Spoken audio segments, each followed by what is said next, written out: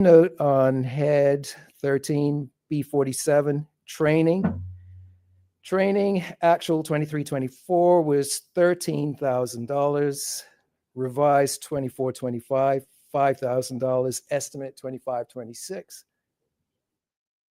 It was $25,000. So B47, training.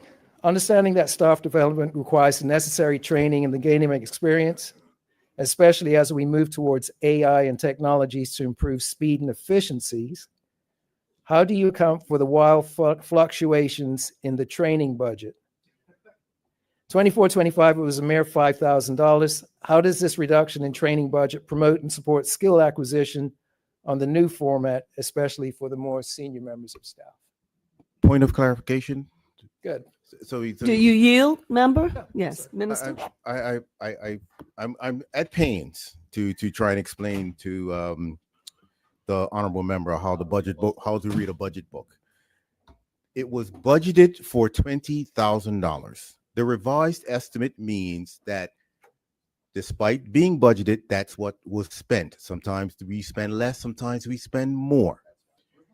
That's why it's the revised estimate. This year, we are budgeting more than we spent, than we budgeted for the previous year. That's how you read the book. Thank you, Minister. Member? Thank you. That wasn't helpful at all. We all know how to read a budget book. What I was asking for.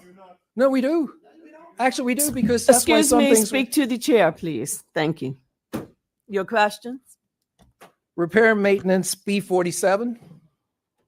How many buildings does the post office currently have? How many need significant repairs? Are there going to be any closures of post offices due to online shopping, e-billing, and a declining population? B47, rentals, question. Why are we paying approximately over $1.23 million on rentals? Wouldn't a strategic plan suggest that purchasing a building or renovating an existing building would be more cost effective in the short and long term?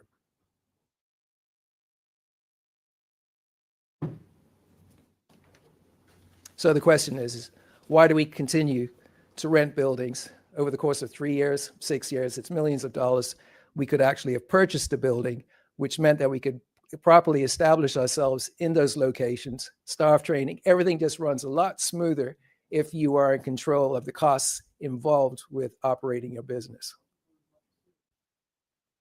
You'll have your turn. Head 13, Post Office, B48, Revenue Summary. 831209, My Bermuda Post Fees, actual 23-24, 448,000, revised 24-25, 509,000, estimate 25-26, 523. Head 13, Post Office, B49, employee numbers 125, 125, 125 across the board from 2023. Regarding B48, Revenue Summary 8312.09, My Bermuda Post Fees, question. How is a difference of $17,000 recorded as 0%? Understanding that we need to be accountable for all spending of the people's money, we must be careful not to make too many slips of the pen, and yet these errors appear to be common and expected. So I'm just trying to understand how come there's so many errors in this budget given that extra time was given. B48, Revenue Summary 8312.09, My Bermuda Post Fees, question. Understanding that the government states that it supports local businesses, what measures does the government take to ensure that it is not competing directly with local businesses? I'm thinking of mailboxes and Zipex when I ask that question. B49, Employee Numbers, question. Are there any plans to close down a post office or post offices due to the reduced demand due to population, e-bills, online shopping in an effort to improve efficiencies and save money? Head 13, Post Office Performance Measures, 325, Administration and Finance, found on page B50. How does the post office plan to increase revenue with the reduced demand without raising fees? Employee numbers. Are there any plans to close down the post office due to the reduced demand? B50, performance measures question. Same question. Those are my submissions for Head 13 Post Office. Thank you. Are there any other members who wish to speak to the heads? Head 13 in particular, but other heads as well. Yes, thank you, Madam Chair. Regarding Head 13 and associated with the revenue source 8312.09, My Bermuda Post Fees, page B48, could the Honorable Minister please provide an estimate of the total costs required to run that service? Thank you, Madam Chair. Thank you. Thank you, member. Are there any other members who wish to speak to heads 9, 13, 18, 32, 43, or 80? I recognize the member from constituency 10. Member, you have the floor. Thank you. I'll be speaking to Head 18, Libraries and Archives, Thank you. B52 to 56. Having visited the National Archives, I was most impressed with the professionalism of the staff, in particular, Ms. Carla Ingerman, who gave me a comprehensive tour of the operations and explained the vital role it has in preserving Bermuda's history and culture. What was apparent was the passion and commitment all employees demonstrated, and I was inspired. Towards that end, I inquired about the needs of the libraries and archives. Yeah. You enjoying the meal yet?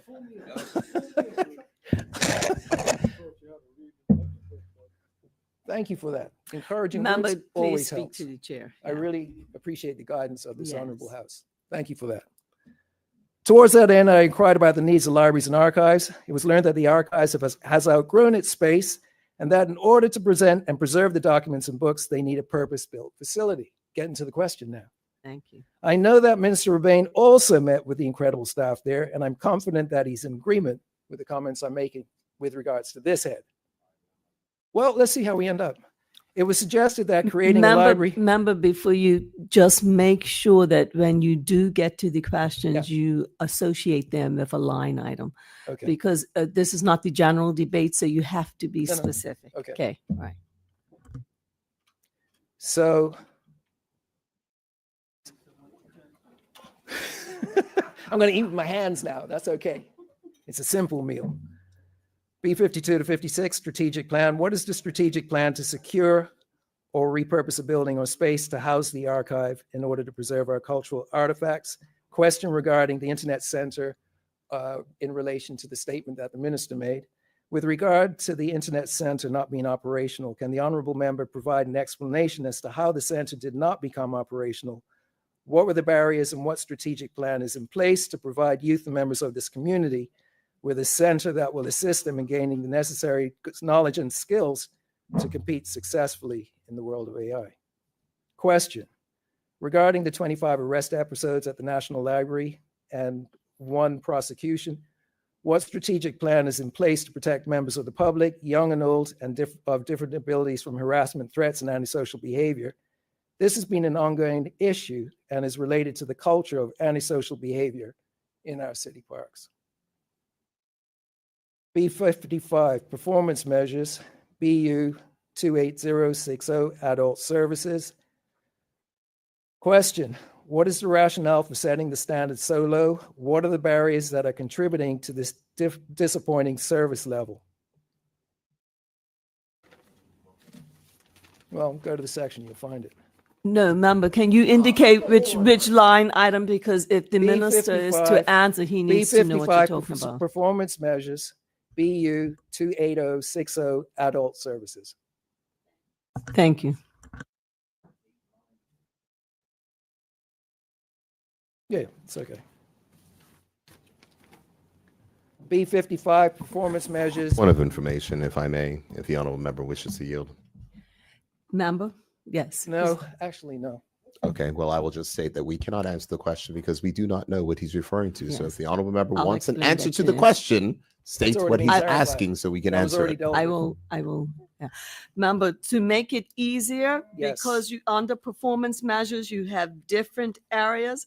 If you state for each question which specific performance measure you're looking at. So if it, for instance, if it's 28060 and you're Yeah. talking about users satisfied with the main library programs, and exactly. you can ask, in how they propose to reach 100% or something like that. Okay. Okay.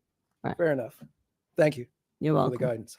B55 performance measures, BU 28060 adult services, increased number of people attending programs over previous year, 23-24, actual outcome 250%, revised forecast 24-25, minus 5%, target outcome 25-26, 10%.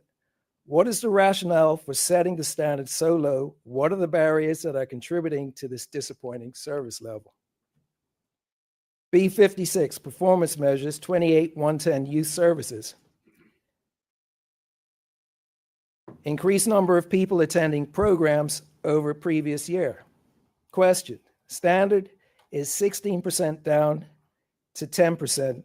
So you start with 16% and then 25, 26, 25, 26. You've got the target down to 10%. I'm asking why the target is Point moving of in the opposite direction. clarification. Do you yield to the point of clarity? Yes, the I will member understand. yields. Minister, you have the Okay. floor. Well, we did have a conversation about how to read the book. These are not standards being set. This is an actual recording of the people who showed up.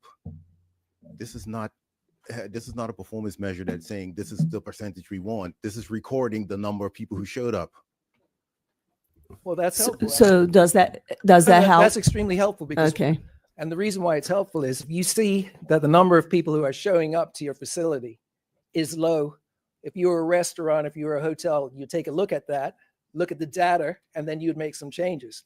What the honorable minister is saying is, we'll accept that few of them are coming here. Point of order. Point of order. Document that. 1 second, Minister. That's Member, what you we're- cannot speak for the minister, and he did not say that. What you can do is ask a question that says, like, what sort of measures will you put in place to try and increase the numbers? You can ask that kind of question, but you I cannot was getting speak there. for I'm the sorry. minister. All right. So that would be the question. What measures are being put in place so that you can inspire persons to show up and take advantage of the services? Thank you.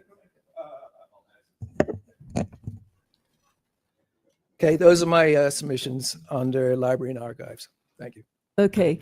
Are there any other members who wish to speak to the heads falling under the Ministry of Cabinet Office? No. Yes. Are there any other members? Okay. I recognize the member from constituency 25. Member, you have the floor. Yes, thank you, Madam Chair. Regarding the Head 18 Libraries and Archives, I did want to say thank you to the briefing. That those know me have a particular passion for the digitization of key components of Bermuda's history. I know that the library has an extensive collection known as the Bermuda Collection, if I've got it correct. And could we have a comment on the fraction of that valuable resource that has been digitized by the library? Thank you, Madam Chair. That's my question on that head, but I can continue with other questions on other heads. You if that- may, if that would because be- we're looking at all the heads. Thank you. Thank you. Regarding the Department of Planning, I'm turning to page B60, performance measures, and I see there's the business unit, customer feedback satisfaction, and a revised forecast is 100%. I presume that's for page B60, the second row under general administration, business unit. I see there's a conduct customer feedback satisfaction. I'm assuming that means that that survey was done, but how would the minister, how would the department quantify the customer satisfaction uh, last year, and do they have a target goal for the actual customer satisfaction? I mean, for example, in some areas, people use the term. I think the Thank minister you. understood that question. Yes. Okay. My questions at this time. Okay. Thank you, member. Are there any other members who wish to speak? I recognize the member from constituency 10. Member, you have the floor.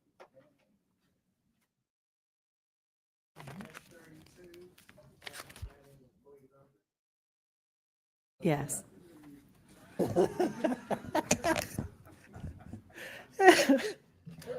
A moment of levity. We all appreciate that. Head 32, Department of Planning, employee numbers, B59, 23, 24, actual.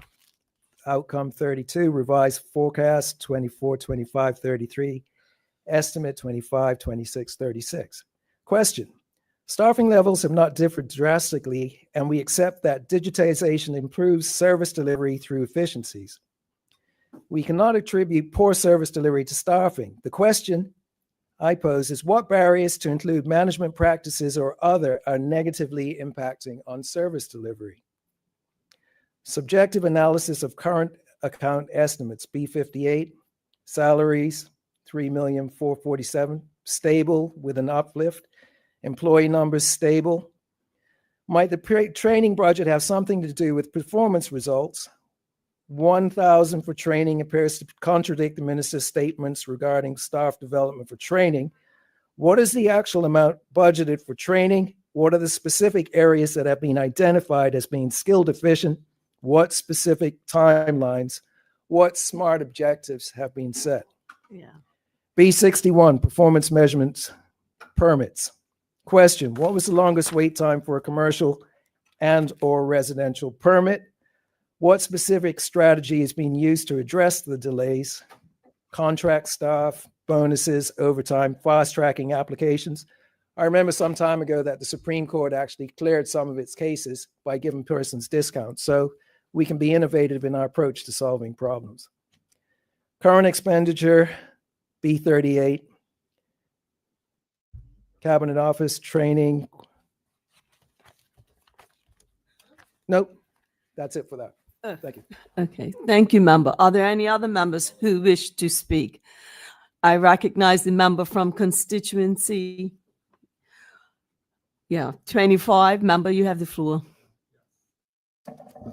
Thank you, Madam Chair. Just a point of clarification on the process. If we have questions that come up later, will we have a chance to continue to ask questions? As long as appropriate time is given. Understood. Well, when you want to have a feast, Madam Chair, you must prepare it carefully. Yeah. Yes, thank you, Madam Chair.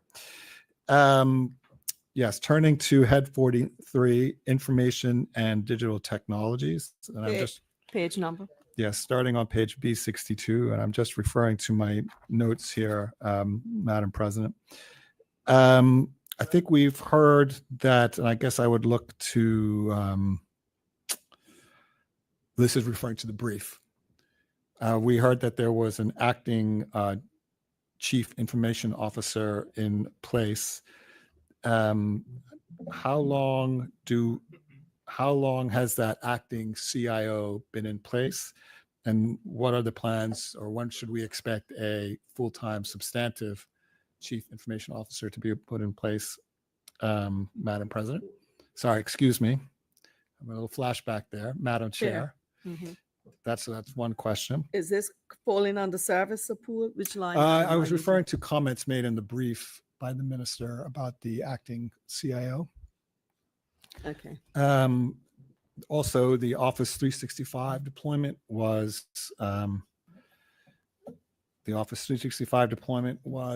excuse me. That must be my French fries from lunch, Madam President. Okay. The Office 365 deployment was referred to.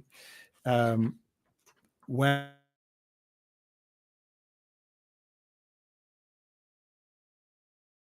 fully completed? That would be my second question. So what I honestly, I just need to know what line item Sure. you're attaching that to. Well, these are items that were referred to in the brief, and Yes, Okay. or Sure. when the ministers read their brief, it does fall Yes. under a line item and or head, all of Yes. that. So for the first question regarding the acting Yeah. CIO, I think we could associate it with under B63, under the employee numbers. I would imagine under the admin and management, the 53,000, Madam Chair. For the Microsoft Office 365, for me, that sounds like digital services. And on page B62, I would associate it under capital acquisitions. Thank you to the minister for that assist. Okay. Thank you, Madam Chair. Let me just refer back to my notes. And under page B63, under security, 53090,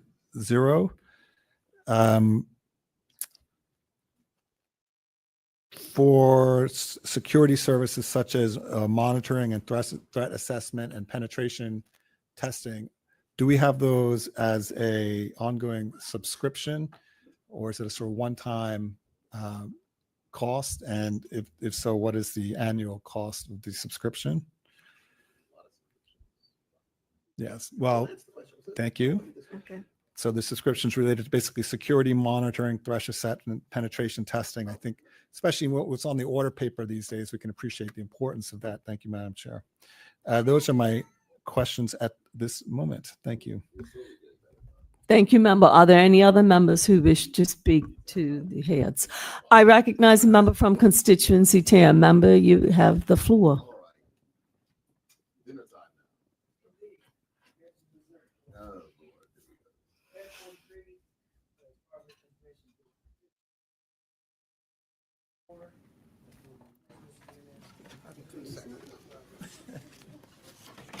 What page are you on, member? 64? Okay. Okay.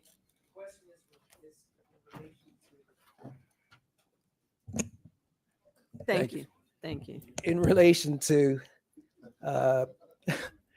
protecting against cybersecurity threats. So the question I have is, what percentage of the department is in full compliance, government departments are in full compliance with virus software and licensing agreements to make sure that antivirus software is up to date and functioning properly?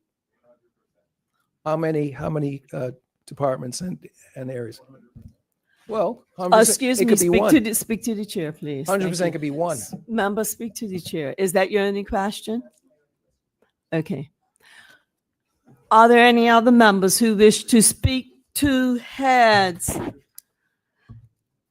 9, 13, 18, 32, 43, or 80?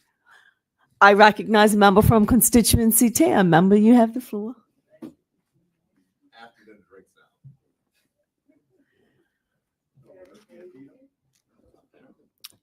I didn't hear you, member.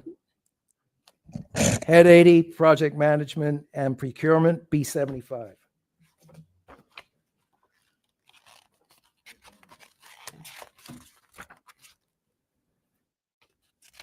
B76, 8 employees. B76, current account, training. 23, 24, $1,000. Revised 24, 25, $3,000. And 25, 26, $3,000. Understanding that skill acquisition, maintenance, and understanding also that use of digital technologies, especially for the older folks and those who might not be tech savvy, will require to be retrained and upskilled to ensure that they can meet the demands of their roles. So my question is, understanding the implications of digitization of services, why is the training budget so low in comparison to what the apparent need is?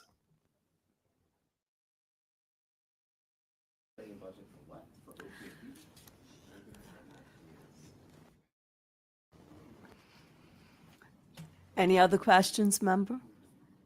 Just a moment, thanks.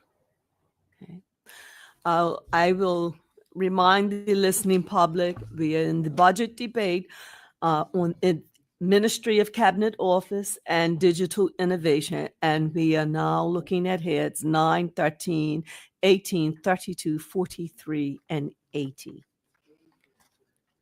I'll ask another question. The statement made by the minister in relation to training is that we put people first. I'm not seeing how that is reflected in the budget, especially as relates to training and resources for that department. Thank you. Thank you, member. Are there any other members who wish to, was a comment? Are there any other members who wish to speak to heads 9, 13, 18, 32, 43, and 80?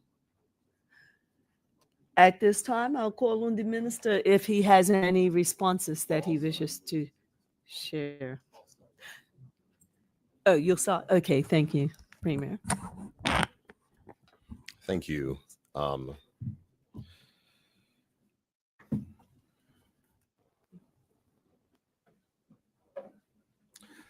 Madam Chair, I will try to, as best as possible, to answer the questions. Which were posed for head 9. And so we will start.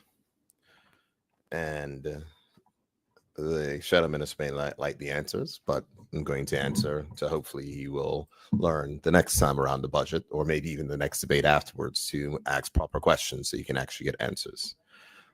He asked the question insofar as the training budget has been reduced by 93,000. The training budget has not been reduced by 93,000. So I cannot answer a question that is based on a false premise. He has said, he asked a question for Patty, what performance measures will be implemented to ensure effective service delivery to the public? Now, of course, that is dealing with public authorities and others, because there's the actual Patty office per se, but the work in which we do in the office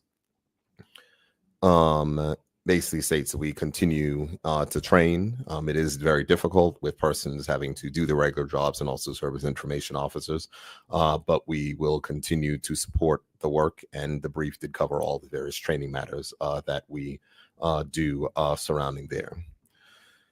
Of course, there was the question which came after the ridiculous assertion that the Brussels office and the DC office are closed, which, as I indicated in an intervention, which is highly disrespectful to the incredibly talented Bermudians that work and staff those offices, in addition to interns Point of order. as well. He's missed the honorable member. is Member, just a misleading us. minute. Your point of order?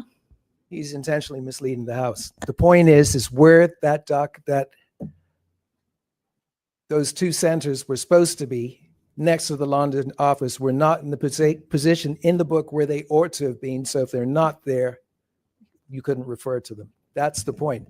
They're in there because they have a budget, but in terms of the descriptive place where they're supposed to be, they weren't. That was the point that was being made.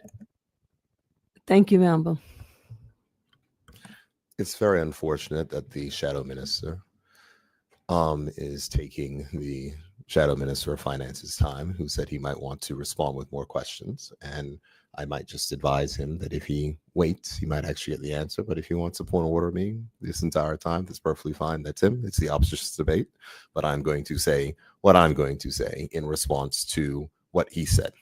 So it is unfortunate that the shadow minister made the assertion that these offices were closed. And if we want to remember what he said, he says, I think there should be a whole bunch of planning in advance. So I'm surprised to learn and understand that these offices are closed because there's no staff that are listed for them.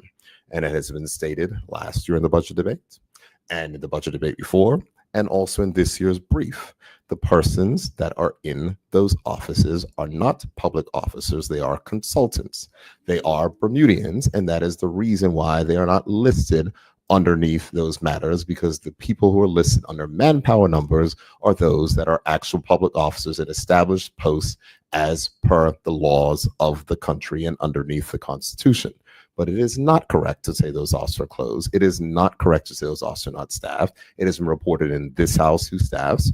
Ms. Aliyah Ahad staffs the Brussels office. She is an incredible worker. There is an intern in that office, a young Bermudian as well, who is working over there. And in the DC office, it is Mr. Anthony Howell, who has been working in that office, who is another talented Bermudian. Both of those young Bermudians have multiple degrees, work incredibly hard, support the office, support the country, etc. So those offices are not closed. That is the reason why there is no manpower numbers. And this is something that we covered last year and the year before. And I remember the opposition used to be very good at reading what the responses were last year on these questions. And I hope that the Honorable Shadow Minister, or maybe the opposition whip, remind the Honorable Member that in order to make best use of your time, you might want to not ask the same questions that have already been answered year after year after year and make false assumptions from them.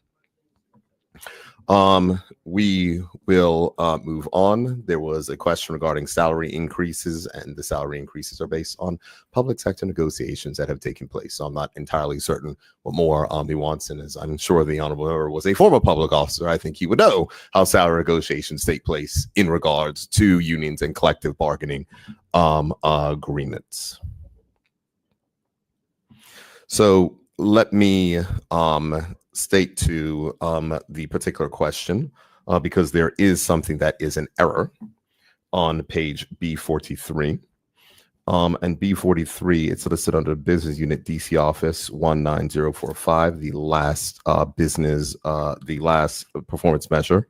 It says establishing the Bermuda All-Party Parliamentary Group. That should be under the London office. And the reason why this is a new performance measure is because, as the Honorable House be aware, as we did offer condolences, etc., for that, the chair of the Bermuda All-Party Parliamentary Group was unfortunately murdered in the United Kingdom due to terrorism, which was widely covered, and it was not a. And so the fact is that the London office has established a particular performance measure to reestablish that group that identifies finding a new chair who will be a member of the House of Commons to go ahead and to get that group now that there is a new parliament in place. I can advise the House that the work has not just started, is well in train. The London office has written me to ask my views and opinions. We've identified someone. I'm not going to disclose their name here. The London office is going to write, and hopefully that member of parliament will accept that chairman role. And we also have a number of persons who are familiar with Bermuda who are inviting to sit on the Bermuda All-Party Parliamentary Group so we can get it back up and running following the unfortunate, untimely demise of our chair, Sir David Amos. There was a question regarding the government reform plan agenda and status. I gave a full ministerial statement on that in this Honorable House, and I advised the Honorable Member to read that. It asks when they will be shared and tabled. It was tabled that day and put inside the public domain. So I cannot answer a question based on the matters that are already inside of the public domain. He had asked about health and safety challenges, Department of Corrections, which I think were covered in the brief on the very first day by the Junior Minister of Justice. I think they may have also been covered at the Ministry of Public Works brief, and I think they were covered in this, where allocations have been made and the updates were given there. So I'm not going to answer for other ministers. What I can say is the Health and Safety Office is involved in the coordination of those particular exercises, and the questions of which he's referring to are not under this specific budget line item. There's a question on B44 where the relative projections achieved for the units, and this I'm guessing is dealing with the performance measures for the Patty and Piper units. Item number 1, Patty Pipe unit response to departments contacting for assistance. Item number 2 includes the development of the privacy program created leveraging international best practice guidance issued from the privacy commissioner's offices and in consultation with other jurisdictions who have privacy and data protection programs in operations. And item number 3 is a new performance measure. Moving forward on B44 to Patty, I think it is important to note and remind that there is no fee to make a Patty request.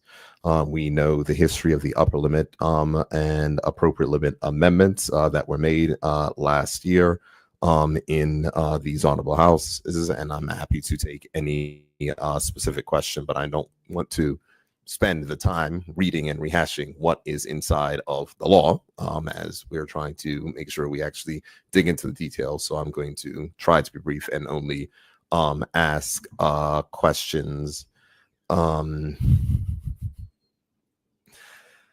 answer questions that are posed and are relevant.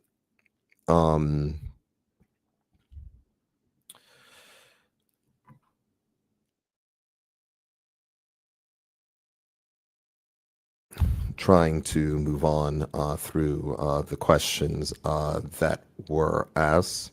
There was a question that was based around the London office and judging performance. I'll answer and say the London office maintains a concert database log for the assistants in Bermuda and Zulu UK. Student database is currently 300. To ensure strategic oversight and continuity of policy, the London office maintains a comprehensive cross-ministry policy tracker, which monitors the progress of all relevant policy items of the government of Bermuda that interact with international engagement, UK government coordination, multilateral commitment. Over 60 policy items are currently being closely tracked in advance in coordination with ministries in Bermuda. The London office staff are public officers and adhere to the same guidelines as the government's governance, transparency, and accountability measures.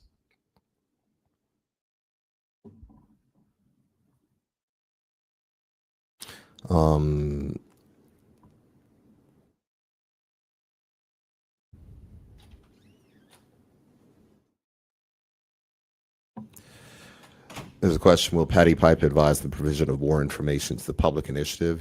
And the answer is yes. The Patty Pipe unit will work collaboratively with the groups enabling digital transformation to ensure more information management and privacy requirements are in place for the provision of proactive publication of information. The upcoming information upgrades to the government portal will provide greater capacity for information provided to the public. Also, the work of which we're doing in digital transformation AI. I know I covered it inside of my particular budget brief on HEAD, talking about exposure of financial information.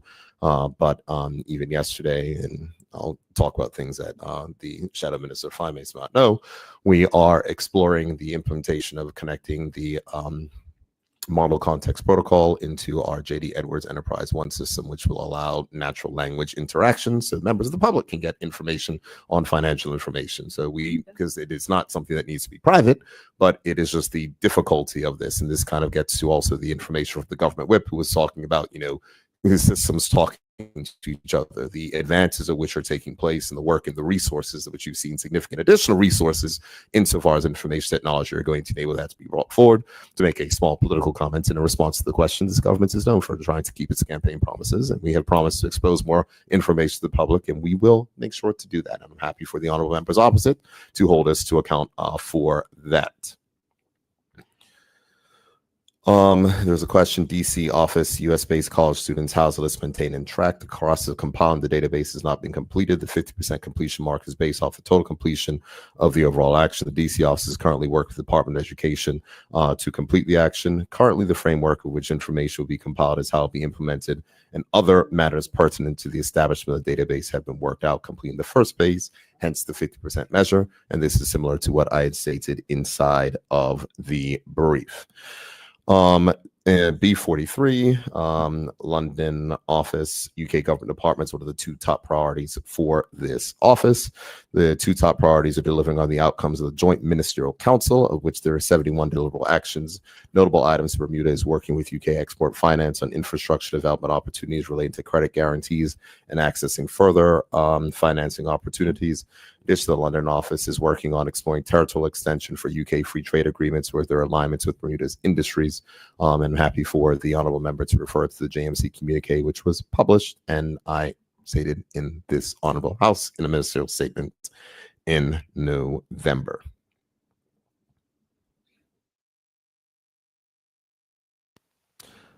I think the next question is for Head 43. I think I'm done with Head 9. I think it's over to... I have one more question for Head 9.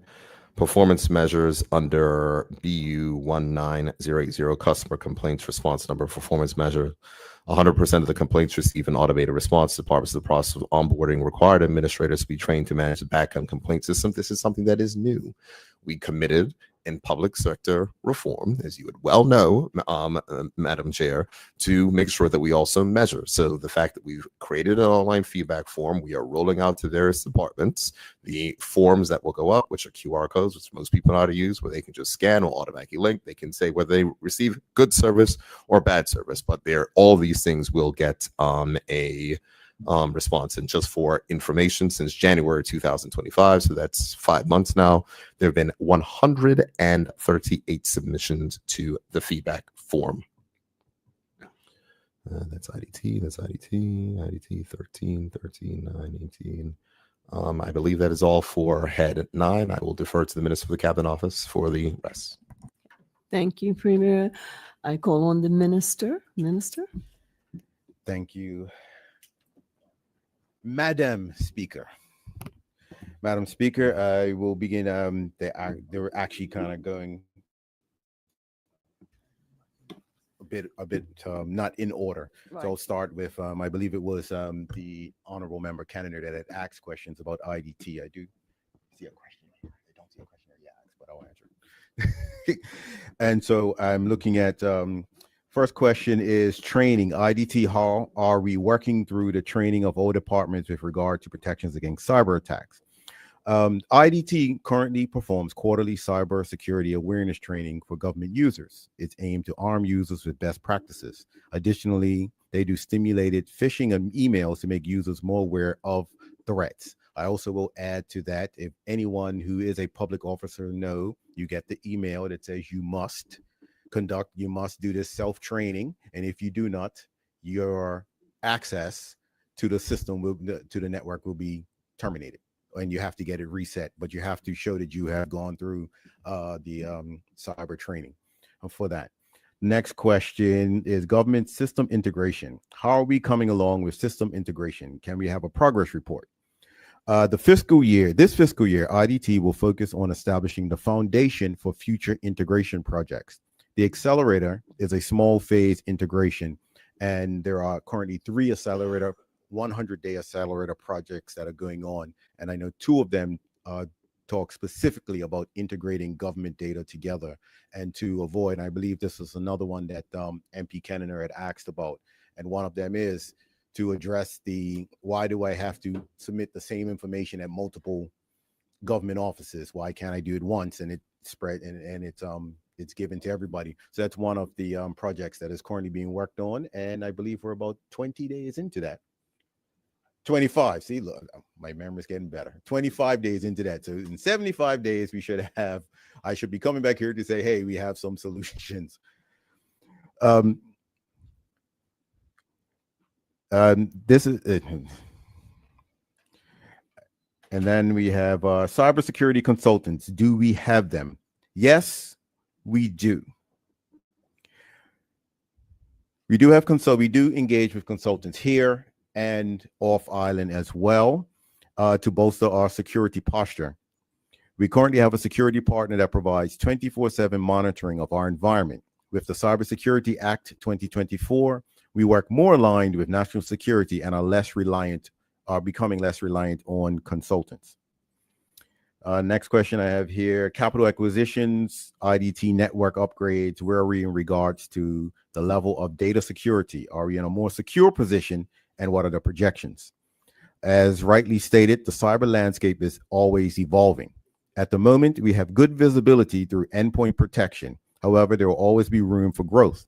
With the capital investments projected for this fiscal year, we will continue to increase our security posture. This will always be continuous. Next question, and we're still on. No, we've moved. This is post office now, head 13. How do you account for the fluctuations in the training budget allocations? How many buildings are owned that can be renovated or used? I believe this came from Member King. The UPU mandates different compliance initiatives for member posts, such as disaster risk management, security, transportation, paper fee initiatives. Ongoing training is a requirement to keep pace with compliance with the UPU requirements. The 5K budget increase in training is to develop more colleagues in different compliance requirements. The BPO does not own any facilities, but occupies 8 government buildings and 1 rental facility at Mills Creek. And to answer the gentleman, to answer the member from constituency 10, when he asked about this very specifically, we did own the building that we now have to rent to use because it was at the airport that was sold off. And the Bermuda Post Office was asked to move from that. And so the only one place they could find that could support the sorting equipment is the building they now rent. So we were at a mail facility that was owned by government, and then it wasn't owned by government anymore because we all know what happened down there. Next question, Bermuda Post fees, revenue summary. How is a difference for 17K accounted for, and what measurements are in place to account for errors in the budget? The BPO is continuously working to redefine the budget line item to be more accurate with expenses and revenues. The increase in 17K, My Bermuda Post, is an estimate for an increased revenues as this service grows. How does the post office propose to increase revenue without raising fees? The Bermuda Post Office is expanding service deliverables, especially for entrepreneurs, small and mid-sized businesses. The BPO also collects terminal fees from foreign posts to deliver mail and packages in Bermuda. The UPU legislates that rates can increase annually at the different products offered as the different products offered globally change. Next question, still on post office. Can the minister provide the operational budget for the service? I think this was MP Dakudo. My Bermuda Post is part of BPO services, which all colleagues may assist with, along with other postal duties throughout the day. For example, a courier may deliver a My Bermuda Post package, then a UPU package, and then perform a courier service for the government. Once a package is received from abroad, it is considered a postal package of which revenues are collected, and the BPO will use all necessary employees to process and deliver it promptly. And now moving on to questions on head 18, which is libraries.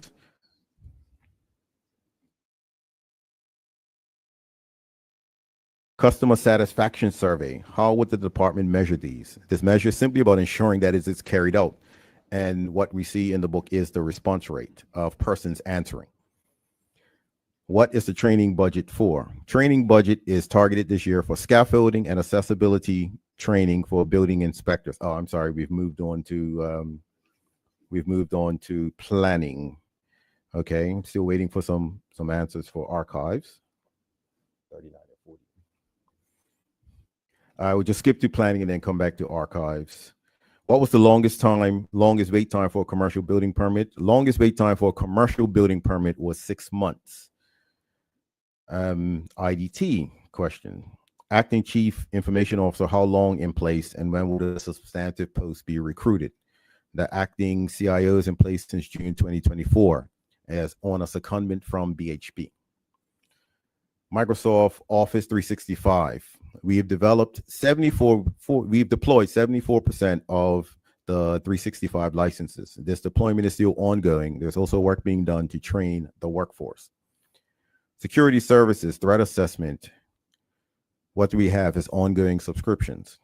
Yes, we have ongoing subscription costs for our security applications. However, as noted, as the threat landscape changes, we must be agile as well. This includes evaluating software security options on a continual basis. IDT cyber threats. What percentage of the departments in full compliance with licensing agreements to ensure that they are operating effectively? IDT has a continual patch management process to address known security vulnerabilities. We will work with departments to help maintain their compliance with the application vendor. License agreements fall under the remit of each department. Moving on to 80, OPMP. Training, skill acquisition, maintenance, and regular training. Based on the importance of digitization of services, why is the training budget so low in relation to the need? The $3,000 referred to relates to the training budget for the OPMP team. Recognizing budget constraints across government, we are striving to deliver training needs in a cost-effective way as possible. Where appropriate, we are utilizing free training programs, including sessions offered through related professional associations by Department of Organizational and Employee Development, DEOD. Additionally, we are attending online training programs rather than in-person and overseas offerings to reduce cost. In some cases, the public officers have done their own self-study program to keep their professional designations, to keep current and abreast of industry industry practices. So it sounds like they're doing really good with their budget and finding alternative ways versus flying overseas, because I'm sure that would be reported if they flew overseas. We will talk about that. Madam Chair, I believe that's all the answers I have here. I think I do recognize there was a lot of chatter, but we couldn't decipher actual questions from some of the chatter, but these are the questions that we do have thus far. And I will take my seat if anyone else wishes to ask. Thank you, Minister. Let me just say we are currently outside of approximately 40 minutes, 35 minutes before this debate ends. So I'm calling on any other members who may wish to speak to heads 9, 13, 18, 32, 43, and 80. I think I called the numbers off correctly. Are there any other members who wish to speak to those heads?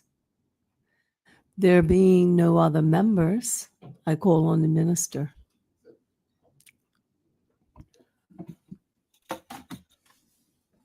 Madam Chair, I move that the following heads: Head 9, Cabinet Office; 13, Post Office; 18, Libraries and Archives; 32, Department of Planning; 43, Department of Information Digital Technologies; 80, Project Management. Oh, I'm reading the wrong thing. Sorry.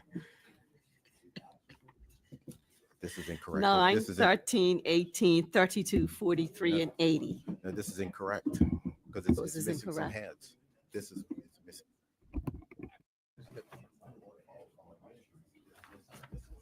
Okay. All right.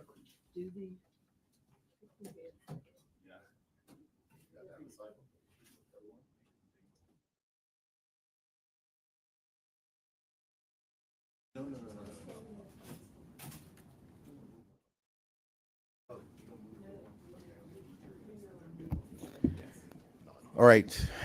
Madam Chair, I move that heads 9, 13, 18, 32, 43, and 80 be approved as printed.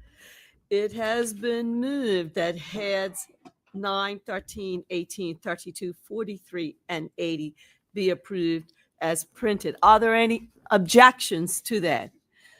There being none, approved. So that moves us to the next debate, which is on the non-ministries. And I call on the minister in charge.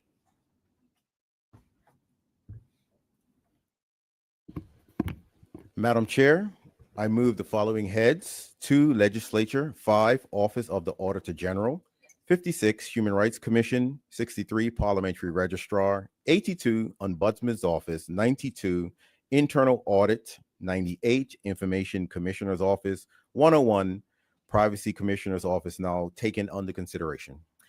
It has been moved that heads 2, 5, 56, 63, 85, 92, 98, and 101 be taken under consideration. Are there any objections to that motion? There being none, Minister?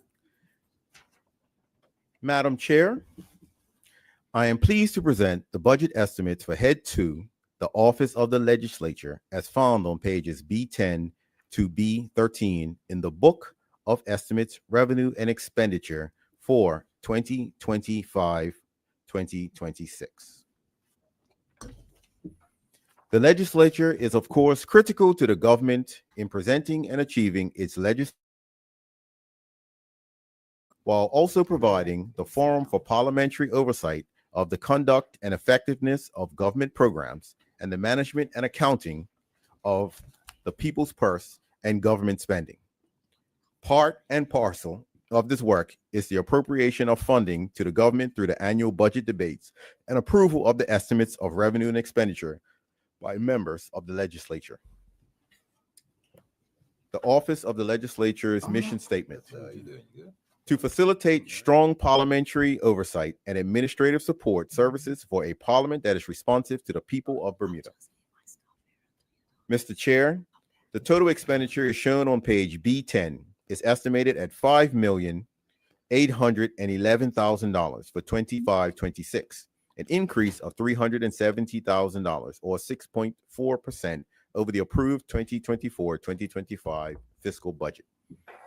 Mr. Chair, as seen on page B11, there are 7 full-time equivalents in Business Unit 12000 Administration, 47 members of the legislature in Business Unit 12010, ministers and members, and 1 FTE in Business Unit 112015 Opposition Leader's Office. Business Unit 12002 Youth Parliament provides funding for the activities of Bermuda's Youth Parliament and some compensation for the Youth Parliament Coordinator and Youth Advisors who oversee Youth Parliament activities and debates.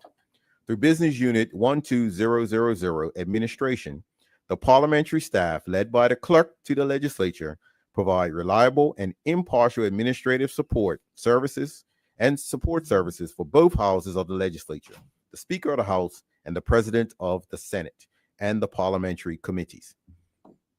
This includes providing quality service on proper parliamentary procedure and practice in accordance with the standing orders of each house, administrative and clerical support services, research, and IT services, legal advice where needed, and other professional support services, and ensuring that the House, the Senate, and the parliamentary committee have adequate funding and resources to support their operations and fulfill their responsibilities.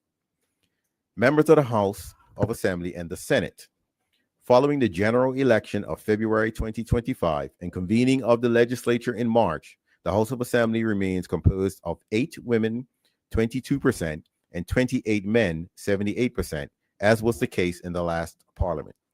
The new Senate, following the election, is again composed of 7 female senators, including the president, 64%, and 4 male senators, 36%.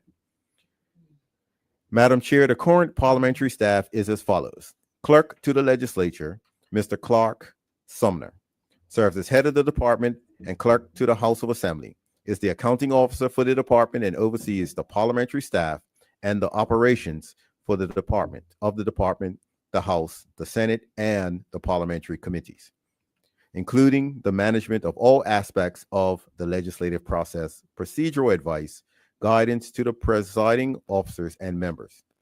Deputy to the legislature, Ms. Cara A. Beal, assists the clerk and serves as clerk to the Senate and several parliamentary committees, including the Public Accounts Committee, supervises the sergeant at arms and the assistant clerk, assists the clerk with the management of the department operations in all aspects of the legislative process, including procedural advice and guidance to the Speaker, the President of the Senate, committee chairs, and members. Assistant clerk to the legislature, vacant, assists the clerk and deputy clerk in providing procedural advice to members, clerical and other supporting services to the House, Senate, and parliamentary committees. Assist the clerks with logistical arrangements for committee meetings and the drafting of minutes. Also works with the clerks and other staff in the planning and coordination of ceremonial events. This post was formerly held by Ms. Beal, and the recruitment of a new assistant clerk will be undertaken in 25-26. Parliamentary Information Officer, Mr. Derek P. Lamb, responsible for managing all aspects of Hansard production, editing, including the digital recording of House and Senate proceedings, and some cross-training with other staff. Manages, populates, and updates the Parliament website, SharePoint, and our social media pages. Actively coordinates the provision of various IT services for the office, for members of the House, Senate, and committees, including extensive liaison with local and overseas service providers, IDT, and the House and Grounds Committee. Online streaming of proceedings and information research services for clerks and members. Sergeant at Arms, Mr. Arnold E. Allen. Responsible for active liaison with the House and Grounds Committee, the Speaker, clerks, in coordinating maintenance matters at Veritas Place and at the Sessions House and Grounds. Liaison with the Speaker, House and Grounds Committee, and clerks on providing robust security and safety arrangements at Veritas and at the Sessions House in coordination with the Bermuda Police Service, Special Branch, and other security services providers. Aid to the Speaker and perform ceremonial duties in House proceedings and other formal events such as the convening of the legislature. Administrative Officer, Ms. Nadine C. Place, manages office operations, communications, liaison with other local and overseas officials and parliaments, as well as administrative and logistical support services for the clerk and the Speaker and the President. The procurement of office supplies, equipment, furnishing, cleaning, and other office services, as well as food and catering for the members of staff. Responsible for purchasing, the payment of billings, and maintaining financial and accounting records per financial instructions. Responsible for all aspects of salaries, administration for staff, members of the legislature, and administering the personal data and information records of all members and staff. Administrative Assistant to the Clerk, Ms. Adrena T. Smith, provides administrative and secretarial support for the office of the legislature, the clerk and the deputy clerk, as well as the Speaker and the deputy Speaker of the House. Assists the clerk in the preparation and distribution of the House order paper and other documents, official correspondence, and communications. Assists with the annotation of House and Senate proceedings when required. Works with other staff in planning and coordinating official and ceremonial events, and performs other duties that may be assigned by the clerk. Aid to the opposition leader, Ms. Judy M. Benoise, provides administration and clerical support services to the opposition leader, including communications, administration of office operations, and arranging professional services. Capital expenditures. Mr. Chair, you'll note on page C4 of the estimates book, some $900,000 has been allocated for fiscal year 2025-26 for Capital Development Program 75230, Parliament Building Refurbishment. The House and Grounds Committee has been informed that the Supreme Court is expected to have fully vacated the Sessions House early in fiscal 25-26, after which time the Ministry of Public Works will undertake a comprehensive assessment of the interior state of the building. This will take some time. The committee is advised that the substantive capital works on the second phase of extensive internal renovations of the building are still some ways off. Members and the staff remain very anxious to see this work progress. The Parliament Building Refurbishment Project, including the maintenance and renovation of the facilities at Sessions House and its precincts, falls under the remit of the Parliamentary House and Grounds Committee, now chaired by Deputy Speaker Ms. Levita Fogo, JPMP. Rental accommodations and arrangements for members' use and the legislature offices and the temporary House Senate chamber at Veritas Place are also funded through this program. Mr. Chair, I now turn my attention to the specific current account estimates and revenue expenditure in the 4 cost centers for the legislative office. The total current budget allocation for the legislature for fiscal year 25-26 is shown on page B10 of the estimates book. It's $5,811,000, which represents an increase of $370,000 or 7% when compared to fiscal year 24-25. Administration Cost Center 12000. Mr. Chair, the objectives of the legislature's Office Administration Cost Center 12000 for fiscal year 25-26 include the following: provide reliable advice on a range of parliamentary procedure and standards in support of the work of the presiding officers and members of the legislature, ensuring that the House, the Senate, and the parliamentary committees have adequate funding and resources to support their operations and fulfill their responsibilities.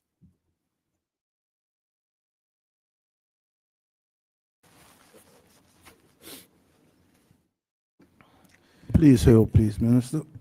For the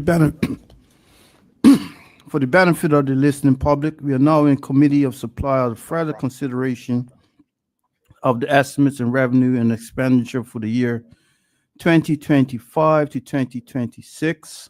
We are debating the non-ministries. Honorable Minister Deella Urbane is giving the presentations on heads 02, 05, 56, 63, 85, 92, 98, and 101. Please proceed, Minister. Thank you, Mr. Chair. Improving public understanding of the importance and leading role of the legislature in the governance of Bermuda, informing and educating public service officers about the legislative process and their roles in making it happen, facilitating legal advice to the presiding officers and members on constitutional matters, procedure, and the interpretation of relevant legislation and parliamentary rules, as well as other professional services, advancing the digital transformation of the presentation of legislature papers and reports in the legislature, and recording of parliamentary proceedings and safe storage of parliamentary records and information, considering how AI may be applied. Administrative Cost Center 12000, found on page B10, has a budget of $1,361,000, which represents an increase of $65,000 compared to 24-25. This budget covers administrative staff salaries, office supplies, data lines for members, tablets, software maintenance for both internet and Hansard systems, along with overseas Hansard transcribers. Additional provisions of funding is allocated for the Speaker of the House and members of the Parliament for legal services. The increase in funding here is largely related to the increase in staff salaries resulting from the recent uplifts negotiated by the Bermuda Public Service Union and government.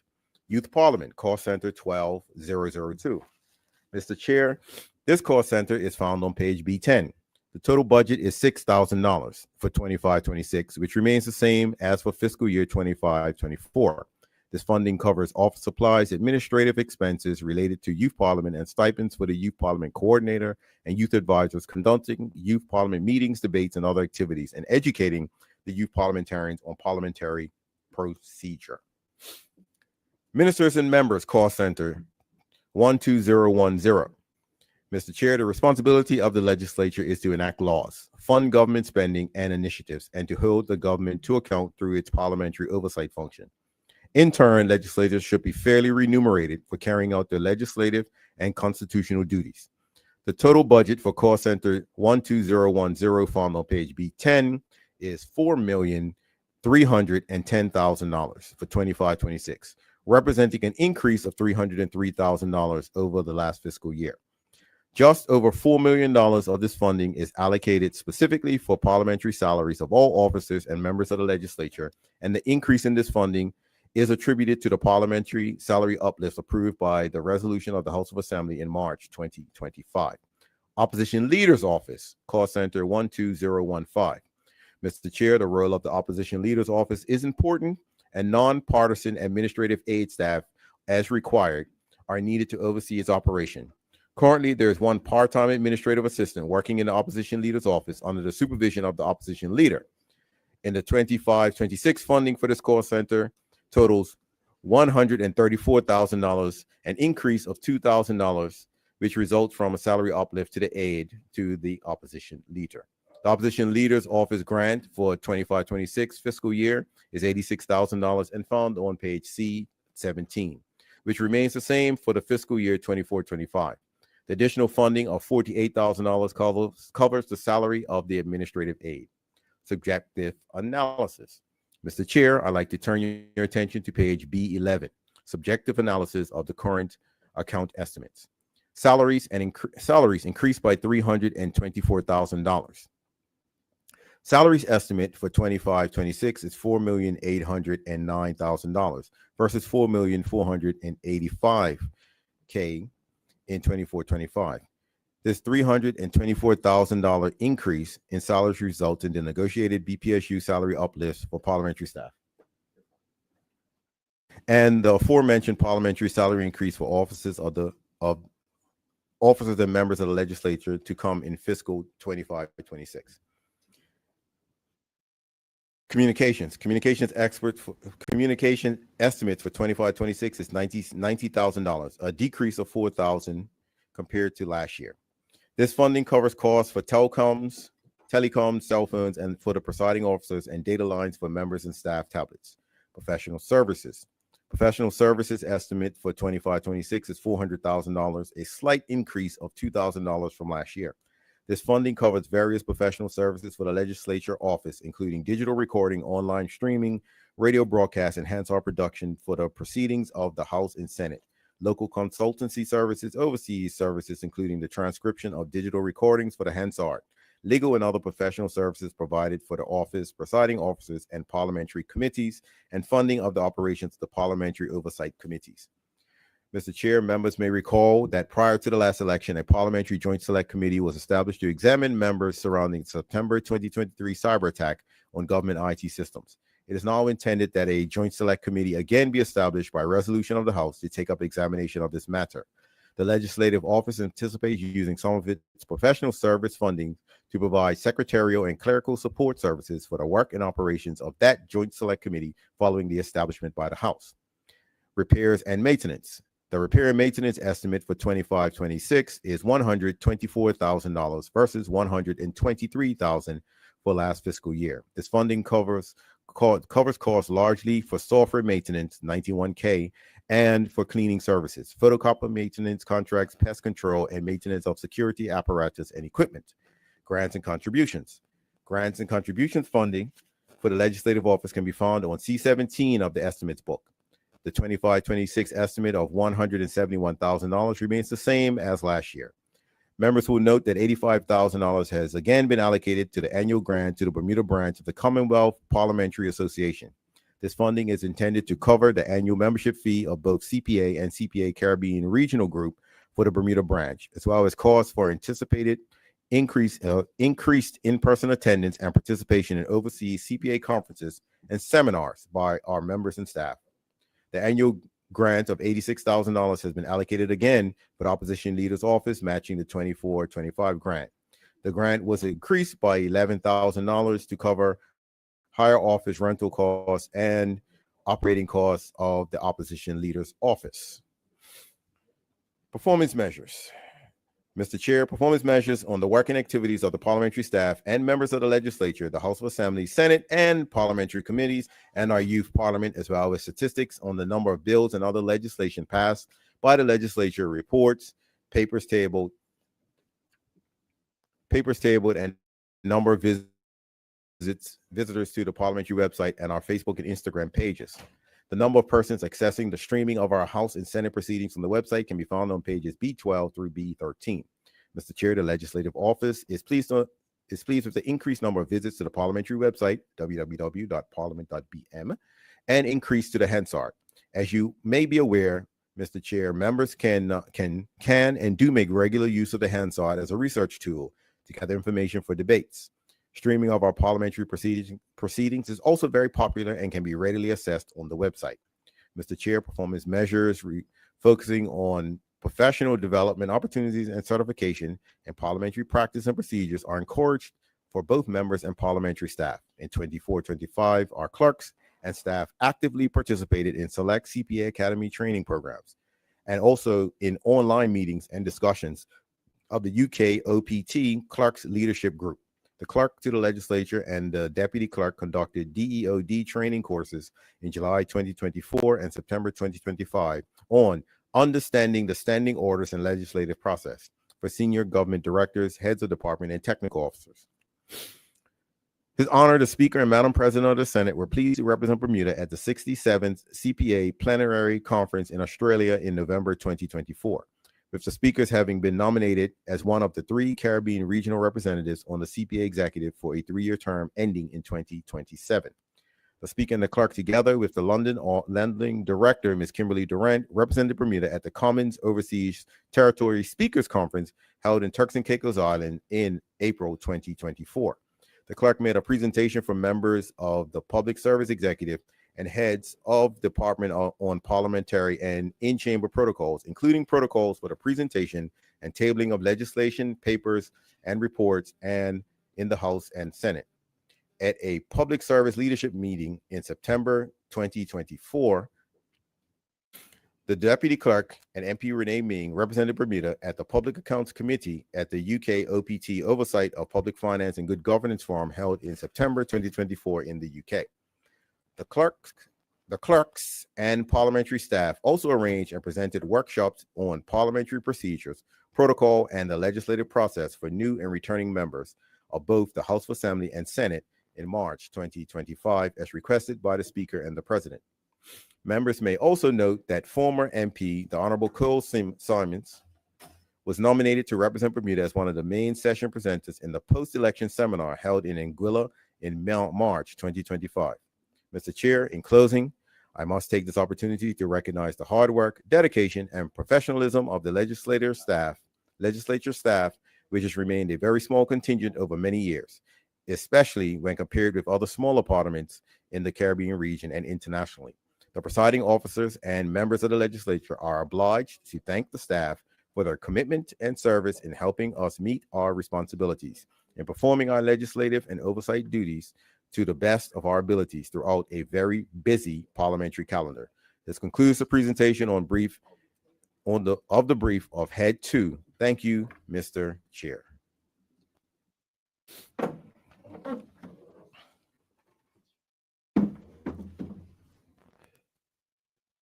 For the benefit of the listening audience, we are listening to the Committee of Supply for further consideration of the estimates of revenue expenditure for the year 2025 to 2026. And the Honorable Premier and the Minister of Finance will be speaking on Heads 5. Thank you very much, Mr. Chair. If you can just bear with me for half a second. I will be speaking on Head 5 and Head 92 at this time. Just to, I think, did I just get an email? Oh dear.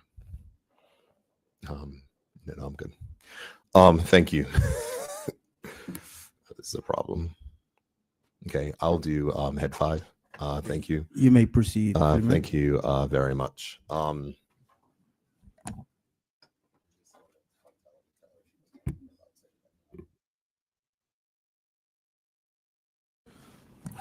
All right.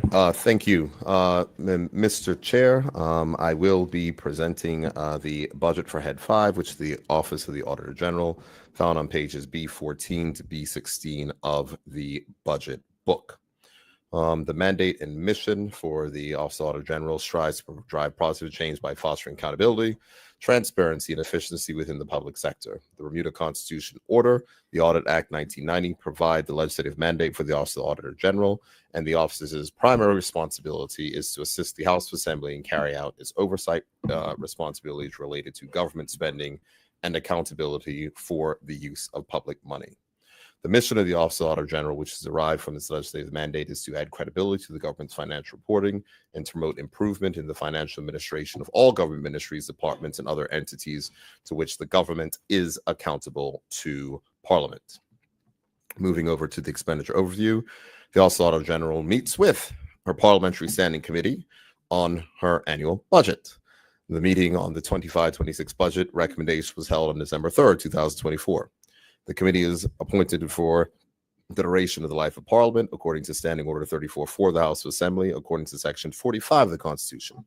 The committee has a responsibility for ensuring that the Office of the Auditor General has the funding and tools to carry out its responsibilities and to ensure the independence of the office is not compromised. Once the committee is in agreement with the budget requests, the recommendation by this bipartisan committee is translated to the Minister of Finance.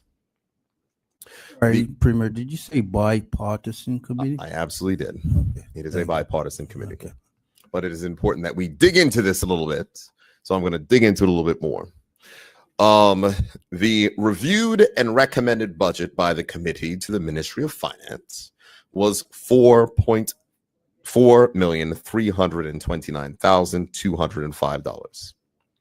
The Ministry of Finance set a budget ceiling of $4,242,000 455, which, as you would note, Mr. Chair, is less than the amount that was requested by the committee. However, the budget ceilings were set, but we then added salary uplifts afterwards. As you would note, if you look inside the budget book, the total current account expenditure allocated to Head 5 is now $4,397,000 for 25-26, which represents an increase of $217,000 or 5% over the prior year budget. It is also important to note that roughly $137,000 increase is related to the BPSU salary uplift. Now, all of that to say, Mr. Chair, that yes, it should be noted and accepted that this is not in alignment with the request that was made by the committee. But just as we discussed last year during this, it is important that we are not allocating resources that may not be used. And from this perspective, I don't want there to be false equivalence made on the broader items which were issued for other departments. And this is no criticism of the Office of the Auditor General, nor is it a criticism of the work which they do, because inside this brief, which has been supplied to me, which I will share, is the fact that there are certainly difficulties in continuing to retain staff inside of the OAG structure for accounting. Madam Chair, if you will look certainly on, sorry, Mr. Chair, if you will look certainly on page, what happened? Now you're being rude, Jerry. Be nice. If you would look on page B14, you will note that the original estimate of last year was 4.18. We know that there was criticism, as I see the Honorable Opposition Leader looking at the Hansard from last time. Make sure your Honorable Member number 10 knows that. How to do that. It works. I know. But you will note that the Office of the Auditor General is not expected to spend all of their funds this year. It is about $400,000 under. What I did make the commitment to last year was that if there was additional monies that were needed for the Office of the Auditor General, the Ministry of Finance certainly would not hold the Office of the Auditor General back in that. And the same commitment is made this year. If they do actually need, I guess, the difference, which is about $80,000 additional dollars for their full budget requests for this year, we will absolutely make that available. We are in no way, shape, or form trying to hamper the ability of the department in executing its particular role. And so I know that the Auditor General is listening. I know the officers leaders here. I know the chair of that parliamentary standing committee is there. And I've also made sure that the chair of that parliamentary standing committee is well aware of our position in the Ministry of Finance. Mr. Chair, may I proceed? You may proceed. For clarity, Honorable Premier, if you look behind me, there are two flags, Yes. none of which are multicolored. We will now move forward. Revenue estimates for the Office of the Auditor General are $457,000, a decrease of $124,000 from last year's, or 21%, which represents audit fees charged to accounts that do not form part of the accounts of the consolidated fund and paid into the accounts in general as public funds in accordance with the Audit Act. Subjective analysis. The subjective analysis of current account estimates for the Office of Auditor General is found on page B15. Salaries are $3,464,000, an increase of $138,000 from last year's, or 4%. The increase is mainly due to the negotiated BPSU salary uplifts. The office did not fill all posts for the entire year for fiscal year 24-25, which I just said, and the office is working to be at full complement for fiscal year 25-26. 70% of the office audit practitioners are contract workers on work permits of 3 to 5 years, and the office continues to face challenges in attracting a full complement of qualified professionals. As stated last year, this is not unique to this government or to this particular department, but is part of a broader shortage of professional accountants, creating an extremely competitive market, both locally, as of course they get poached after a few years by the private sector, and worldwide. While the office's salary ranges align with similar government positions, they do remain less competitive than those offered in the private sector. And if you would recall, Mr. Chair, from the debate which was held previously, where I covered extensively the work which we're doing to update the models and make sure that public sector pay is commensurate and online with private sector pay.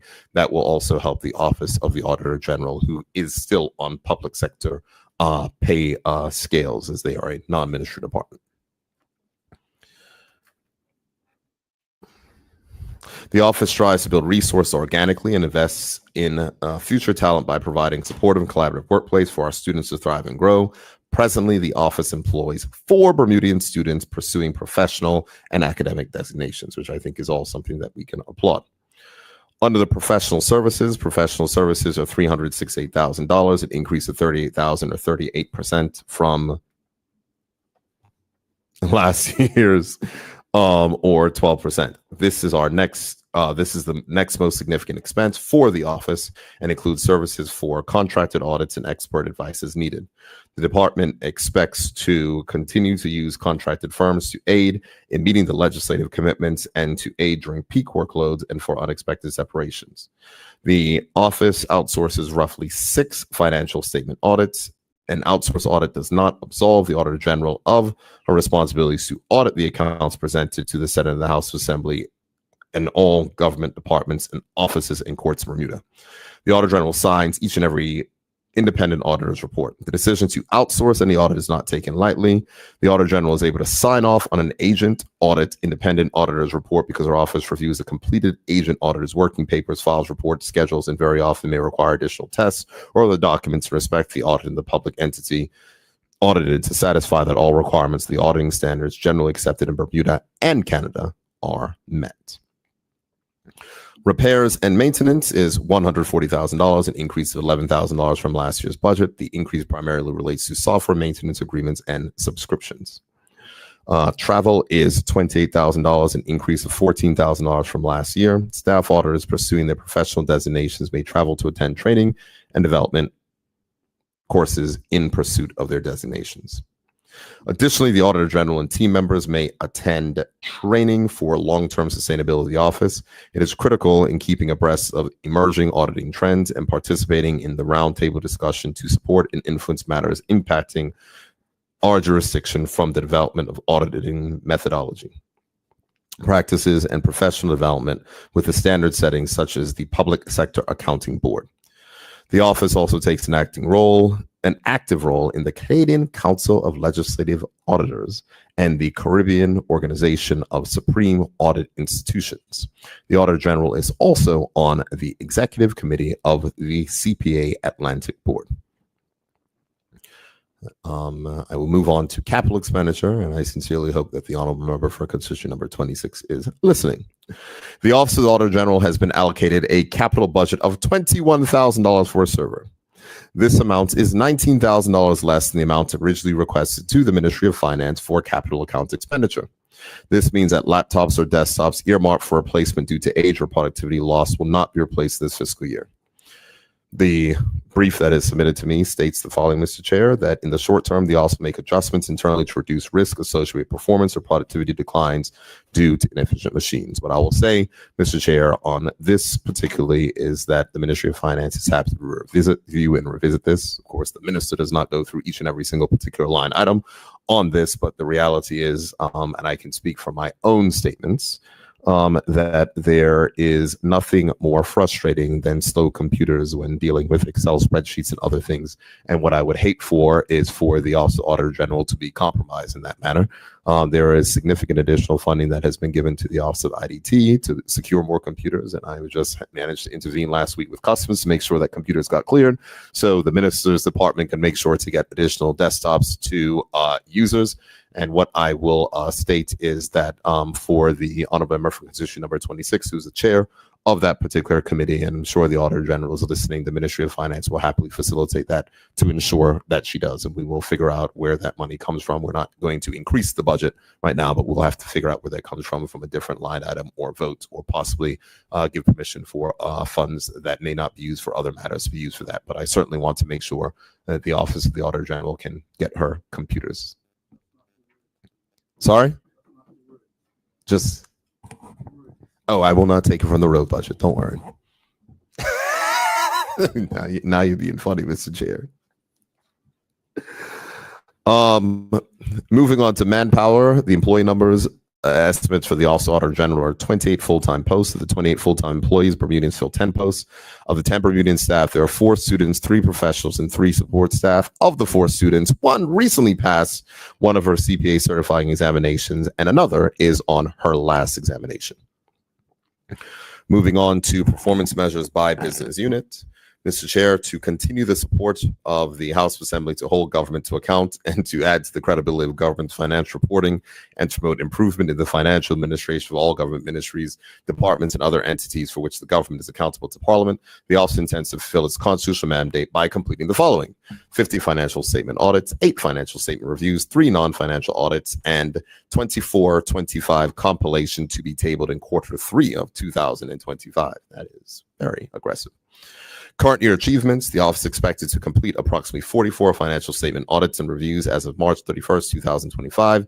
The office actually completed 53 statement audit reviews, and financial statement or attest audits are examination of an auditee's financial statements. In these examinations, the auditor expressed an opinion on whether or not the financial statements present information on the auditee's operation and whether the financial position is presented fairly and complies with auditing standards generally accepted in Bermuda and Canada. Every year, the Office of the Auditor General audits the financial statements to the accounts of the Senate, House of Assembly, all government departments and offices, including the Public Service Commission, and all courts of Bermuda as per the Bermuda Constitution Order and the Audit Act 1990. In addition to the completion of financial statement audits and reviews, the office also completed or participated in the following. First, practice inspection. The office successfully completed their practice inspection. The practice inspection is a vital component of government's regulatory processes. A practice inspection is dual purpose. First, to protect the government and the citizens of Bermuda and contribute to users' confidence in the integrity of financial information by assessing whether the Office of the Auditor General are adhering to the professional standards set out in the CPA Canada Handbook. And second, to provide an educational experience to help practitioners on staff improve their professional standards where necessary. If you can give me a minute, Mr. Chair. For the benefit of the listening audience, we are now in Committee of Supply for the consideration of estimates of revenue and expenditure for the year 2025-2026. We are debating non-ministries. The Premier, who is also the Minister of Finance, the Honorable E. David Burt, is giving his presentation on Head 5. You may resume. Thank you very much, Mr. Chair. Moving on to the next item, which are the matters that the office participated this year. Peer reviews. Peer reviews are voluntary and are performed by qualified professional accountants of Canada, and the outputs of these reviews provide insight for the continuous monitoring and improvement of the office quality management processes. Team members participated in trainings with the Canadian Council of Legislative Auditors, the Caribbean Organization of Supreme Audit Institutions, and the UK National Audit Office. Next, to ensure all staff are kept abreast of the new and evolving standards and to meet continuing professional development requirements, all qualified staff, the Office of Auditor General, complete a minimum of 20 hours of continuous professional training. This ensures that all qualified staff are kept abreast of any new and evolving standards and meet the continuing professional development hours for CPA Bermuda and their regulatory bodies. Moving on to plans for the upcoming year. The government's risk landscape continues to change, and we're building in agility to respond to the emergent risks. Presently, the Office of the Auditor General will continue to work with various stakeholders across government and industry partners, such as CPA Bermuda, CAROSI, and CCOLA, which is the Canadian Council of Legislative Auditors. The following continue to have an impact on the office's audit assessments and strategies. First, environmental hazards from coastal erosion due to hurricane frequency. Malicious attacks from cyber attacks to our information technology infrastructure. Areas of significant judgment, such as impairment and obsolescence of tangible capital assets and other assets and additional disclosure requirements. An increased number of fraud risk actors in terms of pressures and opportunities due to changing landscapes and conditions. The office was built on the work it has done thus far and provide the Public Accounts Committee, House of Assembly, and the Parliamentary Standing Committee with the same high quality financial and non-financial audits to support accountability. The staff of the Auditor General are independent of the government. This independence enables the office to conduct its auditing and reporting responsibilities fairly and objectively. Mr. Chair, I'd like to acknowledge the Auditor General, Ms. Heather Thomas, and her staff for their hard work and dedication and continued commitment to the Office of the Auditor General's mandate. The Office of the Auditor General will continue to support the House of Assembly and the Public Accounts Committee in holding this government to account and to help improve government's financial reporting and public services through high-quality audits for the benefits of Bermuda citizens. And what I will say is, as I said last year, though there may be a bit of squabbling, I'll use that word, my word, over the budget allocations which are given to the Office of the Auditor General, at no point in time has there been a request, in my memory, at least the time that I've served in this office, that we have not given the resources to the Office of the Auditor General which she needs. And if the Office of the Auditor General somehow is able to hire staff and get more people on and able to help to complete these audits and et cetera, to assist with the backlog, we maintain a cordial relationship and we'll be happy to make sure that we provide that information, that funding and support.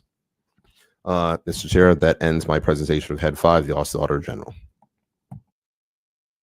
Thank you, Honorable Premier. For the benefit of the listening audience, this debate began at 2:57 p.m. and will end exactly at 6:57 p.m. We now have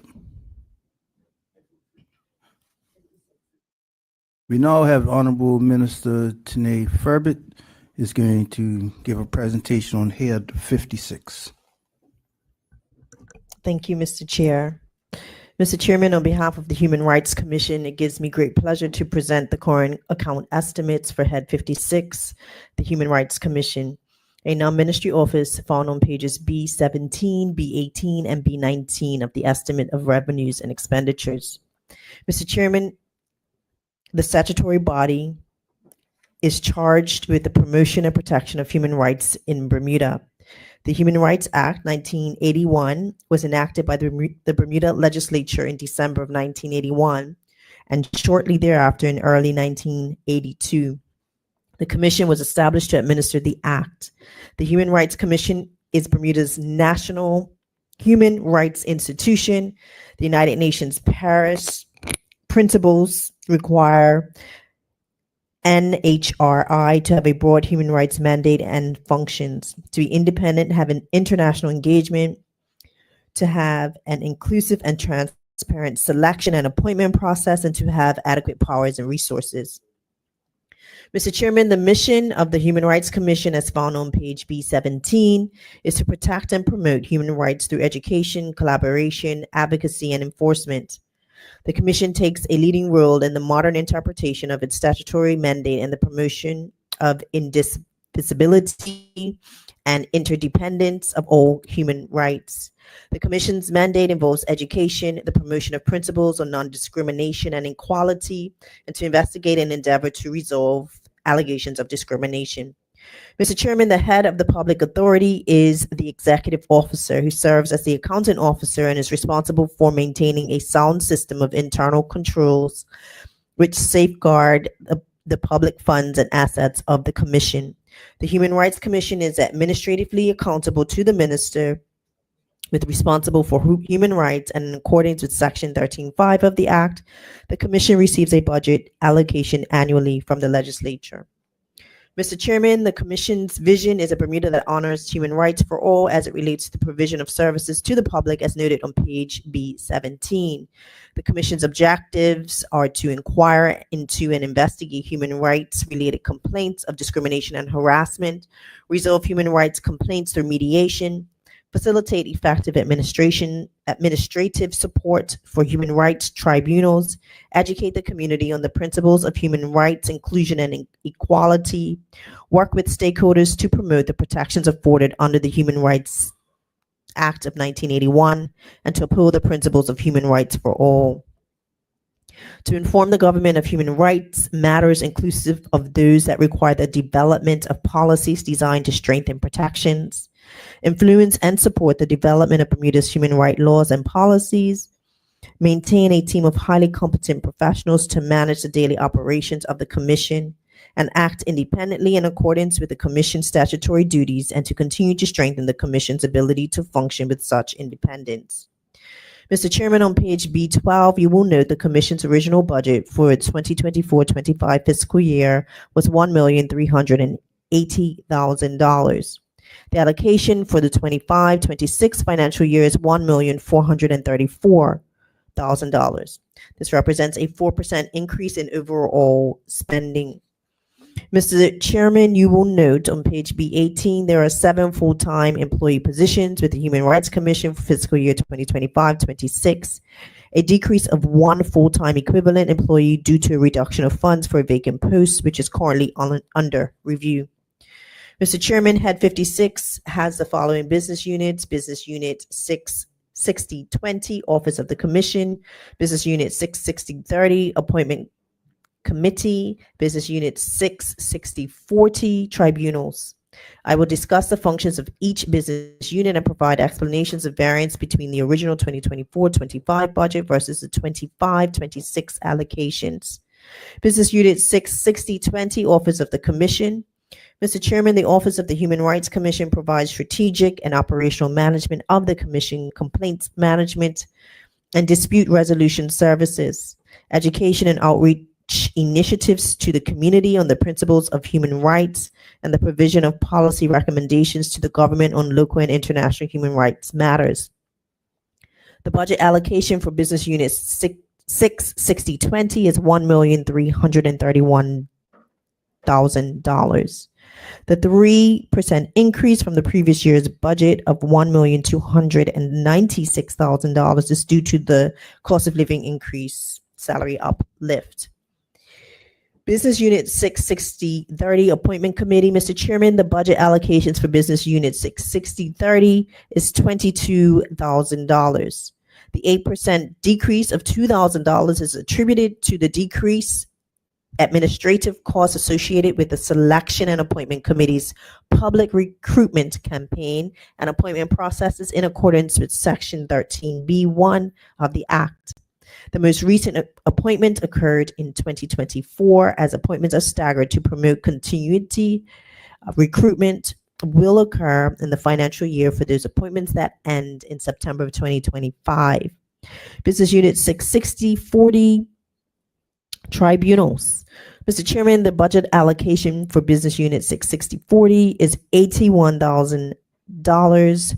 The 35% increase of $21,000 relates to the statutory functions of the Human Rights Tribunal, the independent quasi-judicial body responsible for adjudicating materious human rights complaints. The funding estimate is based on the number of active matters currently before the Human Rights Tribunal for adjudication and an increased volume of matters filed with the Commission, which are likely to be referred for adjudication unless resolved through mediation. Mr. Chairman, adequate funding is necessary for the Commission, the Independent Selection and Appointment Committee, and the Human Rights Tribunal to fulfill their statutory obligations set out within the Act. The current budget allocation does not adequately support statutory needs with respect to the tribunal. Without adequate funding, the tribunal will be unable to fulfill the statutory mandate. Human rights complaints and potential contraventions will remain unresolved, and the Bermuda's National Human Rights Institution will be unable to achieve its legislative and international obligations to effectively promote and protect human rights in Bermuda. Mr. Chairman, the subjective analysis for Head 56 can be found on page B18. Salaries, the original full-time employee headcount for the 2024-25 fiscal year was 8, and the budget allocation for salaries was $846,000.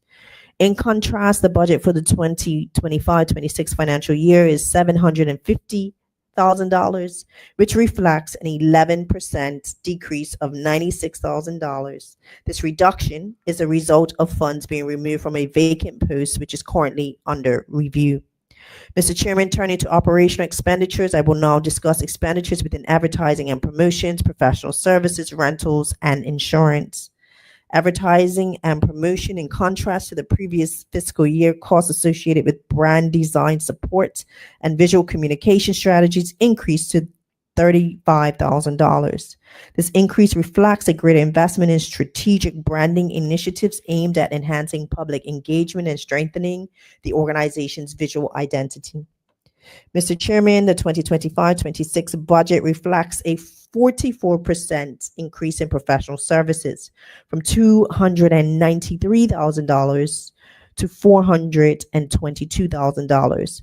The increased costs are primarily attributed to local consultant fees, costs associated with the Commission's voluntary mediation program, managed IT services, research services, and funding to remunerate Human Rights Tribunal panel members.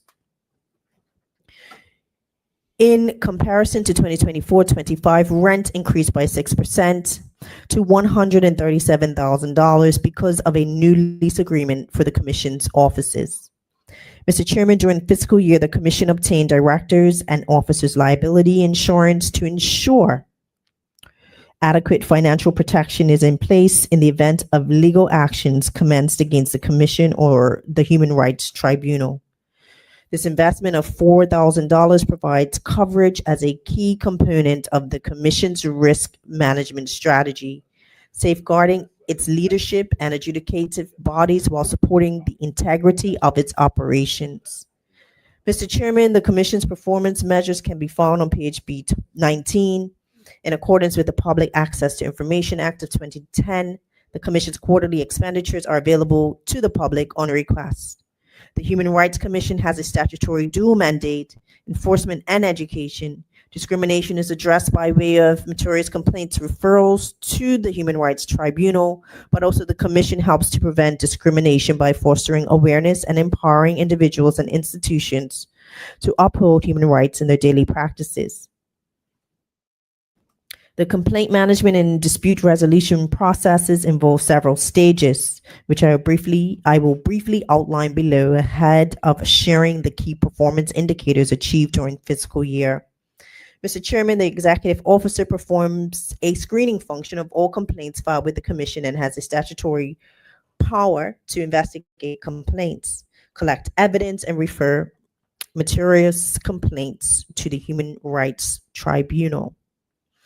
Throughout the complaint handling process, efforts are made to facilitate the resolution of a complaint. Examples of grounds protected within the Act include race, sex, and disability, while examples of protected areas include employment or goods, facilities, and services.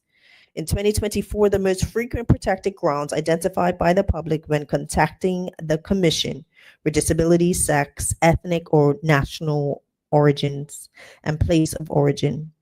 These included instances where individuals alleged that these grounds were a factor in discriminatory treatment experienced by them. With respect to conduct deemed unlawful within the Act, members of the public primarily alleged discrimination in the areas of employment when contacting the Commission, which was followed by allegations of harassment in the workplace and alleged discriminatory conduct when assessing goods, facilities, or services. Mr. Chair, I just want to pause so I can get the podium, please. For the benefit of the listening audience, we are in Committee of Supply for the year X revenue and expenditures for the year 2025-2026. Minister Tanae Furbit is giving presentation on non-ministers head 56. Thank you, Mr. Chairman. Mr. Chairman, during the 2024 calendar year, there was 179 reports received by the Office of the Human Rights Commission, which represents a 19% increase from the previous year. 82% of the intakes received were resolved within the calendar year, which represents an increase of approximately 35 more matters achieving a resolution when compared to the previous year. 18% of intakes are ongoing. The Commission provides an extensive triage and referral process to assist the public in finding a resolution to their queries or complaints in the event their matters does not appear to fall under the jurisdiction of the Human Rights Act. During the period, various intakes, once screened, were referred to the Labor Relations Office. Additional referral agencies included trade unions, the Department of Education, the Office of the Ombudsman for Bermuda, the Treatment of Offenders Board, the Police Complaints Authority, Age Concern, advocacy groups, and nonprofit organizations such as Bermuda is Love, the Women's Resource Center, and Citizens Uprooting Racism in Bermuda, and referrals for independent legal advice. Mr. Chairman, when a matter is referred for an investigation in the first instance, parties are offered the opportunity to engage in the Commission's voluntary mediation program, where parties agree to participate. Efforts are aimed at assisting them to mutually resolve their complaints by bringing parties to a complaint together with an independent mediator who assists them to achieve a resolution. In 2024, parties in 10 matters participated in mediation. However, offers were also made in 6 other matters, but the parties did not wish to participate in mediation. With respect to 10 matters active in mediation in 2024, 5 matters were resolved through mediation. 2 matters did not result in a resolution, and there were 3 matters still actively engaged in the mediation process when the year ended. Based on a review of the matters currently before the Commission, it is anticipated approximately 9 matters will be engaged in mediation services provided by the Commission during the 2025-26 financial year. Mr. Chairman, following an investigation where a complaint appears to have merit and it appears unlikely that the parties can resolve the complaint, the executive officer shall refer the complaint to the Human Rights Tribunal for adjudication in accordance with Section 18(1) of the Act. After hearing a complaint, the tribunal shall determine whether the Act has been contravened, may order any party to do any act or thing that constitutes full compliance with the Act, and may order any party to rectify any injury caused to a complainant in the form of financial restitution. Any order made by the tribunal under Section 20 of the Act shall be made an order of the Supreme Court and is enforceable in the same manner as an order of that court. Mr. Chairman, there are 8 cases before the Human Rights Tribunal for adjudication. If historic trends continue throughout the financial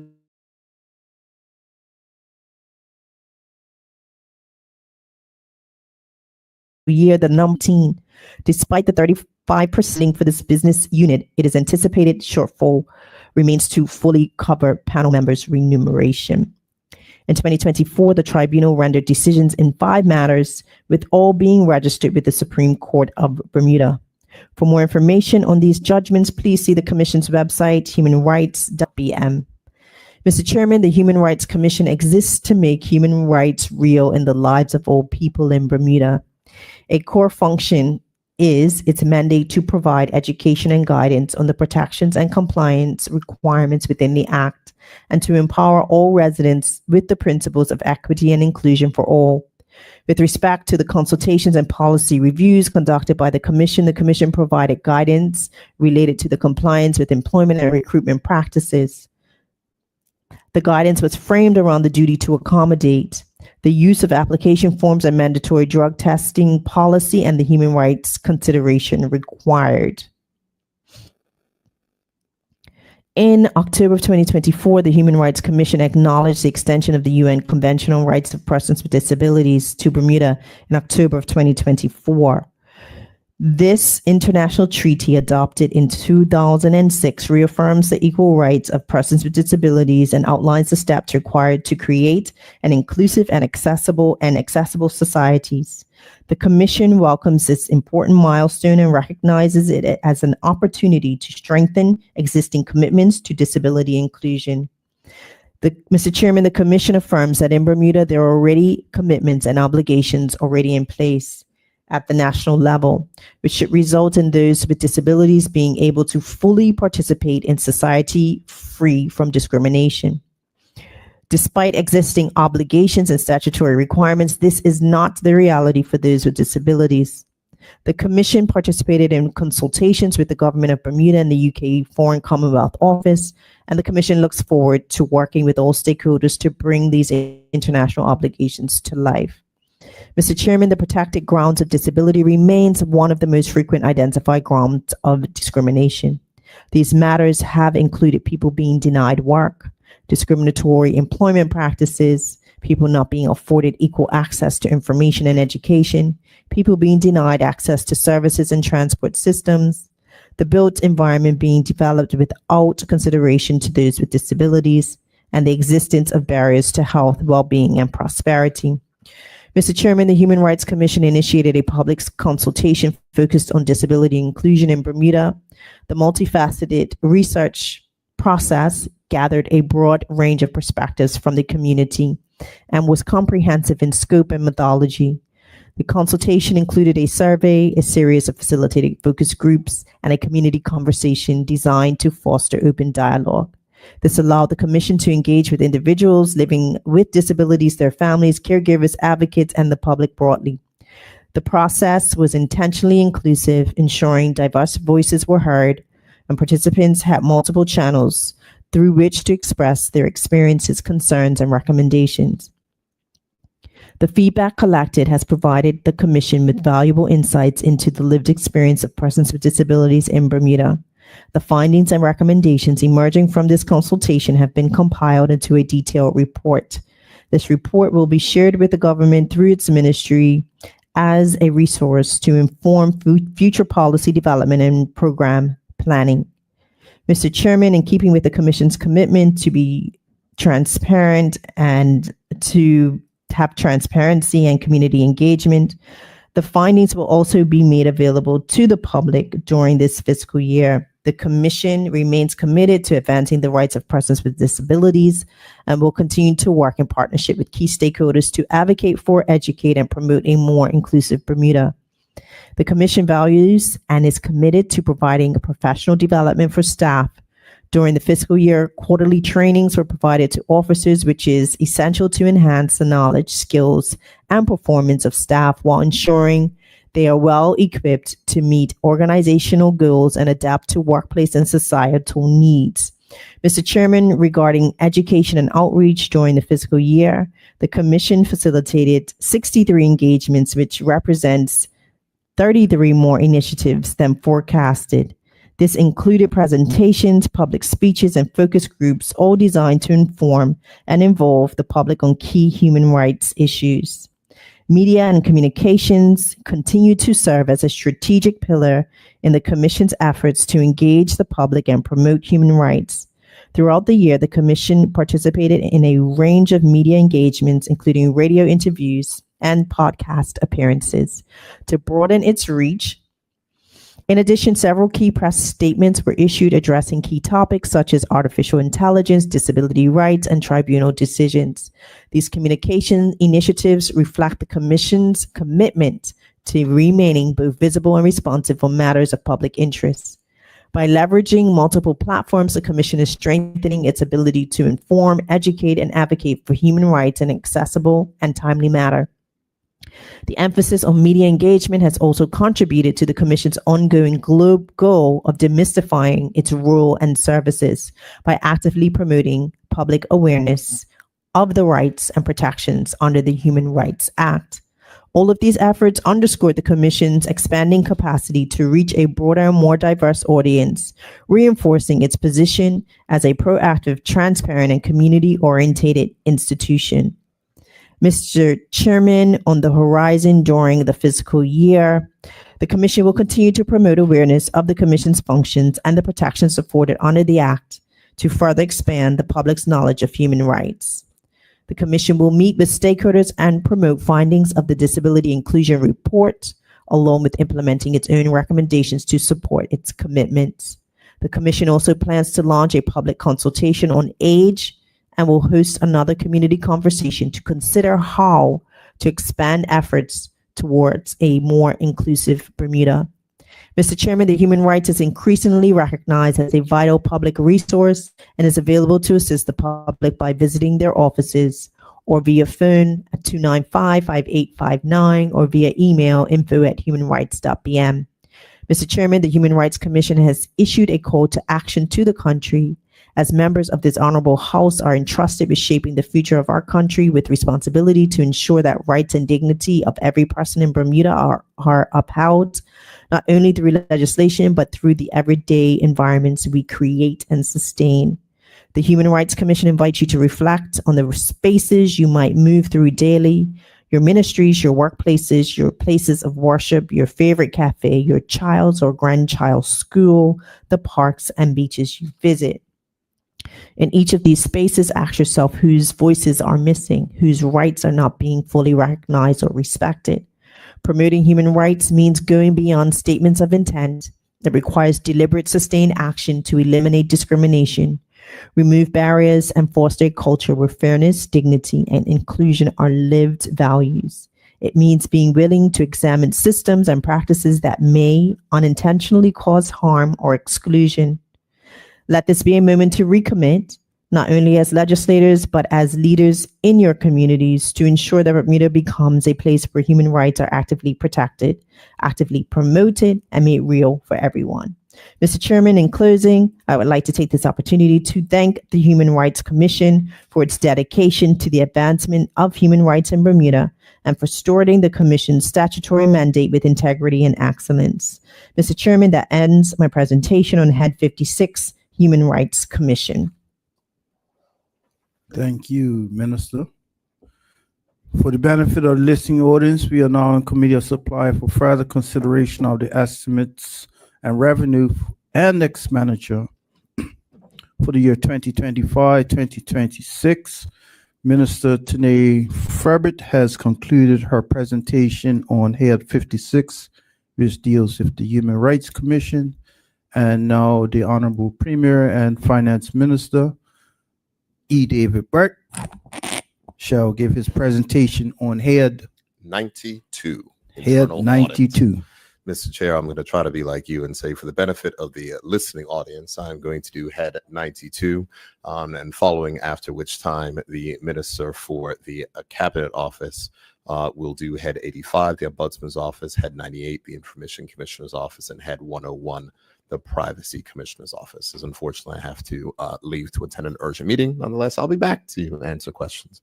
I don't want the OBA putting out statements saying that I had to go tend to matters of state and tell the very important meeting that I have, Easy. He can't help himself. He can't help himself. He can't help himself. Excuse me, Premier, earlier you mentioned a word. Could you give the explanation of the word bipartisan again, please? Bipartisan means that we try to work together, and it's very interesting that most legislation up here passes on a bipartisan basis. But I'm going to move through. The brief for Head 92 is very short, and I certainly want to get to this meeting. Please proceed, Premier. Territorial, if you want to be specific. Oh boy, they're having fun. It's like I woke them up. All right, Mr. Chair, if I may, I will now present the brief for Head 92, the Department of Internal Audit, which is found on page B26 to B28 of the Estimates of Revenue and Expenditure. The mandate and mission of the Department of Internal Audit is to provide independent, objective assurance advisory service to improve operations and internal control systems. Move to the expenditure overview, including the subjective analysis, which can be found on page B27. Mr. Chair, the total current expenditure is estimated to be $1,115,000 for this current fiscal year and represents an increase of $60,000, or it's for 6% more than the estimate for 2024-25. This change is primarily due to the 4.8% salary uplift for the 2025-26 line item salary, $61,000, and offset by a decrease in other expenses, line item 11, other expense, $1,000, which is lower. 61,000 minus 1,000 gets us to 60,000. In regards to manpower, the total estimated FTEs, full-time equivalents, and funded positions for 25-26 for the department is 9, representing 8 professional staff and 1 administrative officer. The department's funded posts are comprised of 1 director, 1 administrative officer, 1 internal audit manager, 1 IT audit manager, 1 senior auditor, 1 IT audit senior, and 3 internal audit officers who are working towards obtaining a professional internal auditor qualification. The internal audit officer positions are Bermudian-only training positions to encourage and train Bermudians in the internal auditing profession. 1 internal audit officer post has been filled as of April 2025. The administrative officer and IT audit manager vacant posts are currently being recruited and are expected to be filled by the second quarter of 2025-26. Moving to performance measures on page B28. I will share the information provided on the department's performance measures for fiscal year 2023-24. A little bit unusual, as we typically do 24-25 and 25-26, but there is the initial column, and you will see that some of the items there, Ms. Opportunity Leader, say NA because they report actual figures. So I'm just going to go back to report actual figures on the 23-24 before I move to the 24-25 and 25-26. The department achieved its engagement activity reporting, achieved its engagement and activity reporting, staff utilization, and continuing professional development outcomes during the year. The number of recommendations issued from audit projects totaled 35 relating to remediating identified weakness in internal control systems, governance, and or risk management activities. As a result of follow-up procedures performed, the department recorded 28 management actions, which were implemented by the agreed upon date. The department issued 3 audit reports covering operations, financial and IT systems, and 3 supplies compliant audit reports for a total of 6 audit reports issued during the year 2023-2024. Thank you. Moving on to 2024-25, I'll be able to cover the revised forecast for the performance measures that can be seen on page B28. The department issued 4 audit project reports and 5 compliance reports during the year 2024-25. Plans for the upcoming year. Plans for the upcoming year, Mr. Chair, are to execute the department's 2025-26 approved audit plan to conduct 6 audit projects and 5 compliance reviews. To continue, it is to continue to train and develop staff, especially the 3 Bermudian internal audit officers, as they work towards attaining their CISA, which is Certified Information Systems Auditor, or CIA, Certified Internal Auditor, professional qualifications while gaining work experience in the internal audit field. Good work if you can get it. If there's anyone listening, who has someone who may be studying accounting, who wants to, make sure they can have a job as long as they are ready to work, they can always go to the Auditor General, Internal Audit, Accountant General, many trainee positions, bursaries open, willing, ready, able to accept young Bermudians. And as we can see, we've had some success in attracting young Bermudians. And there is no question that especially the field of Certified Information Systems Auditor is something that will be continued to be well in demand. So it is an ideal career opportunity for anyone who may be listening, who may have members of their families who may be looking to go in this route. That much being said, Mr. Chair, as I did say, it was a short brief. I welcome any questions that the opposition leader has. And although I am stepping up opposition leader, I will be back to answer the questions in case you have any more, and the team will ably record any questions. I will just ask that you make those questions more specific than the honorable member from constituency number 10, so we can answer them. Thank you.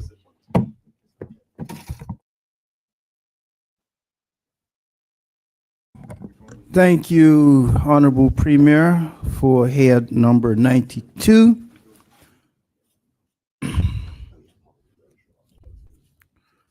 We will now hear from the Honorable Minister.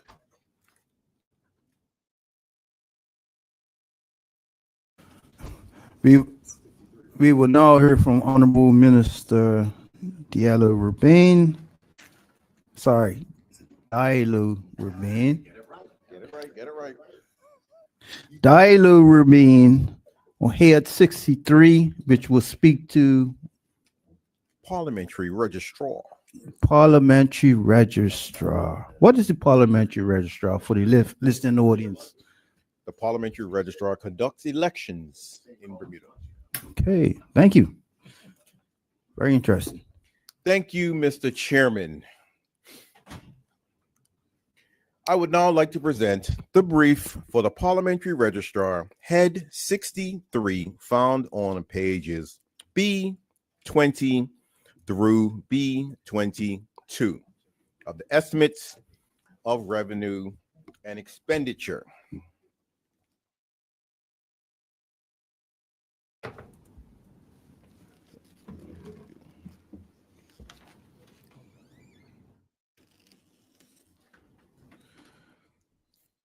Mr. Chairman, the mandate for the parliamentary registrar is to independently manage elections and promote voter awareness in Bermuda to facilitate free and fair elections.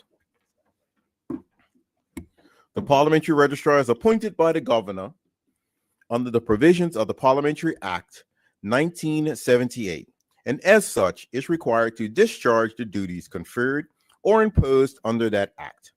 The parliamentary registrar is subject to the general direction of the governor, and in the exercise of her statutory duties is assisted by such number of public officers as may time for time be authorized to be employed.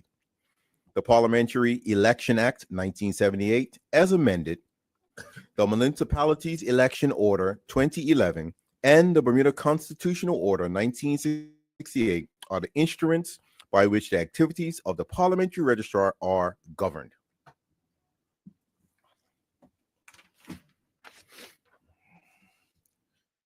Mr. Chairman, the staff of the parliamentary registrar consists of 6 full-time positions under the direction of the parliamentary registrar, Ms. Tanae Woolridge. Let me get it right. Yes, Ms. Tanae Woolridge. Mr. Chairman, the parliamentary registrar is responsible for the maintaining of the parliamentary registrar and overseeing a range of daily operational functions. During the last budget cycle, the budget successfully conducted by-elections in Smiths North and Sands North and led the development of the new election results management platform, which, despite being completed under tight timelines, was successfully deployed during the general election and received positive international feedback. In 2024-25 fiscal period, the Parliament was also supported the department also supported the work of the Constitutional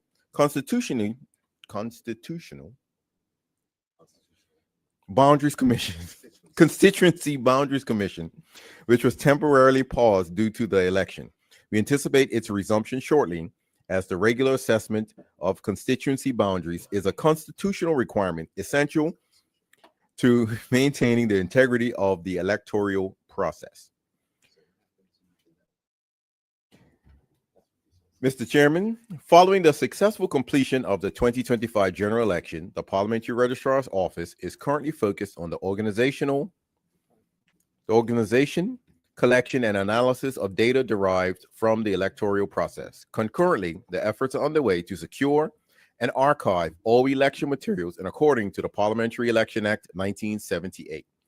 The next phase will involve stakeholder engagement to review operational outcomes, identify areas for improvement, and advance legislative amendments aimed at introducing alternative voting methods, including provisions for absentee voting. Mr. Chairman, I now turn to detailed estimates of expenditure and revenue across the 5 cost centers for the Parliamentary Registrar's Office. For the 2025-26 fiscal year, the total budget allocation for the Parliamentary Registrar's Office, as outlined on page B20 of the budget book, is $1,333,000. This reflects an increase of $54,000 when compared to the original allocation in 24-25. Mr. Chairman, Administration Cost Center 73000. The proposed budget for the administration of the Parliamentary Registrar for 25-26 is $1,064,000, representing a 29% increase of $241,000 over the original 24-25 budget. The rise in expenditure is primarily due to the addition of an election support officer to assist with election preparation and delivery, updated job descriptions, and union negotiated salary adjustments. This cost center covers expenses related to daily operations, including administrative supplies, registration forms, and the equipment maintenance. It also funds the maintenance of the cash receipting system and credit card processing fees, supporting the efficient issuance of apostle certificates, which form a key part of the department's responsibilities. Mr. Chairman, Boundaries Commission, Call Center 73005. The proposed budget for the Constituency Boundaries Commission for 25-26 is $88,000, reflecting a slight decrease as compared to the original 24-25 budget. A new commission is expected to be appointed during this fiscal period with ongoing work related to constituency boundaries. Funds allocated to this cost center will support the administration of the commission, including travel and accommodations expenses for overseas members participating in its activities. Mr. Chairman, General and By-Elections, Cost Center 73010. The proposed budget for the General and By-Elections Cost Center for 25-26 is $149,000, representing a decrease of $101,000 from the original 24-25 budget.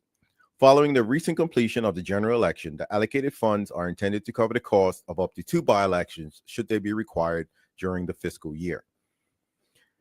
Mr. Chairman, Municipality Elections, Call Center 73015. A proposed budget of $32,000 has been allocated for the Municipality Elections Call Center for 25-26, unchanged from 24-25. This allocation provides for the conduct of up to 2 extraordinary municipal elections if required during the fiscal year. The registrar remains mindful of the pending court proceedings related to the proposed changes to the Municipalities Act.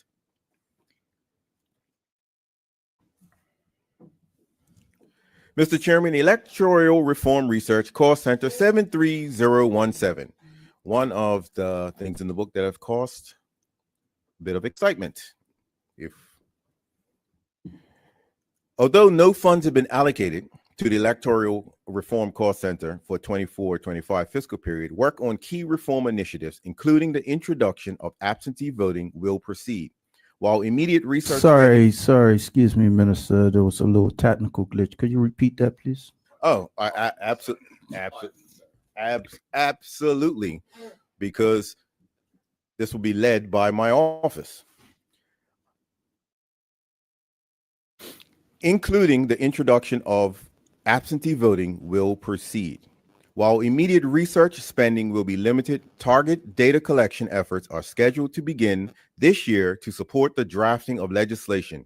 The aim is to have the necessary legislative framework for absentee voting ready by September 2026. Despite the absence of dedicated funding at this stage, preparatory work will continue to ensure Bermuda's position to modernize its voting system ahead of the next general election. Mr. Chairman, I'd like to turn your attention to page B21, the subjective analysis for current account estimates. Professional services decreased by $87,000.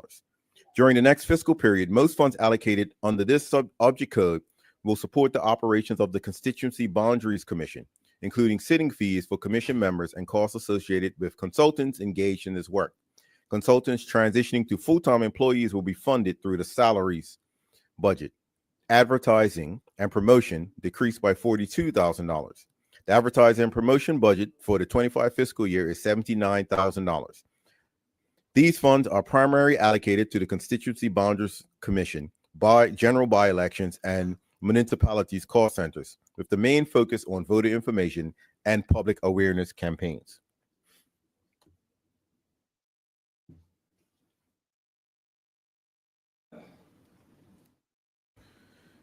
Rentals have increased by $35,000. The budget allocation for this object code is $152,000, representing a $35,000 increase over last year's figures. It is anticipated that the parliamentary registrar will relocate during the 25-26 fiscal period. These funds are intended to cover increased rental costs associated with securing new premises as the lease for the current location has expired.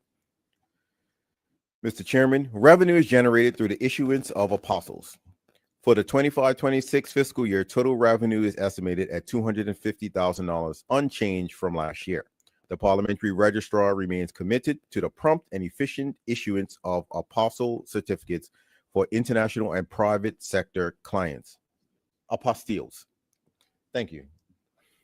What did I say? Apostilles. In support of this commitment, processes and procedures have been enhanced to improve the accuracy of financial reporting, ensuring greater efficiency and transparency in service delivery. Mr. Chairman, in conclusion, I extend my sincere appreciation for the staff of the Parliamentary Registrar under the leadership of Tanae Woolridge for their unwavering commitment and dedication throughout the past fiscal year. Your contributions are deeply valued, and I look forward to continued success in the year ahead. And also, Mr. Chairman, if I can add, when it comes to absentee balloting, that is something that I will be making further statements on. I'm sure it would assist with the questionings that may come, because the book looks like there will be nothing going on, but there definitely will be committees and such put together in the very near future. Would it be questions or, I don't know, blanket accusations? Questions?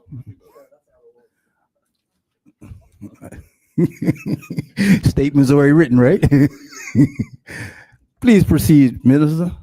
Yes, and I will move on now to the Office of the Ombudsman Which is for head what? Bermuda, which is head 85. So you've completed which head? 60. So far, I've completed head 2. We've completed head 2, head 5, head 56, head 92, and head 63. So you're now on. 85. We have 85, 98, and 101 left. So, in the interest of the public, this debate began in earnest at 2:57, is due to end at 6:57, and at the current pace, the clock match, the opposition can have a lot of time to ask questions. This is the reason why we do what we do. Theatrics. Please proceed, Minister. Thank you, Mr. Chairman. Mr. Chairman, I'm pleased to present the budget for head 85, the Office of the Ombudsman of Bermuda, found on pages B23 to B26 of the budget book. Mr. Chairman, the Ombudsman is an independent, non-governmental official who investigates complaints from the public about the administrative actions of public authorities. The role of the Ombudsman is to strengthen governance through the promotion of fairness, accountability, and transparency. The office works for the good of the public and those who work for the public. The office provides an impartial form of alternative dispute resolution, which is flexible, accessible, and less costly than adjudication through the courts. Anyone who feels they have been unjustly treated by an administrative action of a public authority may bring their complaint to the Ombudsman. A family member or other suitable person may make the complaint if the person is unable to do so. Services are free, confidential, and available to everyone. Even if a complaint is outside the Ombudsman's jurisdiction, the office can assist by providing information or making a referral to another body that can investigate the issue raised. The Ombudsman aims to putting things right if they have gone wrong. Mr. Chairman, the Ombudsman's mission is to protect the interest of the public by providing independent resources and interventions for individuals with complaints about public services, while influencing improvement in standards of these services to ensure people are treated fairly. To achieve this mission, the aims of the Ombudsman's office are to ensure that its services are accessible to all users and provide complainants with effective and timely avenues to seek redress and restore fairness. Enhance the impact of its work. Encourage authorities to improve the services through compliance with recommendations and lay reports in the House of Assembly. Expand its community engagement by developing public awareness, confidence, and satisfaction of its performance. Utilize local and international relationships to identify best practices and prepare for future developments. Train and develop staff to create a positive and healthy working environment. Identify successive plans and contribute to the retention of key staff. core values of the Office of the Ombudsman are independence, fairness, respect, and professionalism. Mr. Chairman, the mandate of the Office of the Ombudsman is to receive complaints and investigate any administrative action of an authority for the purpose of deciding whether there is evidence of maladministration on part of the authority. Where an investigation is conducted, the Ombudsman makes recommendations to the authority concerning any administrative actions that form the subject of the investigation, and more generally, about ways to improving its administrative practices and procedures. Mr. Chair, the Ombudsman advocates alternative dispute resolutions and is addressing more complaints with informal resolution whenever it is suitable to do so. The office encourages the preservation of relationships between government authorities and persons with complaints. In addition, as an office of last resort, Ombudsman assists complainants by directing them for assistance to a more appropriate authority. The office also aims to assist, whenever possible, those who do not know where else to go for help. Mr. Chairman, the Ombudsman Office was established in Bermuda by the 2001 Amendment to the Bermuda Constitution Order and is governed by the Ombudsman Act 2004. The office opened on August 1st, 2005. Section 93B(2) of the Constitution protects the fundamental characteristics of an Ombudsman's office, which is its independence, by stipulating that, in quotes, in the exercise of his function and jurisdiction, the Ombudsman shall not be subject to the direction or control of any other person or authority, end quote. The Ombudsman submits an annual report of his operations to the Speaker of the House of Assembly with copies to the Governor and the President of the Senate. Accounts of the Ombudsman's office are audited annually and reported on by the Auditor General.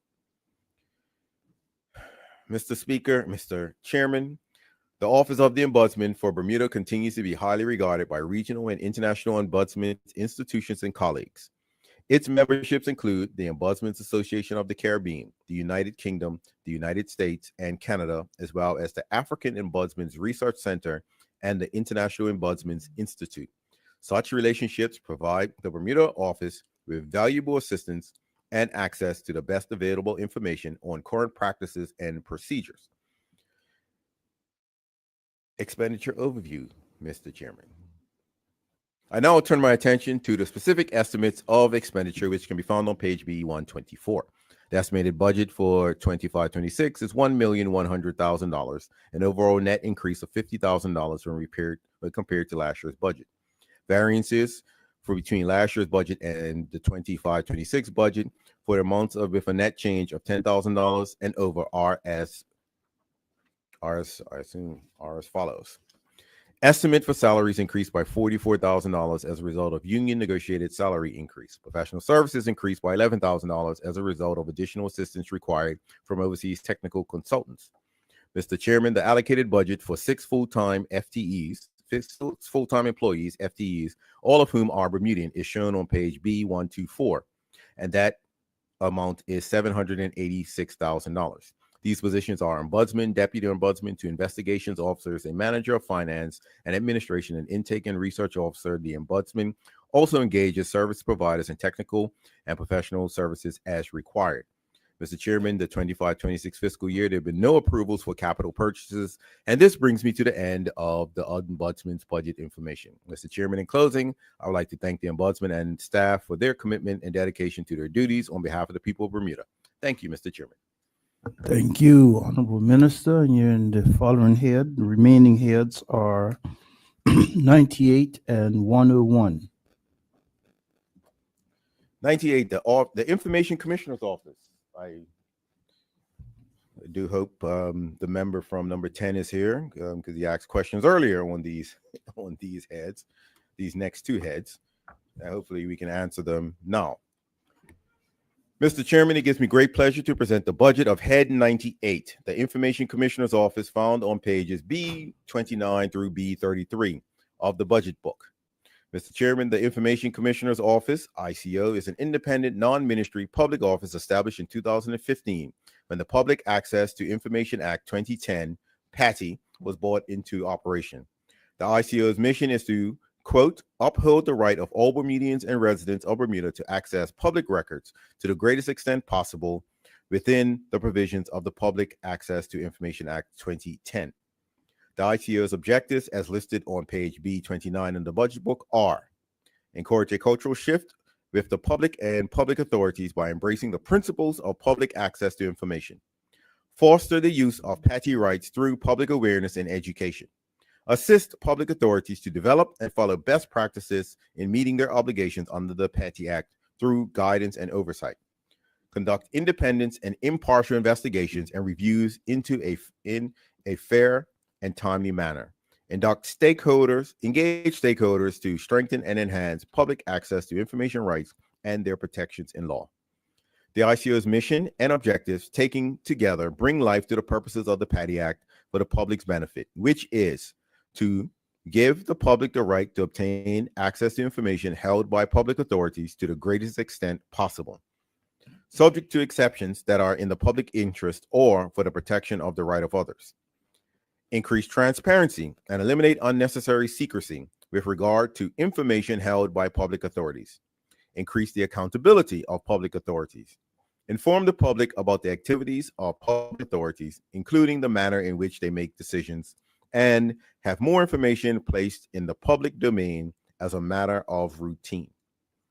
Mr. Chairman, a total of $1,200,000 has been allocated to the Information Commissioner's Office as shown on page B30, which represents an increase of $83,000 from last year's budget allocation and constitutes approximately 7% of ICO's total budget. This increases to primarily fund reasonable costs associated with an office relocation, which is precipitated by the expiry of the shared co-location agreement with the Office of the Privacy Commissioner. This expenditure is discussed further in the subjective analysis. Madam Chair, the ICO office. Minister, I'm going to correct you. Please look behind me. There are no rainbow flags. Madam Chair. Oh. Who put Madam Chair there? This increase is primary to fund reasonable costs associated with an office relocation. Did that. Mr. Chair, the Information Commissioner's Office is subdivided into 4 fiscally identifiable business units as follows: 1080000 Administration, 1080110 Applications, 1080020 Compliance, 10830 Public Awareness. I will now proceed to address each business unit individually, Mr. Chairman, as follows. Administration, 10800. The Administration Business Unit provides for the full range of administrative operations and personnel costs to maintain the day-to-day operational activities of the Information Commissioner's Office, for which a total of $1,157,000 has been allocated. The Administration Business Unit estimated costs represent 96% of ICO's total budget allocation for 24-26. The largest expenditure items under the Administration's Business Unit are for salaries, rent, and IT infrastructure. These are fixed, unavoidable costs for which ICO has made all reasonable efforts to improve cost effectiveness and value for money. Applications, 10810. The Applications Business Unit covers the costs associated with conducting statutory reviews of the Information Commissioner on decisions made by public authorities regarding requests for access to public records under the Public Access to Information Act. A total of $8,000 has been allocated for this purpose. This allocation for the fiscal year 25-26 is new, as these expenses were not included in last year's budget package. Mr. Chairman, legal issues arising during applications for review by the Information Commissioner are becoming increasingly complex and more likely to necessitate legal advice or judicial action. While most of the resource costs associated with conducting reviews are accounted for in the Administrative Business Unit, the allocation here in the Applications Business Unit represents a nominal amount, $8,000, to cover legal costs related to judicial filings and legal advice that may arise as part of a review by the Information Commissioner. Compliance, 10820. For 25-26 fiscal year, $8,000 has been allocated to support the Information Commissioner's compliance-related oversight and assistance to public authorities. This allocation covers briefings, guidance, and support activities tied to PATI Act compliance. A $2,000 cost savings has been achieved by shifting from commercial venues to public facilities such as Bermuda College for hosting in-person briefings. This approach is more economical and helps retain spending within the public sector, reinforcing prudent fiscal management. Public Awareness 1008030. The Public Awareness Business Unit encompasses costs related to the delivery of public awareness and education activities aimed at informing the public of their right to access public information.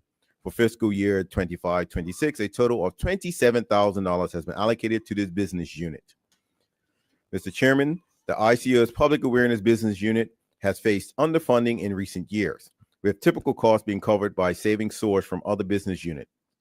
In addition, $7,000 for this fiscal year will cover the actual cost of producing the ICO's annual report and anticipated expenses for various Right to Know Day events, which will be enhanced this year as we commemorate 10 years of petty rights being available in Bermuda.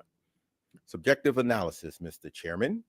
The subjective analysis of current account estimates for the Information Commissioner's Office are found on B30. I'll now highlight the material object code increases and decreases. The estimate for ICO salaries is $815,000 and expected reduction of $150,000 year over year. Specifics on the ICO staffing complement are detailed later in the presentation, but the 25-26 decrease in salaries is due to an apportioned savings for 2 vacant full-time FTE posts. The majority of the budget estimate increase for ICO is to fund the cost of an impending relocation of ICO's office. The estimated expenditure for relocation is spread across several object codes as listed in the subjective analysis. Higher projected rental costs for ICO are expected to total $147,000. This represents real costs to reflect current market rates for suitable office accommodations. Facing an anticipated office move in 2025, the ICO will no longer benefit from cost savings associated with co-location with the Office of the Privacy Commissioner. The budgetary difference when comparing fiscal year 24-25 shows an increase of $139,000. Mr. Chairman, the year-over-year increase for the ICO's rent allocation of 25-26 reflects a budget correction rather than a sharp spike in actual cost. In 2024-2025 budget omitted a full office rent estimate as costs were shared 50-50 with the Office of the Privacy Commissioner on the co-location agreement. The more accurate comparison is a revised rental cost of $95,000 for 24-25. However, even that figure unrepresents the true rental cost due to shared space arrangement. As the ICO transitions to an independent office space, several related budget lines will see modest but necessary increases. Rent reflects a return to full standalone office occupancy.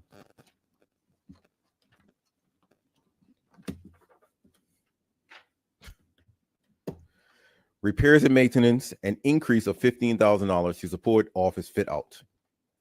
Repairs, supplies, and equipment each increased by $11,000 to accommodate relocation needs. Professional services, an increase of $44,000 to fund the secure transfer of IT and security infrastructure to new location. These adjustments support the ICO's need for a secure, functional, and independent work environment while maintaining operational continuity and compliance safeguards. Mr. Chairman, the Information Commissioner's Office has an estimate of $7,000 allocated for travel expenses this fiscal year. This is an increase of $2,000, which will contribute to the attendance of the International Conference of Information Commissioners, ICIC, annual conference in June, where Bermuda ICO serves as a member of the executive committee. Bermuda's presence and participation helps to raise Bermuda's profile as a trusted jurisdiction with a robust access to information regime and lend support to the advancement and capacity building for improvements in the information rights globally. Public officers here at home benefit greatly from the transfer of expertise and insights that are exchanged at ICIC conferences. Mr. Chairman, capital expenditure for ICO is found on page C9. The estimated budget for 25-26 fiscal year is $10,000. This represents no change in capital estimates appropriated for the previous year. This capital expenditure will be allocated for essential software upgrades necessary to enhance the Information Commissioner's secure IT environment. The Information Commissioner's Office depends on a closed IT infrastructure to provide robust data security controls, assuring its data sovereignty while minimizing the risk of potential data breaches. Maintaining effective IT governance is crucial to upholding the integrity of the Information Commissioner's reviews, as public authorities must have confidence that any records submitted to ICO for review are stored safely and securely. The ICO will maximize the minimum investment of $10,000 as it keeps current with routine and scheduled upgrades to its IT landscape. Manpower, Mr. Chair. For 25-26, the Information Commissioner's Office has salaries allocation of $815,000. Salaries continue to comprise of the majority of ICO's operating budget, accounting for 68% of the total allocation. This adjustment reflects a planned approach to staffing with 2 full-time positions, an investigation officer, and a permanent administrative assistant to be recruited later in the fiscal year. The ICE closed the previous fiscal year with 17 members, including key leadership and operational roles. By scheduling recruitment to Q3, the office can effectively manage its salary expenditure within the approved budget. The Information Commissioner remains committed to strengthening the capacity to support delivery of services and uphold the office's statutory responsibilities. Mr. Chairman, I'm pleased to report that the Information Commissioner's Office forecast performance measures for fiscal year 24-25 are mostly achieved, in line with past year's results as outlined in pages B32 to B33 of the budget book. The Information Commissioner's Office continues to demonstrate operational excellence, resilience, and commitment to fulfill its statutory mandate and responsibilities within a challenging fiscal environment. The ICO has refined its performance measures for simplicity and to tailor the measures of ICO's revised mission statement and objectives. Business Unit 108000 Administration. This administration is responsible for the day-to-day operations of the ICO, including facilities management, staff support, training, and access to necessary resources. Its performance is measured on how effectively it upholds statutory, financial, and governance obligations. The ICO has consistently met its statutory requirement to table its annual report on time, with the 2024 report laid before the legislature in March 28th. It demonstrates fiscal transparency and accountability by publishing quarterly expenditure reports and financial records online. The office maintains a strong audit record, having consistently received qualified, unqualified audits from the Auditor General. In the year ahead, the administration plans to review and update internal guides, policies, and procedures to align with the evolving best practices and legal standards. Business Unit 108010 Application. This unit handles applications submitted for independent review of public authorities' PADI decisions. It represents the most complex and labor-intensive function within ICO. In 2024, ICO received 50 new applications for review. The unit consistently meets most performance goals except for the 8-month target to close reviews, a timeline often impacted by the complexity of investigations and staffing constraints. Delays are frequently due to public authority challenges in responding to reviews while managing their core functions, contributing to a growing case backlog. As of now, there are 33 open applications in the investigation phase. To address this, ICO is streamlining its internal review processes for greater efficiency while maintaining fairness and decision quality. Investigators are also committed to assisting public authorities with review submissions and actively seeking resolution opportunities between parties to reduce review times. Business Unit 108020 Compliance. The compliance unit is responsible for monitoring and guiding public authorities to fulfilling their legal obligations under the Public Access to Information PADI Act, particularly as outlined in Part 2 of the Act. Key responsibilities include collecting and analyzing annual return data from over 190 public authorities, promoting proactive publication of public records, ensuring information statements are regularly updated, and gazetting of contracts over $50,000. Despite the volume of authorities and limited resources, the ICO delivers quarterly compliance briefings on emerging issues, provides direct assistance to public authorities as needed, and publishes guidance materials to support consistent best practices compliance. Looking ahead, the ICO will leverage data analysis from annual returns to identify trends and opportunities for improvement. Authorities with persistent non-complying issues can expect a rise in targeted compliance interventions to address and correct deficiencies. Business Unit 108030 Public Awareness. The Public Awareness Unit plays a central role in advancing the ICO's mandate by educating the public on their right to access government records under the PATI Act. The ICO raises awareness through educational initiatives, social media, and accessible online resources. Public events, including International Right to Know Day. Stakeholder engagements to strengthen understanding and use of information access rights. 87% of respondents to the ICO's 2025 Public Engagement Survey indicate that access to public records is important to them. The unit's key objective going forward is to turn awareness into action by encouraging more individuals to submit PATI requests, demonstrating how public access can support personal and civic empowerment. The ICO will continue to refine outreach strategies and gather feedback to strengthen public engagement and improve overall access to public records. Mr. Chair, the Information Commissioner's Office is preparing two significant policy changes under the PATI framework. One, implementation of new fees for PATI requests. While no start date has been set, the government intends to introduce a fee structure for certain PATI requests. The ICO is concerned such fees may pose a barrier to some individuals seeking to access public records. In response, the ICO will maintain strong public outreach to ensure people understand the new fees when they apply, reinforce its commitment to upholding the right to access to the fullest extent possible. 2, amendments to the PATI Act 8-month review deadline. Anticipated legislative changes will require the Information Commissioner to complete reviews within 8 months. The operational impact of this requirement has been previously discussed in the brief, and particularly regarding complex cases. To mitigate the added burden, government plans to increase the availability of government info accessible online to help reduce PATI requests. The Information Commissioner welcomes consultation with the Minister and public officials to establish official codes of practice on record keeping as outlined in Section 60 of the PATI Act ahead of the fee implementation. Plans for the upcoming year.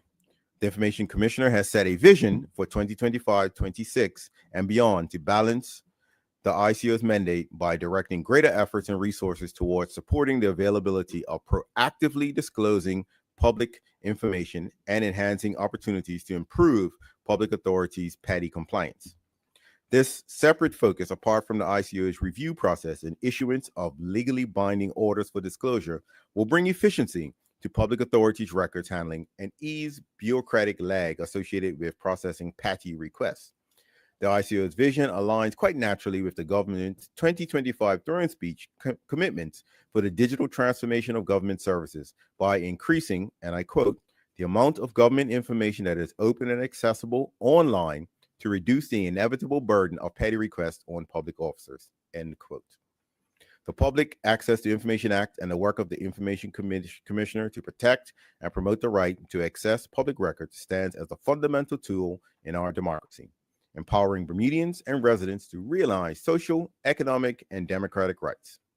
Mr. Chairman, this ends my presentation on Head 98, the Information Commissioner's Office, and I wish to commend the Information Commissioner, Mr. Jason Otterbridge, and his staff for their exemplary work in this past fiscal year. Yes, and there was a previous and his predecessor as well. For the benefit of the listening audience and honorable members, we are now in Committee of Supply for further consideration of the estimates of revenue and expenditure for the year 2025-2026. The Honorable Minister Diallo Rabin and his team, including the Premier and Honorable Minister Tanae Furbert, have completed heads 0205, 56, 68, 86, 92, 98, and now remains 101, and they are assisted by PS, Miss Jeannie. Everyone loves Jeannie. and Mr. Ian Cameron. Uh, it's not your place to say this. And Mr. Ian Cameron. I was like, you know, I knew he was. oh, I forgot he's a super popular guy. Can't make kites though. Yeah, so now we are now on head 101, which is Privacy Commissioner. the Privacy Commissioner. Are you allowed to talk about that? Yes. It's public today. Please proceed. Mr. Chairman, I am pleased to present the final head of this debate of these 52 hours, of this 52 hours we've spent up here for head 101, the office of the 56 hours of debate. Well, 54 so far. For the office of the Privacy Commissioner for Bermuda, found on pages B34 through B37 of the budget book. The mandate of the office of the Privacy Commissioner for Bermuda, Mr. Speaker, for your edification. The mission of the Privacy Commissioner is to protect the rights of individuals in relation to their personal information. The mandate of the Privacy Commissioner is to take responsibility for monitoring how the Personal Information Protection Act 2016 is administered to ensure its purposes are achieved. The Commissioner is empowered to regulate the use of personal information by organizations so that such use is in a manner which recognizes both the need to protect the rights of the individual in relation to their personal information and the need for organizations to use personal information for legitimate purposes. Mr. Speaker, the Personal Information Protection Act 2016, PIPA, establishes the legal foundation for the Office of the Privacy Commissioner and sets out its powers, duties, and independence. The act was assented on July 27, 2016, with provisions for establishing the office and appointing the commissioner enacted in December 2016. The remaining sections of the act came into full effect on January 1, 2025, marking a significant milestone in Bermuda's data protection framework. PIPA applies to all organizations in Bermuda that use personal information as part of a structured filing system, whether manual or automated. The Office of the Privacy Commissioner operates as an independent non-ministry entity. It is not subject to direction or control by any person or authority in carrying out its functions. Must submit an annual report to both houses of the legislature by June 30th each year. Undergoes an independent annual audit by the Auditor General outside of the consolidated fund. These legislative requirements ensure operational independence and public accountability for the office, reinforcing its role as a neutral protector of personal information rights. Mr. Chairman, the Personal Information Protection Act, PIPA, empowers individuals to control how their personal information is used, offering protection for themselves and their families while strengthening Bermuda's position as a trusted and modern digital jurisdiction. PIPA supports Bermuda's reputation as a regulatory safe harbor, aligned with international standards, encouraging innovation and investment in digital commerce. In preparation for the full implementation of the Act in July 1, 2025, the Privacy Commissioner led a year-long Road to PIPA campaign, featured a Target Data Privacy Week in January, provided practical tools and guidance for businesses, especially small organizations, published accessible resources such as Guide to PIPA, templates, and checklists at www.privacy.bm. Is it privacy or privacy? Is it tomato or tomatoes? Internationally, the Commissioner has engaged with global data protection peers, ensured Bermuda's policies aligned with international best practices, positioned Bermuda as a regulatory leader within the global Caribbean region among finance centers and on the global stage. These efforts have advanced both public understanding of data rights and Bermuda's global influence, all while strengthening protections for people of Bermuda. Mr. Chairman, as shown on page B35 for the 25-26 fiscal year, the Office of the Privacy Commissioner has been, I would say privacy now. The Privacy Commissioner has shown an allocated budget of $2,420,000, representing a net increase of $112,000 from last year. This increase reflects the completion of staff recruitment, with remaining open positions expected to be filled this year. To accommodate this, funds have been reallocated from other line items to support salary needs. Office accommodations. Following the expiry of a fixed lease in January 2025, the office has moved to a month-to-month arrangement while awaiting new lease arrangements via the Department of Public Works.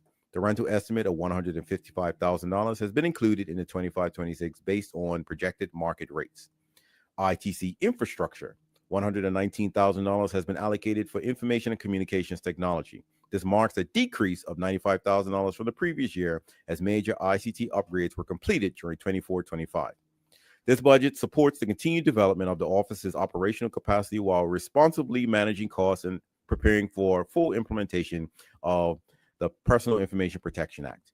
Human resources. The Office of the Privacy Commissioner has an approved staff complement of 14 FTE positions, as shown on page B35 of the budget book, consisting with the previous fiscal year. The total salary allocation of $1,803,000 shows a $226,000 increase over the 24-25 estimate. This increase supports the full year funding for positions that were previously filled on a staggered basis as the office continues to build capacity. Key senior roles established in 25-26 include Privacy Commissioner, Deputy Commissioner, Legal Counsel, Assistant Commissioner for Operations, Policy Innovation, and Investigations. The Commissioner will continue to assess how best to allocate staff resources to meet the office's growing mandate and serve its responsibilities with the full implementation of the PIPA Act.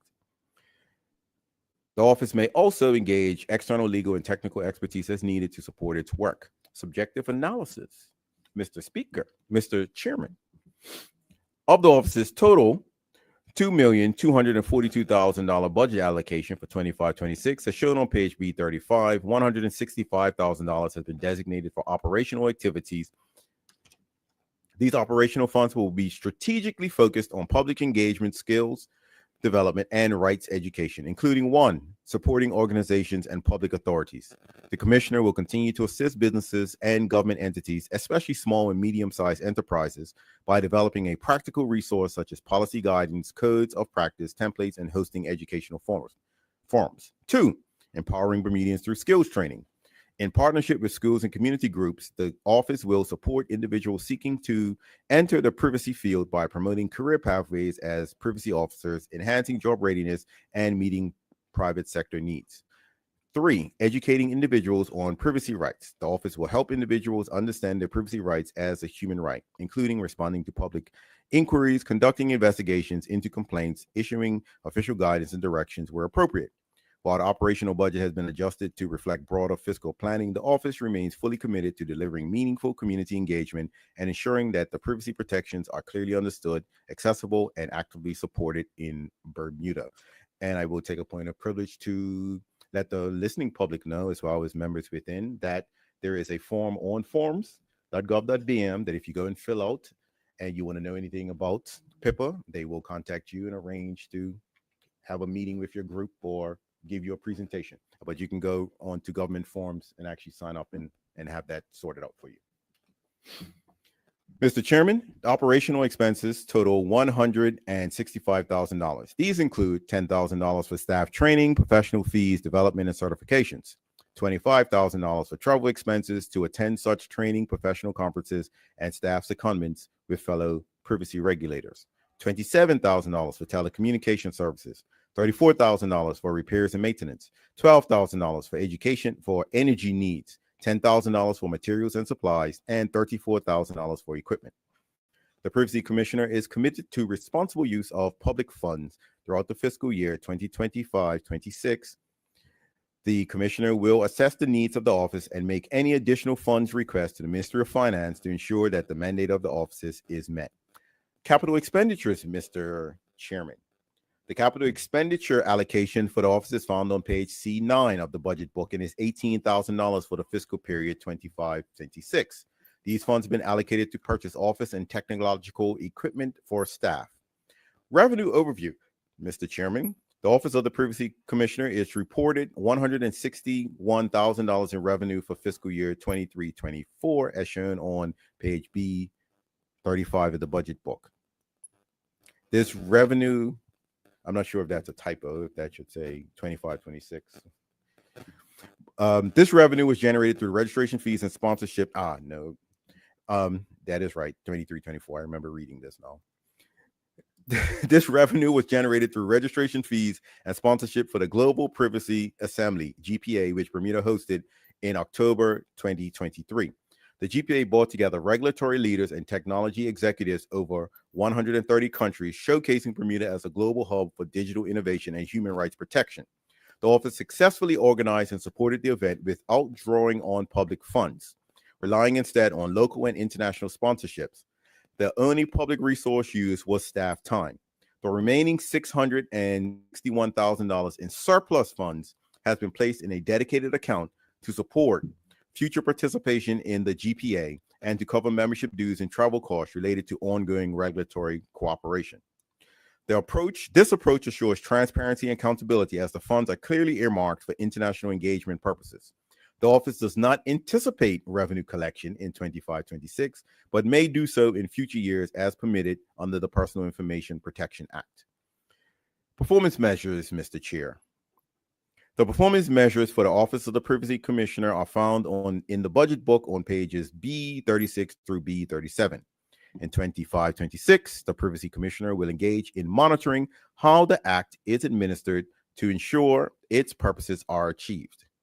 The Office Operations Business Unit will undertake initiatives to develop the operational maturity of the office, enhancing compliance, function, and processes concerning various statutory requirements related to finances, annual reports, access to information, and other business operations.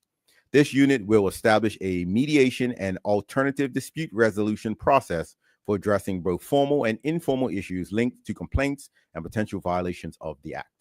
In 24-25, the office reorganized to incorporate communications functions within the Operations Business Unit, which will also undertake initiatives related to community awareness and education, conduct workshops and events, and manage publications. Mr. Chairman, the office's Policy and Innovation Unit will undertake initiatives related to creating technical guidance on compliance with the Act. The public will be given specific guidance on how to implement various sections of the Act. The office's Policy and Innovation Unit will continue to work on the Privacy, Innovation, and Knowledge Sharing, or PINK sandbox, to support businesses engaging in innovative uses of data and personal information. The office's Investigations Unit will engage in initiatives related to constructive, proactive regulation. This unit will continue to respond to individual complaints, generate own initiative actions, draft compliance orders, and undertake sectorial and industry surveys. Mr. Chairman, the government is proud to have brought the Personal Information Protection Act 2016 into operation on January 1st, 2025. The act is of vital importance to protecting Bermuda and her people from a variety of online, financial, and even physical harms. In addition, for a country to promote technological innovation, we need forward-thinking rules and regulators. I commend the work of the Privacy Commissioner in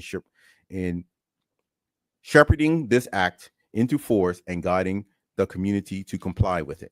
The Commissioner will continue to advise government on the act and provide recommendations regarding the exercise of provisions now that it is operational. Mr. Chairman, it has been a long road to PIPA since 2016. With the act coming into effect, it would be easy to say that we have reached our destination. However, compliance is a journey, not a destination. Even while the act is now in effect, it will be a continuous process to protect the digital rights of individuals. Organizations should continue to ask themselves, what data are we storing? For what purpose is the data being used for? And do we even need the information we hold to accomplish our business purposes? By understanding their data assets, they can determine what policies and procedures would best reduce the risk of harm to individuals. Mr. Chairman, I encourage any organization that need a better understanding of the Act and compliance to visit the website of the Privacy Commissioner, www.privacy.bm. Mr. Chairman, this now concludes my presentation for Head 101, Office of the Privacy Commissioner's budget. It also concludes the 10th head that I've read today. I wish to commend the Privacy Commissioner, Mr. Alex White, and his team for their commitment to excellence this past year. Thank you, Mr. Chairman. Thank you, Minister, and your team for such succinct and brief briefs.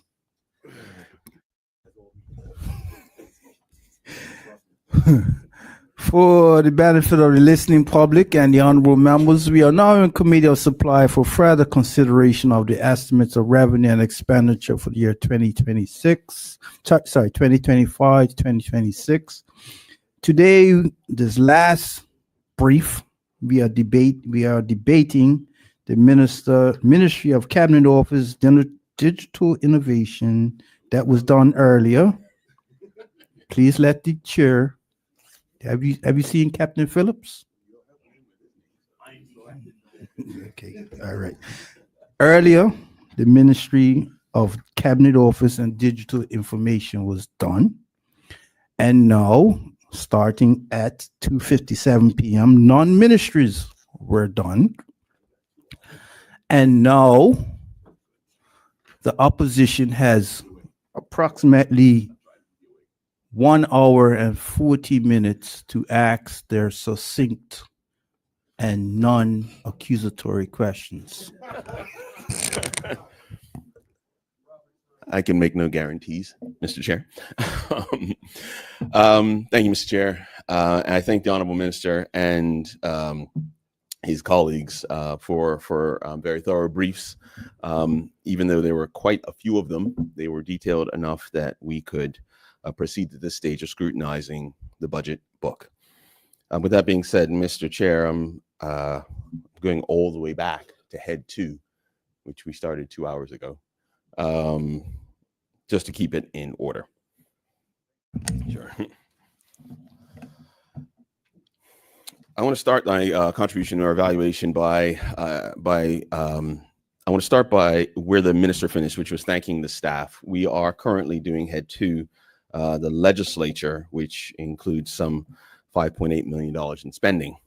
Mr. Speaker, when in church council you talk about the pastor's salary, you normally ask him to leave, him or her. I don't think we can ask these guys to leave, though. So you guys will have to be here through the full presentation.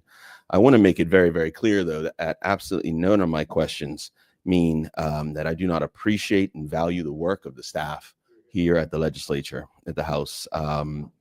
They are an incredible group of people who work incredibly hard. And most especially, I want to point out that even though this legislature has a Head 2, it infers that this is one of many. It is not. The legislature is the beginning of all things in Bermuda as it relates to the formality of government. It is the place where law is made. It is the place where truly hard things are done. It is the place where buildings are permitted to take place. It is the place where social programs are created and action. Well, I will give it to the minister for action. But this is so key because I don't think a lot of times the public are aware of just how vital it is. So starting there, I'll start my address by speaking to Unit B1000 on page B10. Sorry, that's Unit 12000 on B10. I noted that we see an increase of 5% in the administration budget, and I wanted to get a little bit more information on that. I understand it being salary increase, but were there any performance associated with those increases? I have a very blunt question relating to Schedule 3 on B11, which is dealing, it's on Schedule 3 as well as B11, which is dealing with the Sessions House. And the question that I have, and it's a straight up question requiring only a straight up answer, is when will the legislature return to Sessions House? Even though we spoke about it, or we certainly spoke to it in the brief a little bit, what we did not speak to was a finite date for our return to Sessions House. We are currently in rented accommodations, and I believe that we are capable of doing our job better in purpose-built facilities. further question to that, Mr. Chair, I note that we have had some discussions in passing about some changes that might be taking place to Veritas House while we're here.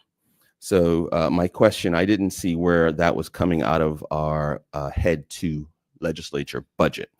I'm aware that the House and Grounds Committee is busy and meeting and dealing with a number of issues. And I would like to know what, if any, changes we're anticipating to the rented properties and which head that or which business unit will be getting paid from. Thank you. Also, what is the current explanation for the significant increase in energy as well as other expenses? Mr. Chair, these rising administrative costs are points of interest to the general public, and they certainly speak to if we are in fact going to increase the costs on this, that we should definitely see an increase in performance. Mr. Chair, moving on to my second set of questions relating to Hansard streaming and legislative accessibility. Mr. Speaker, I noticed that the minister or the premier did not, was it the premier who brought this? I think it's the premier, did not speak to the voice transcription service that we had previously entertained under other budgets. And this, I will speak to page B10 under Department Objectives, which is advancing the digital transformation of the presentation and tabling of legislation, papers, and reports in the legislature, the recording of parliamentary proceedings, and the safe storage of parliamentary records and information. We had previously stated that voice transcriptions would be of use. Now, why would that be of use? Mr. Chair, right now, it takes quite some time for the Hansard to be turned around. The Hansard is the written record of our proceedings. And as it stands, it's quite vital, not only in the reflection process, but for us to evaluate what's taking place, interrogate that information, correlate it, and then put proper questions to power. In the absence of the Hansard, we often have to rely only on our own recollections and notes. So to that end, a voice transcription service would modernize the House and provide us in here the opportunity to actually undertake the work with a lot more professionalism and detail. To that end, my question is, what happened to the voice transcription project? Further to that point, Mr. Speaker, going on to objective number 6, still speaking to advancing the digital transformation of the House of Assembly, I wanted to speak to, is there a timeline target for turnarounds on Hansard transcriptions, which I don't see under performance measures? Again, I've spoken to the value of the Hansard, but I wanted to make it clear that it's actually, they can be quite dated sometimes. So for example, the most recent Hansard that is available is currently dated 26 March 2025, and we're on 29. Sorry, we're on 28 May. And so obviously that would be incredibly helpful in undertaking our job. So my question to the Premier would be, is there a timeline target for releasing Hansard transcriptions? And are we going to expand into voice recording transcription service?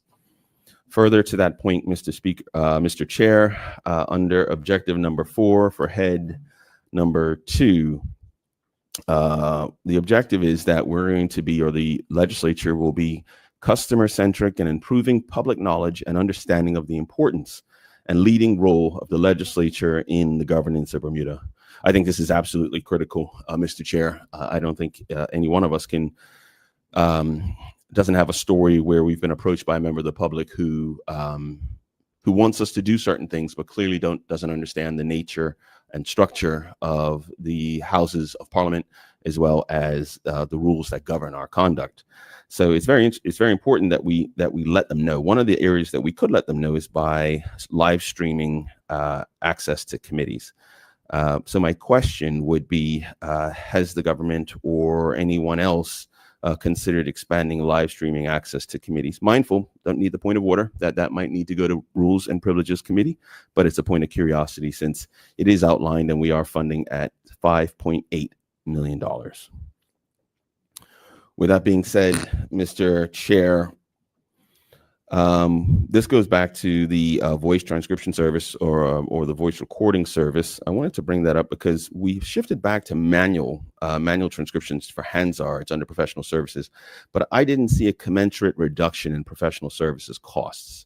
So, or an increase. In fact, I can't quite make sense of how, what impact, if any, it had to our budget. So if someone could explain what impact the failure of the ASR project has had. Are we saving money, losing money? Obviously, my early question is, are we still proceeding with it at all? Mr. ASR, it was called. Mr. Chair, that would be my questions under the theme of Hansard streaming and legislative accessibility. My next set of questions relate to public and youth engagement, which comes under Business Unit 12002 under Youth Parliament, and especially, obviously, under the education part of our Honorable Assembly. Now, I noticed that the Youth Parliament participation rate. Now, by the way, I genuinely didn't know as much about the Youth Parliament until the sad events that the Lister family had experienced, and having now spent some time looking into it, it's actually quite key. A number of our social commentators in Bermuda right now have come through the Youth Parliament process, and so it's key that in order to engage the youth and make sure that we increase youth participation in our electoral process, that those mechanisms are reinforced and published as much as possible. Now, the reason I bring all that up is because this budget book, again, $5.8 million, a portion of it which is allocated to the Youth Parliament under Business Unit 12002. And I noted that the number of youth parliamentarians participating in each legislative session, we anticipated 20 and it went down to 12, anticipating 18. The only sort of recollection I have of youth parliamentarians participating in our assemblies is really relating to us during the opening of Parliament, when they typically have a role there. It would be good to get them more involved. So to that end, what is being done to recruit more students into the Youth Parliament? Will their debates and forums be broadcast or held more visibly this year? Right now, there's only one a year that's held via CI or broadcast via CITV.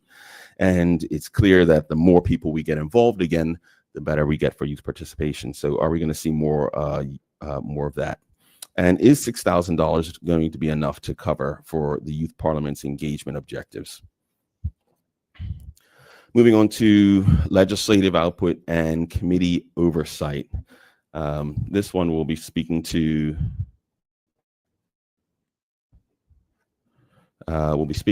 Business Unit 12010. And I'd already spoken to the House and Grounds committee's meeting, and I'd be interested to know what are, again, those plans that we're looking at in Veritas Place. There's an overlap there. And that takes me on to the Sessions House restoration, which we spoke to a little bit about before. To that end, would the Honorable Minister or Premier be able to state the judicial relocation that's required to start the renovation on Sessions House? During his brief, he said it would take place in early 2025, but we're in May 2025, so we're already almost halfway through the year, and I'm not sure if they're actually going to move out. When I was on House and Grounds, it was quite clear that there was quite a lot to do insofar as moving the courts out of Sessions House and into their Dame Lois Brown Evans building. And so it's no easy thing. So I would ask the Honorable Premier if he could specify instead of saying early 2025, because again, we're past early 2025. I note that the 2024 budget allocation was for $250,000 for phase one of the restoring Sessions House. In other words, putting us back in Sessions House. we seem to be running into more and more delays. This year's budget book has $900,000 set aside. If you just bear with me, or you could just believe me. There it is. $900,000 on C4 has been allocated to the Parliament Building refurbishment. That's under Business Unit 75230. So there's a couple questions here. What does $900,000 get us in terms of how far, especially given that under that same heading, business unit, we're estimating a $20 million refurbishment. And so far, as I said, last year's fiscal budget, we allocated $250,000. This year, $900,000. So at this burn rate, at $20 million, we're not going to get into the parliamentary building for a while. So my question is, what are we going to get for that $900,000 in this fiscal year? My question is also further on 75230. There is an original estimate of that $250,000 I'd raised earlier, Mr. Chair, but the revised estimate shows $419,000 was spent. Now, well knowing that full renovations for that to take place requires the judiciary to move, the judiciary has not yet moved. What did we spend? How did we exceed a budget, given that the conditions were not yet met for us to spend up to $250,000? So some clarification would be in assistance. In other words, what did we spend that extra money on as it relates to getting us back into Sessions House?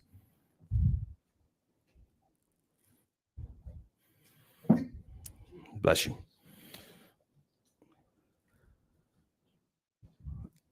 I also want to make very, very clear, we're going to have to reiterate this. In the last 3 budgets, we've discussed when we're going to get back into Sessions House. I think it's time that someone comes up with a deadline for us to, bless you, get back into Sessions House.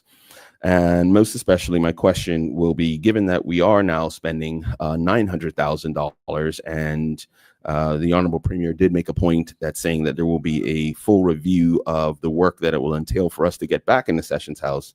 My question is, will he table the master plan or refurbishment timeline before the end of the fiscal year? Alternatively, will the House and Grounds Committee be able be given that specific duty? The question also from the brief, again, regarding the $900,000, I noted that the Premier said why that we're going to take time to review once the judiciary is out of Sessions House. My question is, what does that review entail? We've been monitoring the development of this project for some time, especially in House and Grounds. I know the plans were sent at one point. The Honorable Minister, Colonel Birch, in fact, had quite a plan. I remember us meeting and discussing it at one point. So it's clear that a lot of work has already been done. My question is, given that how that much work has been done, given that we're now allocating $900,000 and that we overspent last year on the renovation, and we're not there, and we don't even know when we'll get there. Could someone please explain what is the plan to get back into Sessions House?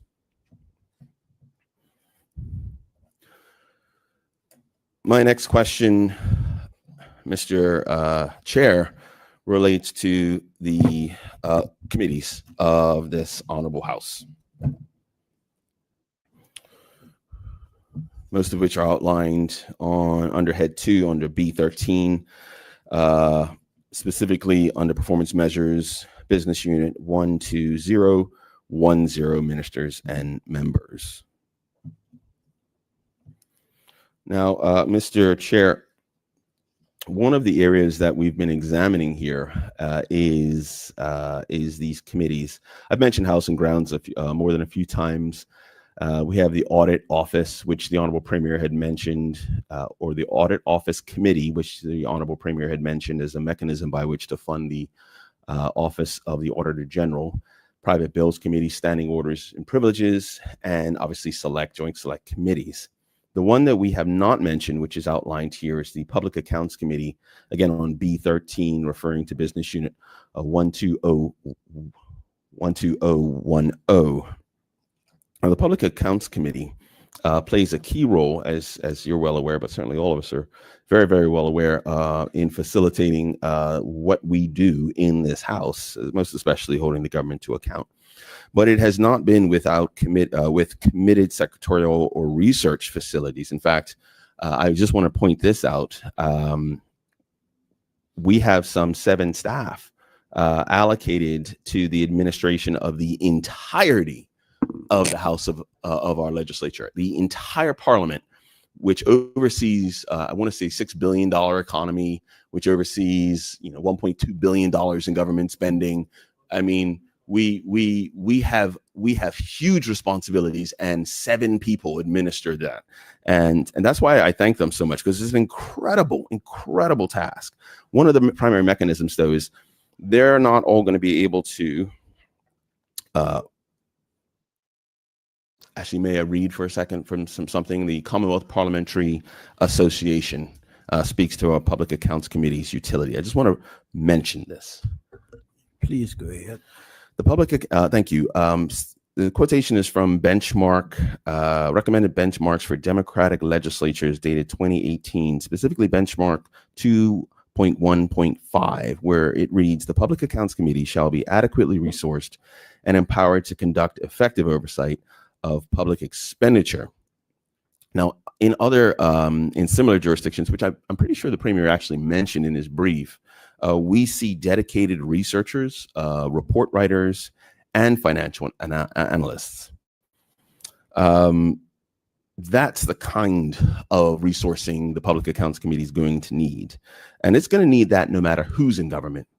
And so to that end, I think that until we have a committed secretariat that has those sorts of investigative and analytical resources, the Public Accounts Committee will be entirely reliant, again, speaking to Business Unit 12010, on the availability of its members to undertake analytical, investigative, and report writing work and researching work. So I definitely strongly advocate that we increase the funding to the House of Assembly, especially under administration, that being Business Unit 12000, to provide for the staffing to the Public Accounts Committee to undertake its role. So, Thank you, Mr. Honorable Opposition Leader, for clarity for the Minister, Mhm. are you advocating for the government to increase staff Yes, and increase expenditure? yes. Okay. For the Public Accounts Committee, absolutely. Okay. Twice on Sunday. All right. Let's be clear. Thank you. Okay, thank you so much. Whilst we're there, let's go through head number 2. I had noted that the Premier's brief had spoken to the communications, so we're under head number 2, code description or object and code description. This is subjective analysis of current account expenditures. Under communications, we see some resources that are in use. So for example, right now we're all issued tablets, and those tablets come with cell phone numbers or data lines. I couldn't tell you the last time I saw one of those kicking around here. So I think it's quite key that where possible that we're able to redirect those resources. Again, there are better places to put it, such as the Public Accounts Committee.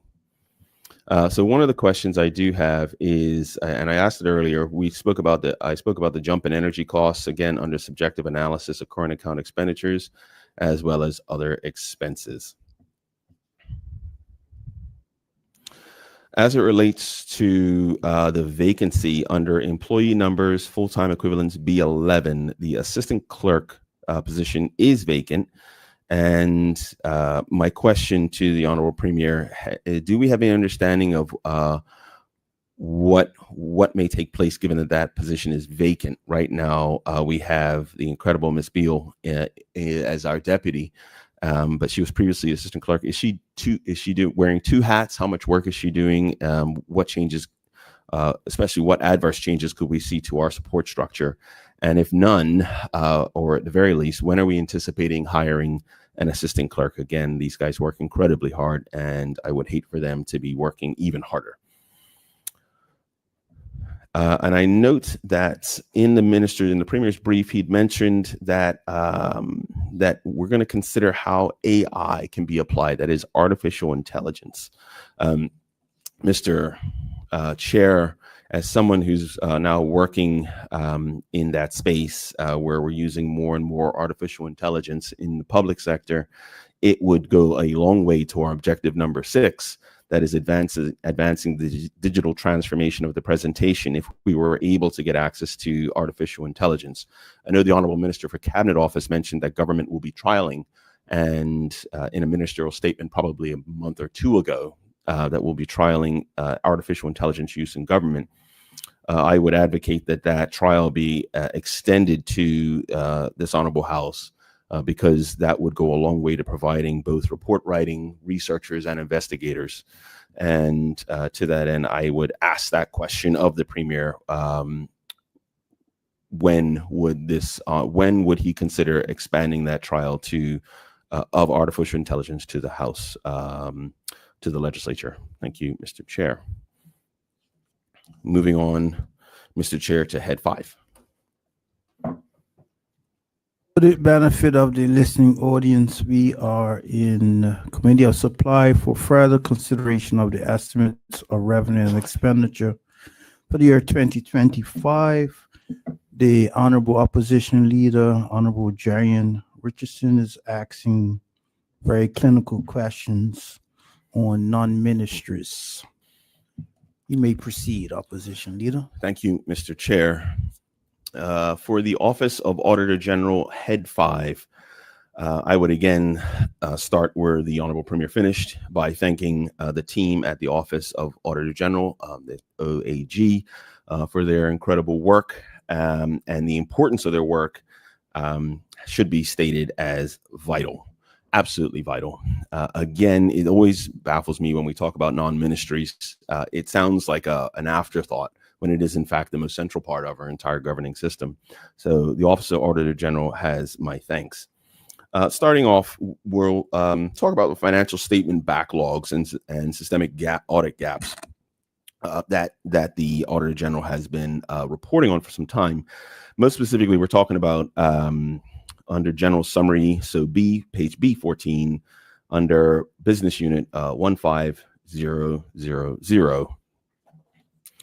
which would be the same as the Auditor General's performance measurements, similarly under Business Unit 15000. Now, the Auditor General has asked for an allocation, or rather the government is likely to give an allocation of $4.397 million. The Honorable Premier did specify that a different number was sent to the Audit Committee of the House, and that he explained how he arrived at this number, as well as his flexibility on a going forward basis, which I'll bring up at another point in question. My question is, the Auditor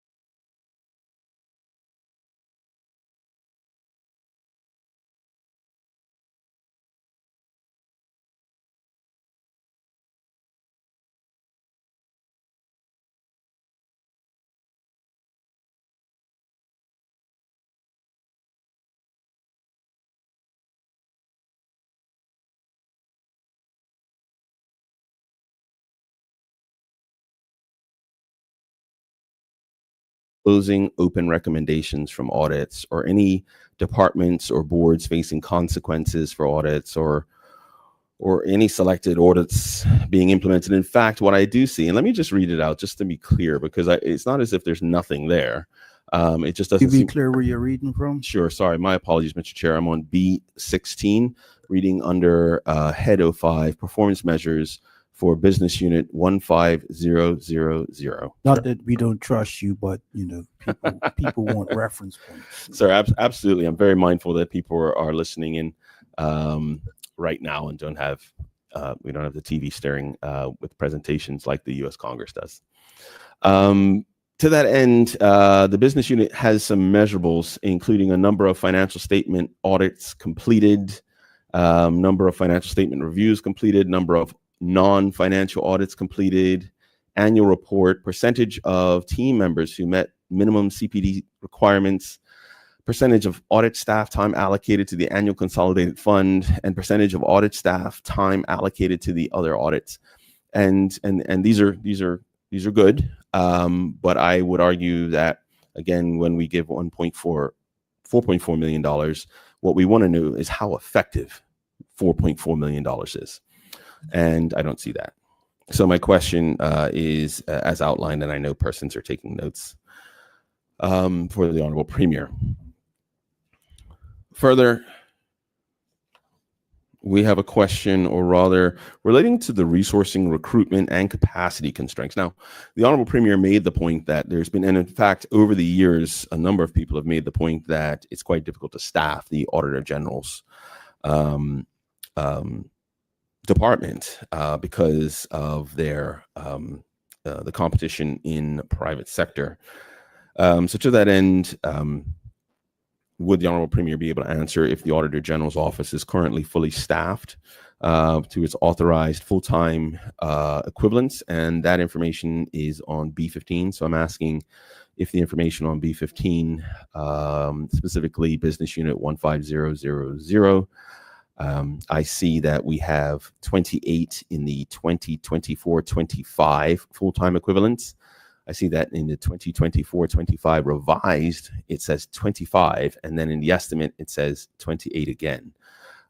So the question is, do we have those bodies yet? And if not, what is the plan to get those persons? Granted, it might be incredibly difficult to recruit, but nonetheless, we still need a plan for such a vital department.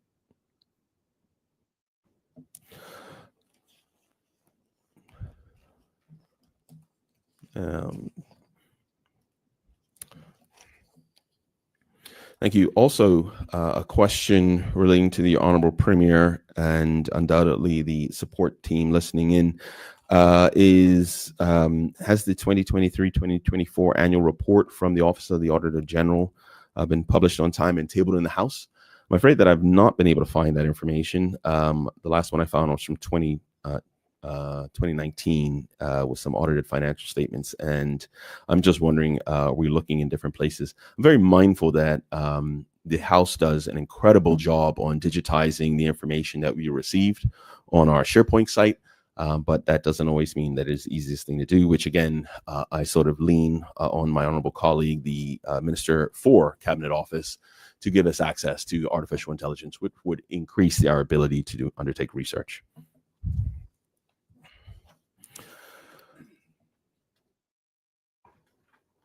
Okay, moving on. I am, in general, very pleased to see a $4.4 million allocation to the Auditor General. Very mindful that the 2023-2024 allocation was, sorry, that's on B14 under 15000 was 3.6. And then in 2024-2025, the original allocation was 4.1. And then only wound up being spent, it looks like, 3.7 million. So to see 4.3 million is great. And that's a fantastic thing. The minister did go explain how that budgeting process works. My question, though, is he's explained that the additional funds, if needed, the ministry commits to providing them.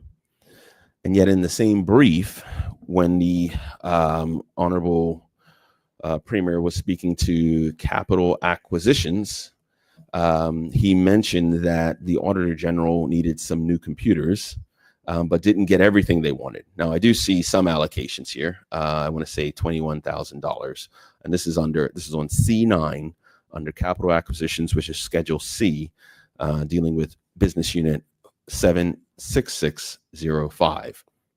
So the Auditor General is getting $21,000, but the Honorable Premier said that that's not enough.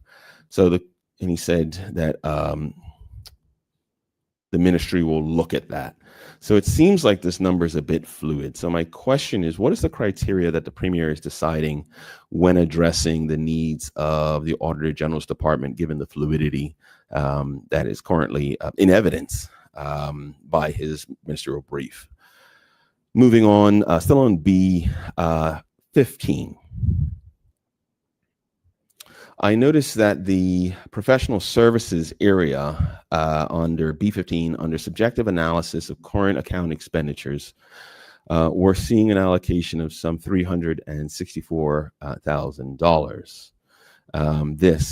It was originally allocated last fiscal period at $330,000 and revised to the actual spend of being, or anticipated spend being, $201,000. So we're now allocating $368,000.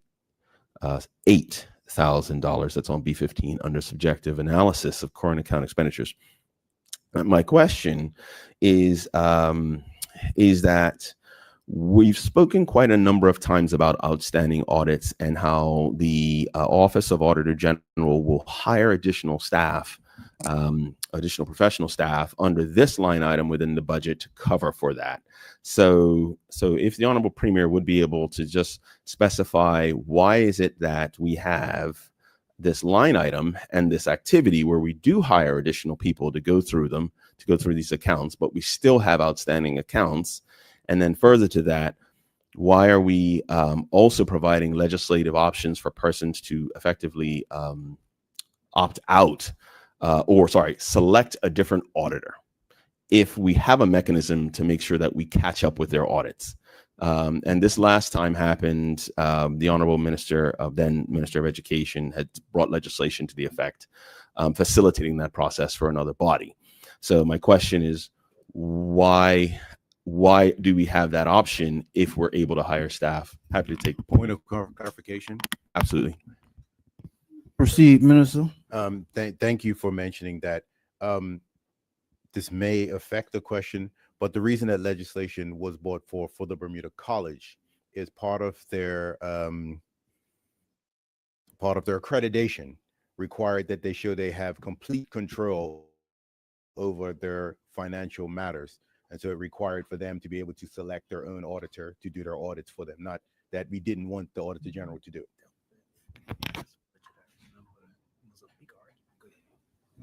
Please proceed. You got your clarity? Oh, absolutely. Okay. That was borderline effective.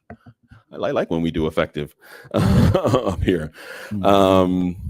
So that's a great point. But I'll leave the question there for the Honorable Premier because the Honorable former Minister of Education made the point that was due to an accreditation. But there are obviously others who would have similar interests. So my question would still apply to everybody else, which was, how do you, given that where you have a mechanism by which to compensate for outdated reports, why do we have outdated reports effectively? And performance hazard. That's my questions.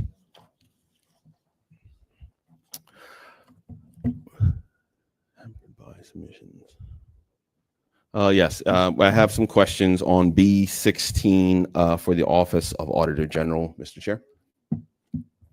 Under performance measures, again, going back to 15000, number of financial statement audits completed.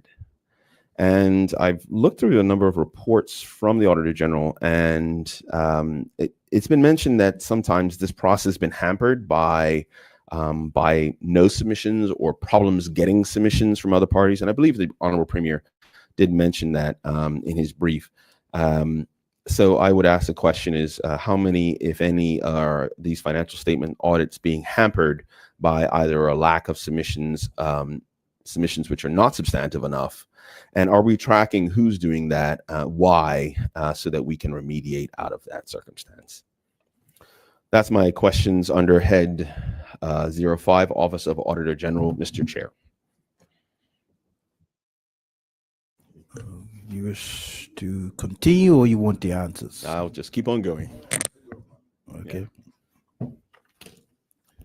I'm following the minister who went for like 2 hours. I gotta, if I take a break, I might get in trouble. I think he went longer, but Yeah. nevertheless.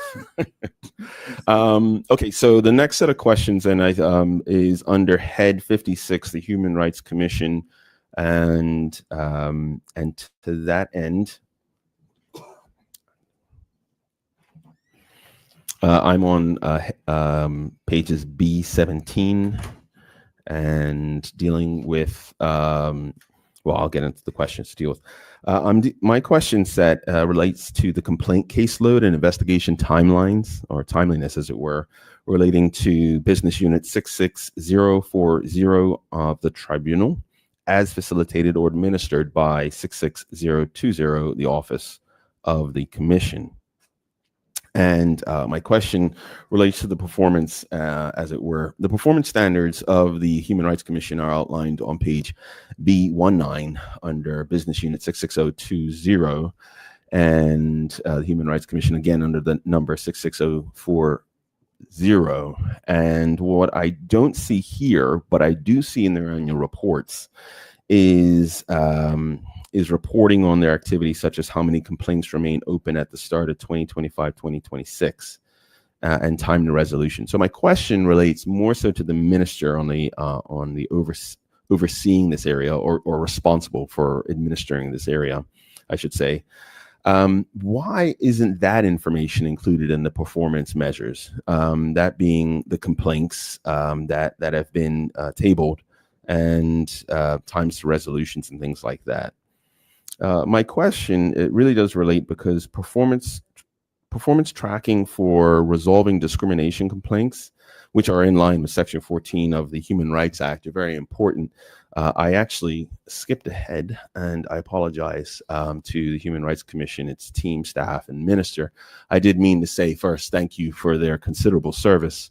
The Human Rights Commission does a job which is absolutely key in modern law and modern life in Bermuda, and is often quietly going about their jobs, but they are critical to making life sustainable, civil in Bermuda. So I wanted Point to of make order, sure that Mr. point. Chairman. What is your point of order, Minister? The honorable member done maybe a 5-minute ramble without asking a single question. I believe that the member is supposed to ask questions which are in alignment with the budget book. And I hadn't heard a question in that last 5-minute period. Just for your clarity and the clarity of the listening public, the chair of committees had a meeting, and there's some levity allowed for creative discussion. That can always be counteracted with factual answers. Thank you, Minister. Please proceed, Opposition Leader. Yes, I thank the Honorable Minister for bringing up the fact that that there were some constraints before in this process. I'm glad those constraints have been lifted. To this point, thank you, Mr. Speaker. I'm at 5 minutes. My clock shows 5 minutes and 51, 5 o'clock and 51 minutes. And I have a point there. The Honorable Minister said 5 minutes. I'm pretty sure within the 5-minute period, I asked a question about B19 66040. So my question to somebody is, really anybody, did that constitute a question? That question? But anyway, let's get back to the work of the people.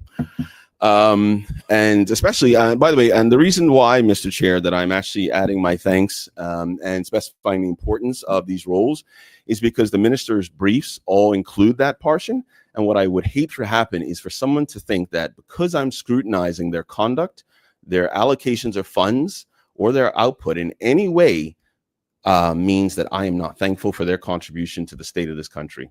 And so I just wanted to make that point. Moving on back to head 56, the Human Rights Commissions on page B17. I'd asked the question relating to the tracking mechanisms relating to discrimination complaints. A further question to the Honorable Minister would be on allocations on B17 relating to Business Unit 66020, Office of the Commission, where my question would be, of that allocation, which I'm looking at $1.331 million in the 2025-2026 estimate, how much of that supports investigations? My understanding is part of this process, part of the complaints process is an investigation part. And I'm not quite sure I know how much, or I can see how much funding goes towards investigating these complaints. I'm making this point because timely handling of discrimination complaints is crucial, and there is a rising caseload. So we just want to make sure that we are getting an understanding here as we allocating $1,434,000 under head 5.6 that it's being properly dealt with. Relating to education and public engagement, which is coming under department objectives, most especially department objective number 4, to educate the community on the principles of human rights, inclusion, and equality. I do have some questions here. We have 3 business units, Business Unit 66020, Business Unit 66030, and Business Unit 66040. And but we also have an objective to educate the community under Objective 4. And my question is, what share of the operational budget is devoted to the public education, media outreach, and/or training piece? I believe the Honorable Minister did speak to that, but I wasn't sure if I got a specification as to how much of that funding goes towards that process. I'm mindful, by the way. There, Opposition Leader, for the listening public, we are now in the Committee of Supply for further consideration of the estimates of revenue and expenditure for the year 2025-2026. This debate began, or non-ministers began at 2:57 p.m. It ends at 6:57 p.m., which by my calculations, Barclay maths, means we have 1 hour left. So if the opposition continues to ask non-succinct questions, they may not get any answers. Please continue, Mr. Opposition Leader. Thank you. Thank you, Mr. Chair, for your evaluation of my sequence of questioning. I would note, that's it. What performance measures exist to track education delivery or outcomes beyond media appearances and consultations? That's specifically relating to page B19, either under business unit 66020, which is, I think that's where it'll be tracked, because it is an advertising and promotion line item under subjective analysis of current account expenditures. But that looks like advertising and promotion, and I'm not entirely sure I'm capturing the full education delivery or outcome purposes. Okay.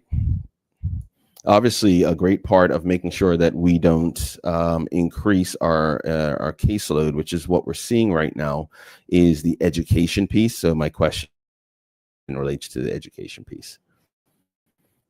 Further question relating to performance measures under 66020 relates to the strategic plan. I don't see it mentioned on the performance measures, but the Human Rights Commission was applauded when they released their 2023-2025 strategic plan. And it would be interesting to know if any portion of the current projected allocation of $1,434,000 would go towards a new strategic plan.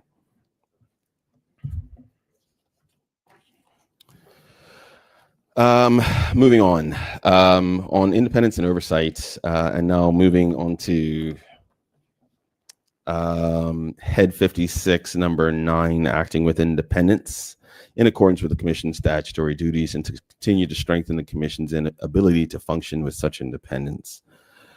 Which portion? I have some questions relating to the role, to the process of the allocation process right now, because I see that we have $1,434,000, and I know that the Commission is supposed to act independently of the government, and I wasn't sure. Did the Cabinet amend the request? We saw a similar circumstance in the Office of the Auditor General, where the Auditor General put forward a number to the committee, Audit Committee of the House. That number was then sent to the finance minister, and that number was amended. Is there a similar such arrangement relating to the Commission?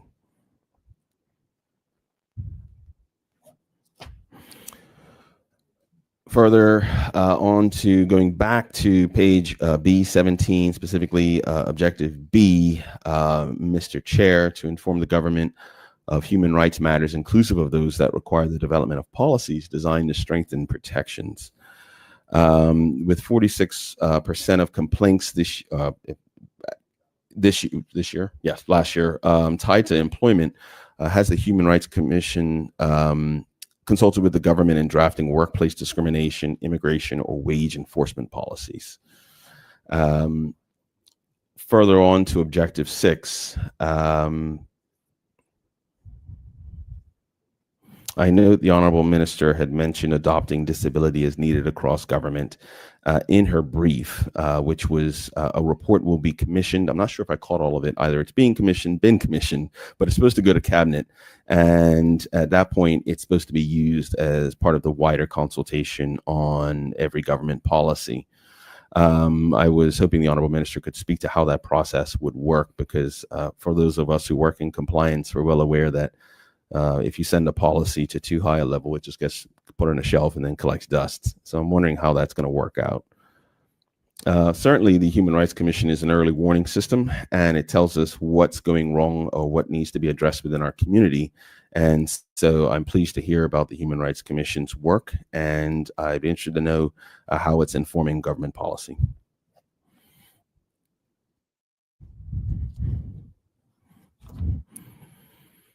Moving on to the Human Rights Tribunal effectiveness. I am now referring to Head 56, page B19, Business Unit 66040, Human Rights Tribunal, where the 2 performance measurements are decisions issued within 30 days of the conclusion of a hearing being 100%. For the targeted outcome of this year, and tribunal decisions registered in Supreme Court being 12.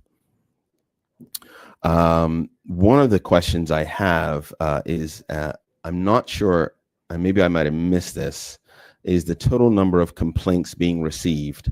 And I'd be pleased to be corrected if I just missed that in the minister's brief.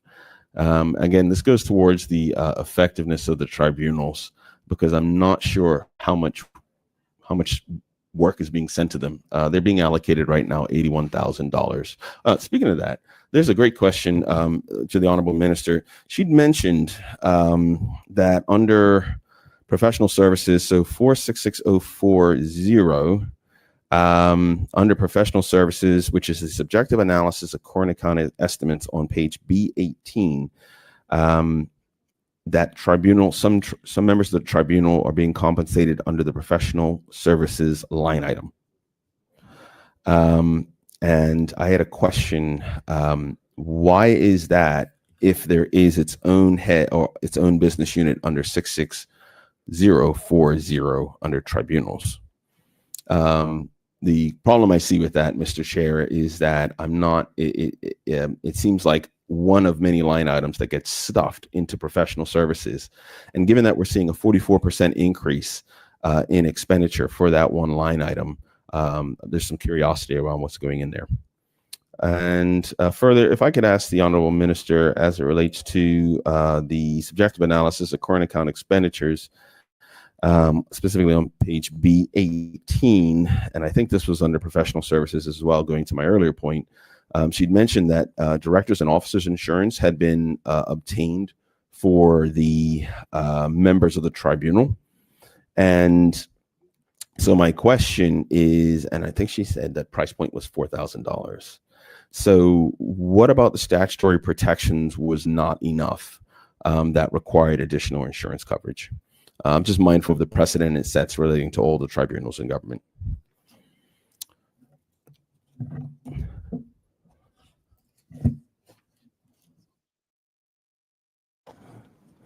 And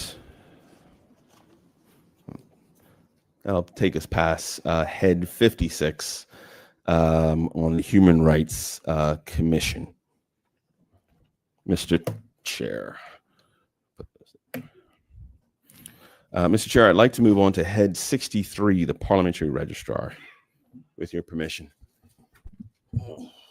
Yes, please do, Honorable Opposition Leader. Getting on all your questions. You got all of 50 minutes to go. Yeah, I think I'll probably take a break so I can get some answers back because I do have some supplementals.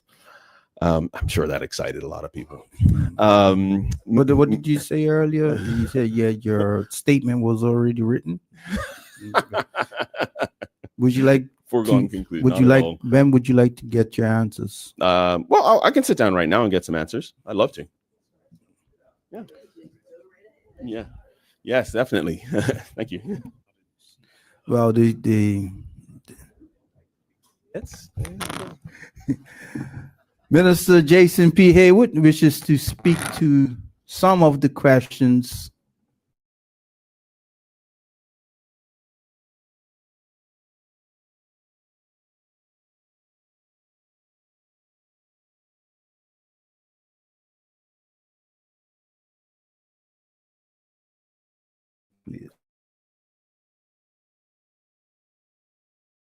role in ensuring that we have an inclusive society, one that's based off of principles of social justice, one where we can embrace equity and equality.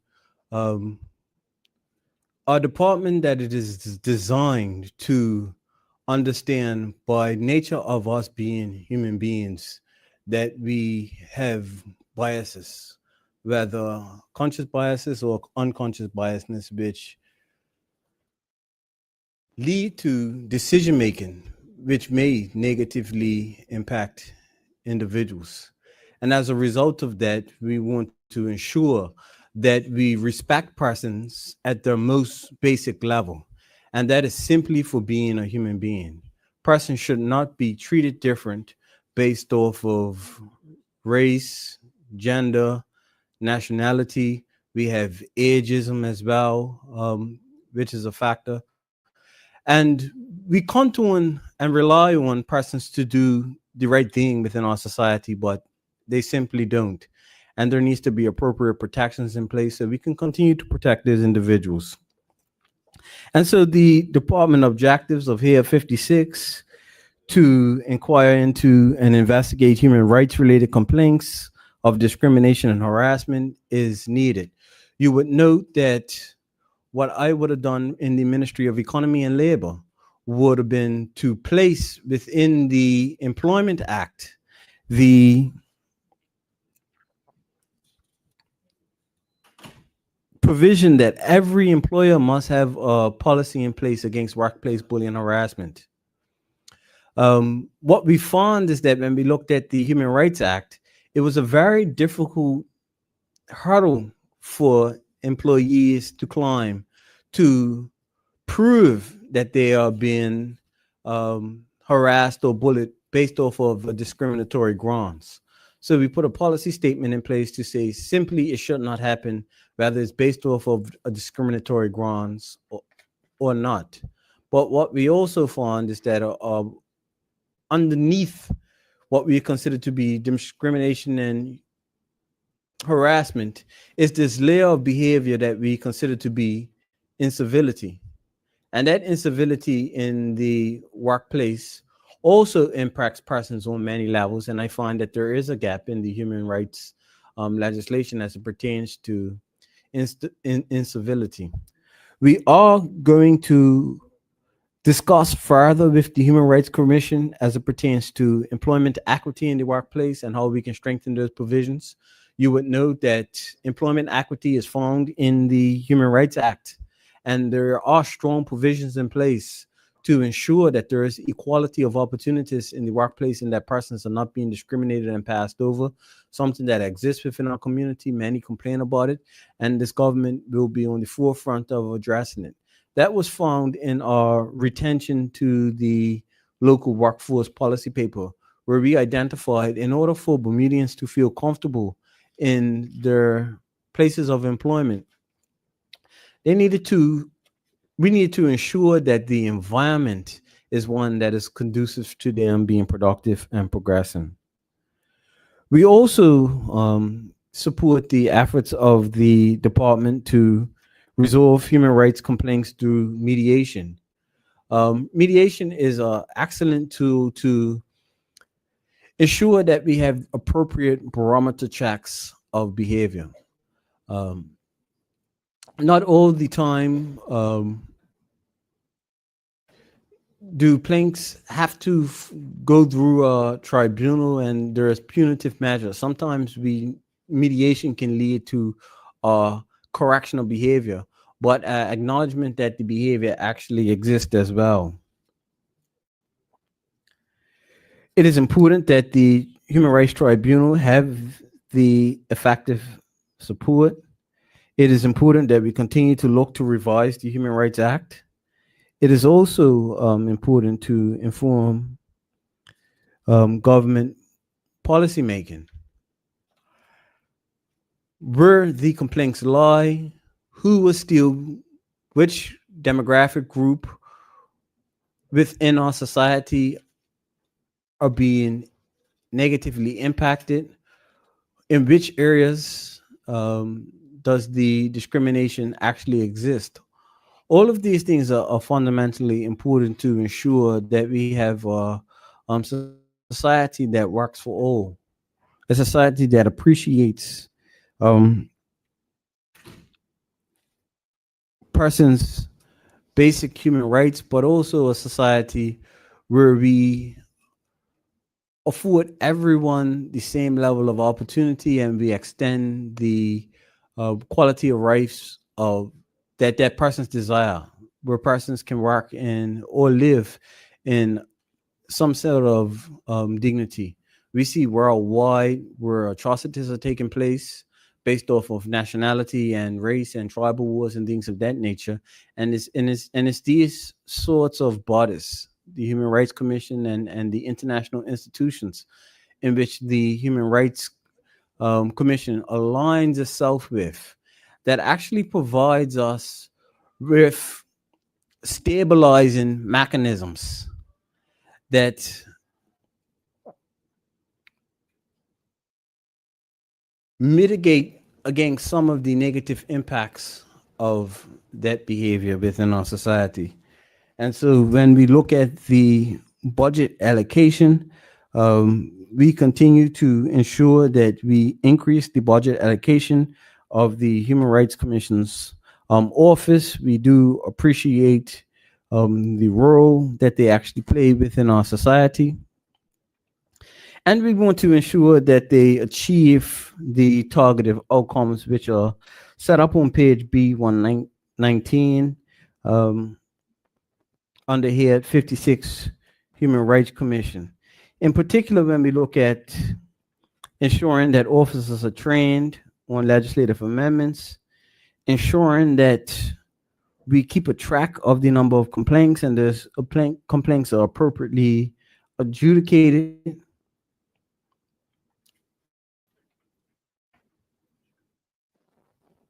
Another important thing, and we see a expansion of the targeted outcomes, is where we have community education and public resources. I think that is a critical area. We have to continue to inform persons of the standards in which we expect and desire within our society, whether it be in the workplace. There is no discrimination that takes in place as it pertains to housing. We are having challenges with housing. And part of the challenges we are having with housing is because persons are being discriminated against. Certain individuals, whether it be their family size, whether it be their racial background, do not have access to housing opportunities that others have. We certainly see it in the workplace. We see it in our financial institutions as well, where persons who achieve a certain age, there is barriers to them accessing capital from our financial institutions and utilizing our financial institutions for investments and levels of empowerment. And so it is something that we have to keep a watchful eye on, and we will keep track of the reports as to understanding where the complaints actually lie, and also get a sound understanding of where the areas that need actual addressing. As it pertains to Head 50 or Head 505, which is the Office of the Auditor General, a lot of work is done in that area.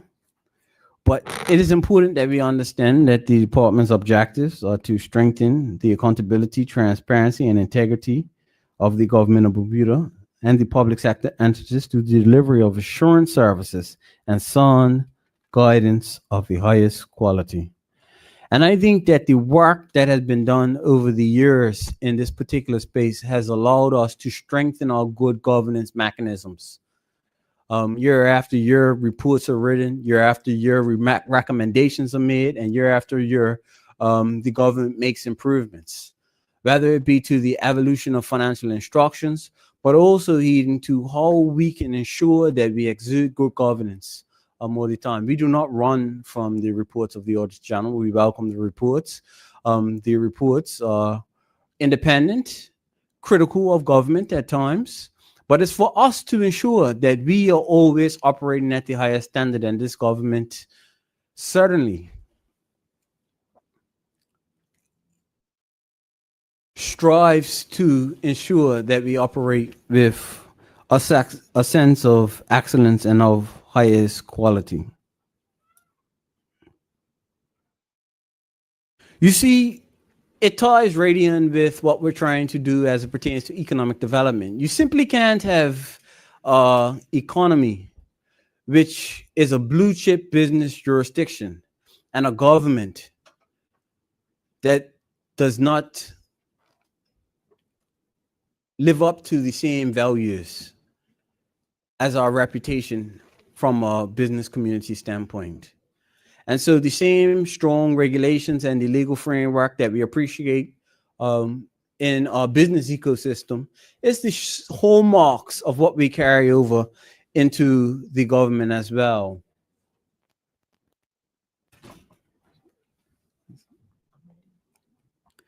Those were my interventions, Mr. Chairman. And I'll lean on the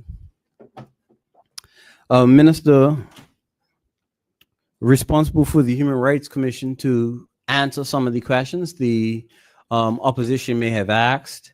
And I know that other ministers are now prepared to answer questions which were asked, but those were my brief intervention. Thank you for your very brief intervention, Minister Jason P. Hayward. We now have the floor now. The chair now recognizes Honorable Tanae Frederick. Thank you, Mr. Chairman. I will take the opportunity to reiterate some of the brief that I spoke about earlier to answer the questions. Actually, couldn't quite follow the questions, Mr. Chairman. It was very difficult to follow the questions, but I'll try my best because there was a lot of ad-libbing in between the questions, but I will try my best to interpret what the questions were. Mr. Speaker, as far as the tribunals are concerned and the budget monies allocated for those units, you would note on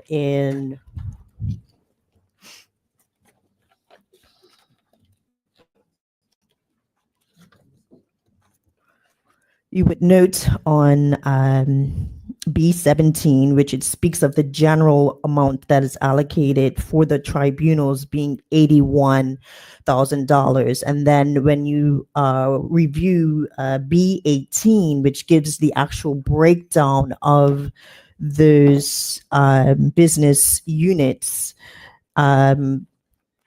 which gives us the total of the 1.434 million. The tribunal costs in general come out of professional services. So it is just includes when we pay our tribunal members for their services, it is actually included in the professional service area. There was a question, and please forgive me because I'm going to probably answer these out of order. There was a question in regards to the education, number 4 of the department's objectives, to educate the community on the principles of the human rights, inclusion and equality. And I did speak about this, particularly on the area of advertisement and promotion. The Human Rights Commission has worked very diligently this year, and actually I had tasked them with making sure that they were communicating their role and what they do and what they offer our community. And you will see that they have done that, particularly with the increase in their spend for advertising and promotion, where they have done branding, design support, visual communication strategies. And this has increased to $35,000 this particular year, where if you look in the budget book, you will see that amount has been in the region of 12,000, 27,000. And so they have actually worked hard to increase their education and public engagement and their visual identity in the community. Mr. Speaker, Mr. Chairman, there was a question around the insurance for the tribunal members. We must understand that the Human Rights Commission is an independent body. And so if there is someone in the community who wants to press charges against our tribunal members, that our our chambers do not fully cover that, and that they would have to have representation, and they can choose to have representation from other outside bodies to be able to protect them throughout tribunal proceedings if someone decides to take them or want to take them to court. And so we found it very prudent, and the ministry supported that recommendation for them to have liability insurance. And it provides an extra layer of protection for our tribunal members in making a decision to want to be a part of the actual tribunal. And they felt a little bit more secure having this insurance in place. I'm just wanting to skip quickly because I know you had other questions for the other minister in regards to also, I had spoke about educational outreach. The commission facilitated 63 engagements, which is 33 more than they had done in the previous year. So that education continues to go strong for the Human Rights Commission, which I'm very proud that they continue to go with. Let's see, sorry.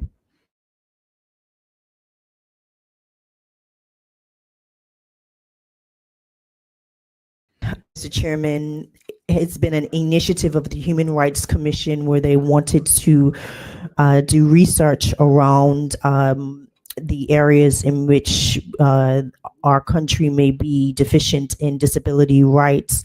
I'm still waiting for that report. They will present it to the ministry first, and our country should know that we are doing research right now as it relates to Bermuda's own Disability Act. And so this report will actually be very helpful, as information gathered from an independent body to help us to formulate or to cement the direction that we're wanting to go, particularly with disability legislation. So it doesn't go to cabinet right away. It goes to the ministry for the ministry to use as information to proceed with as information for us to have for disability legislation.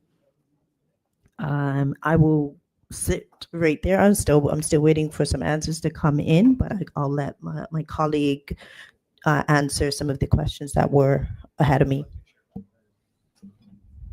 Thank you, Honorable Minister Tanae Furbett. The chair now recognizes Honorable Minister Diallo Why, thank you, Rabin.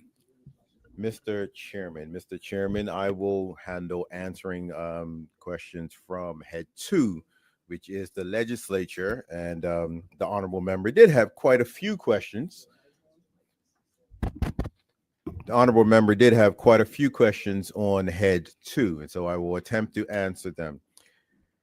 Mr. Speaker, speaking on page B10, Business Unit 12000, the honorable member asked about the increase in 5% in the admin budget. Were any performances related to those increases? Answer is, and which was in the brief, is those increases are salary uplifts. And so I guess the answer is no performance measures to those particular increases. B11, and there was quite a bit of conversation about Sessions House. And when would the legislature return to Session House, and talked about things going on in Veritas Place. And so the answer that we have here is unfortunately, there isn't a definitive answer that can be given. I know in the brief, it did say that now once courts have moved out, Public Works would be required to go in there and do a comprehensive inspection. And they are working with the House and Grounds Committee. I do know that there are members opposite that sit on that House and Grounds Committee, as the opposition whip sits on that committee. So I'm sure any information on what's being discussed between them and Public Works certainly could be ascertained by the opposition leader from the whip. And speaking of such, and so projections on costs and project timelines are still to be finished. I believe he mentioned the sum of $20 million, and I want to say that did come from the capital acquisitions page where it talked about TAF. I'm assuming that's what you're referring to, the TAF. So those out there that are listening, the TAF, total allocated funding, doesn't mean it's been allocated, but that's what you estimate you're going to spend. And that actually, from my experience in government, that's not tied to a time frame either. It's always, this is what, hey, we're going to fix it. This is what we think the total amount is going to be. And so the project will progress. Being someone who's kind of familiar with renovations, it could very quickly, ramp up once you get in there and find out what needs to be done, but it could be a kind of a slow little creep until you get to that point where construction can just ramp up and get going. Again, on B11, what attributed to the significant increase in utilities? And we have heard the increase was budgeted as energy costs for Session House, previously shared with the courts, was expected to fall slowly to legislature after the courts left. I guess what we're trying to say there is, because the courts were in there, they were paying some of the bill, and now that they're gone, and even though buildings are not utilized, there's still some ongoing energy costs that go with that. The Hansard. Next question here talks about the Hansard. I didn't. You said the premier, but it was I that gave the brief. Didn't speak to voice transcription services previously discussed. The idea was that the recordings would be subject to abuse. A voice transcript service would then benefit members of the House. It says here that VRS was trialed and found to be wanting. Parliament info officer advised ASR software had repeated difficulty differentiating Bermudian vernacular dialect. Also not good at formatting and abiding by Hansard style guidelines. And I do understand the Hansard. I use them quite extensively as well and find them very, very useful to go online and find out what had happened previously.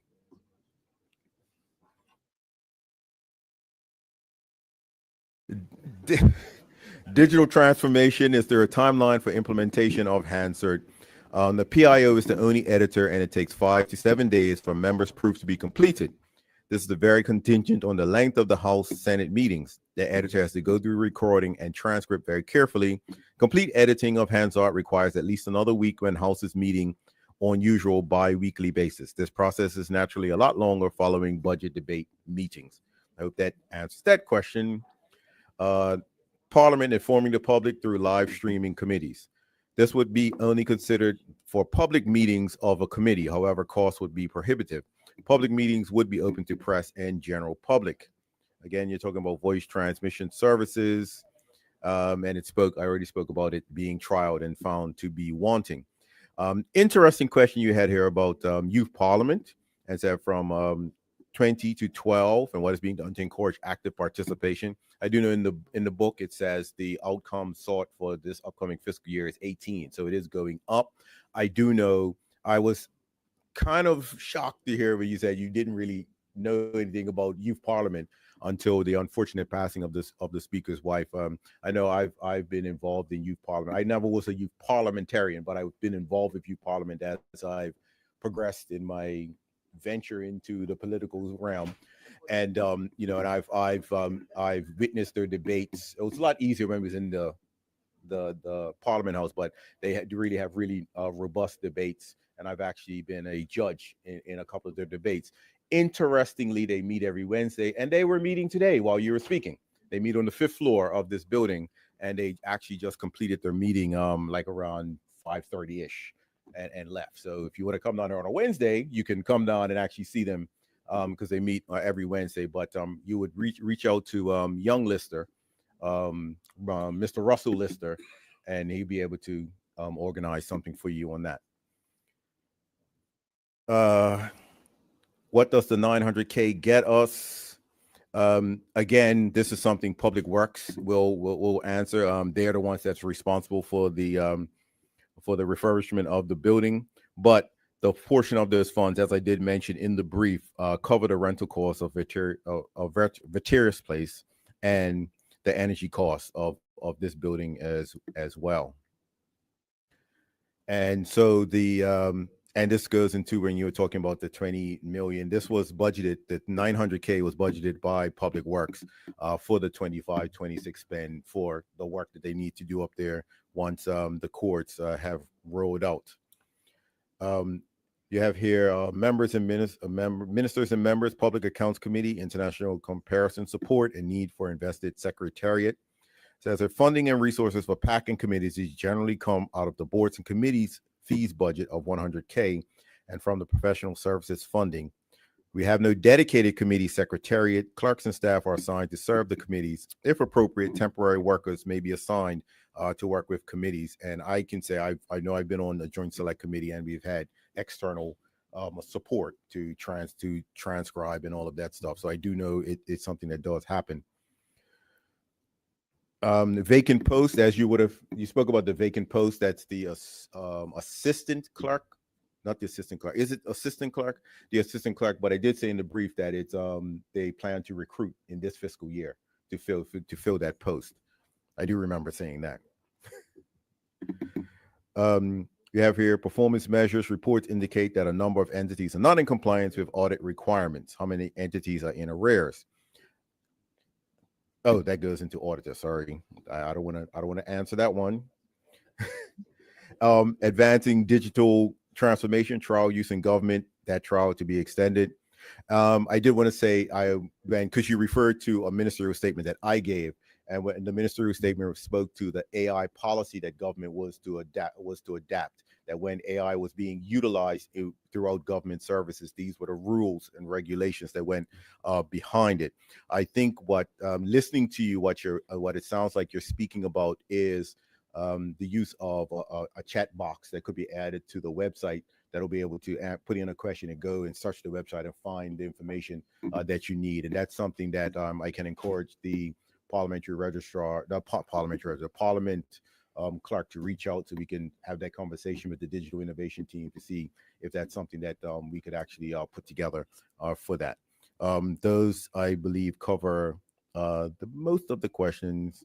Oh, we have our communications, antiquated electronic resources in use. Can these costs be reallocated for better use? I think that question you were talking about the tablets that virtually no one uses. Some people use them. I do see a few of them here. And it says here, procurement of more advanced technology can be considered for funding in future budgets. And so with that, yes, and I will say it is non-ministry, so a lot of the stuff falls under the speaker. And I believe there was something else that you spoke to that I do want to say. There is some legislation that the Parliament is pushing through to revamp some of the way they do things around here, and so that's in the hands of the clerk and the speaker and the rest of them. So we're still waiting for that to move forward. You probably would have been aware of the report that was done on modernizing Parliament. Cole Simons was the chair of that Joint Select Committee. It was done forever ago. Okay, but thank you. That's the questions that I have here, and I'll just leave it to the Premier to answer questions on audit.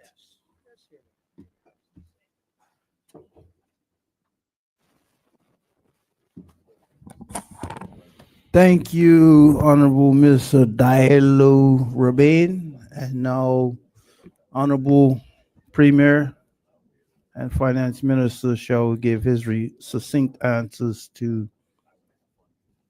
his member opposite.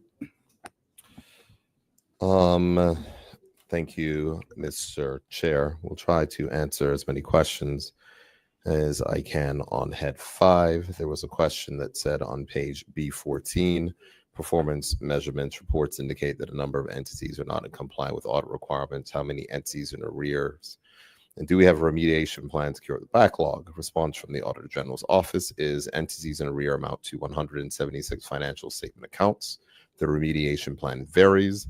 The office is currently working with the Ministry of Finance on roughly 67 fund financial accounts that are in arrears and expect to address many of the dated accounts within the current financial year, which is something I spoke to inside of my finance brief, which is work that is taking place on that side.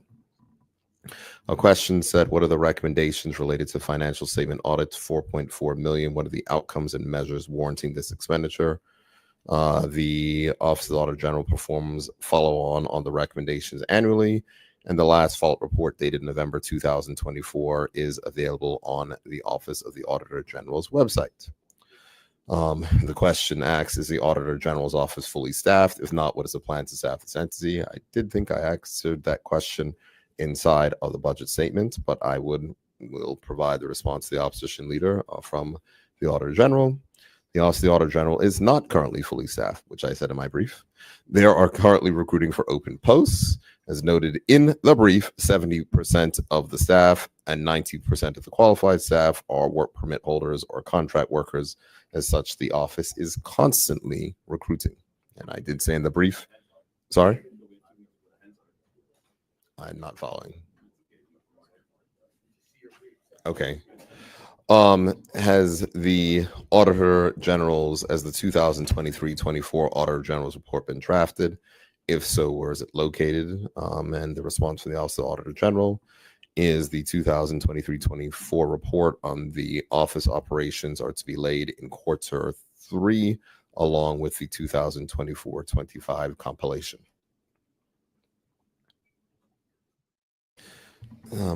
This question is a strange one, but it says the Premier stated that additional funds would be provided to the office as needed, and that it is noted that there is a need for computers.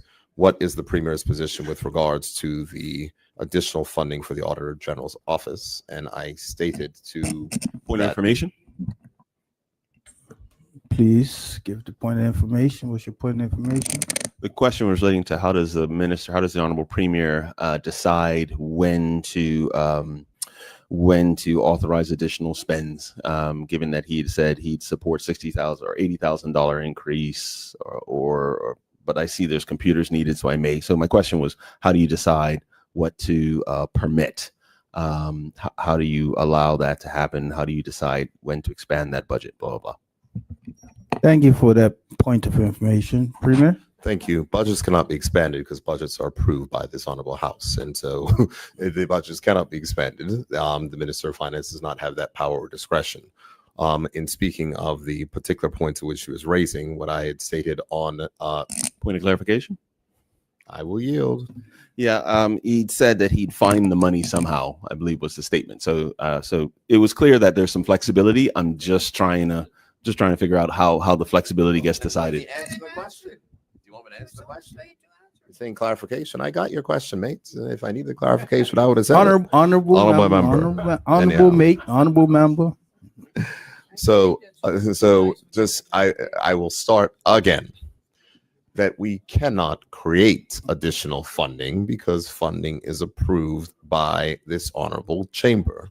The way that process works is, number one, if there are surplus and additional computers that are purchased, as I explained during my brief in that time when I was discussing that, there are significant numbers of funds that we have used to purchase computers for the government.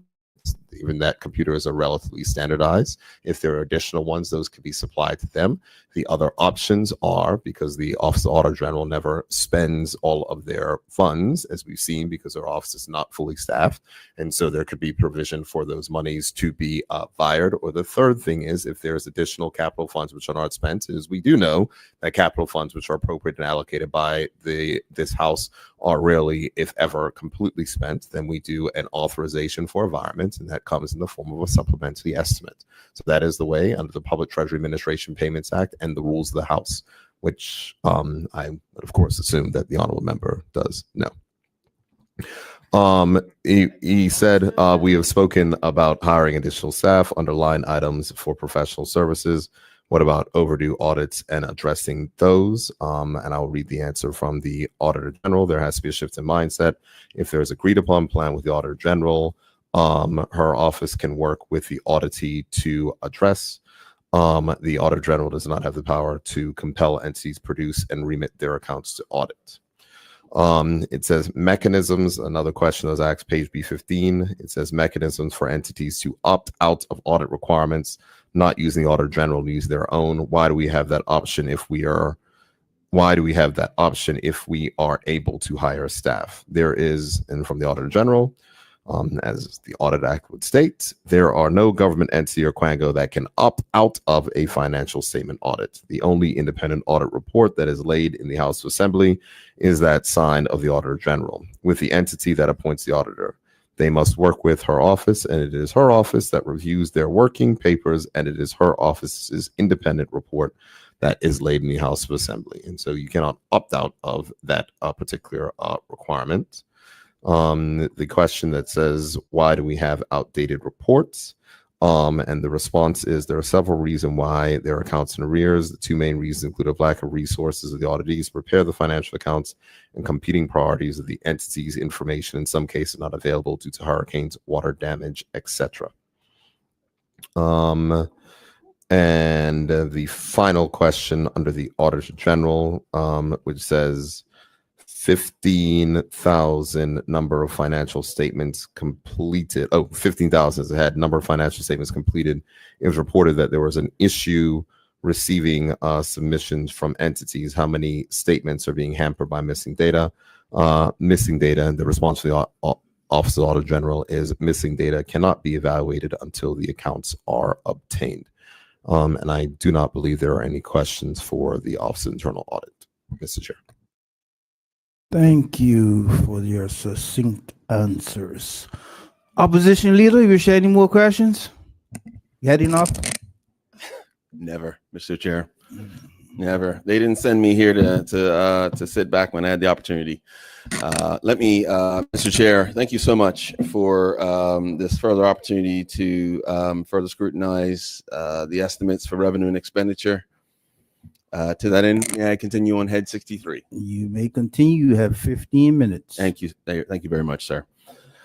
For the Mr. Chair, thank you. The Registrar, again, I will start where the Honorable Minister finished by thanking the Parliamentary Registrar for considerable work and the work of the staff in executing the general election, most especially recently.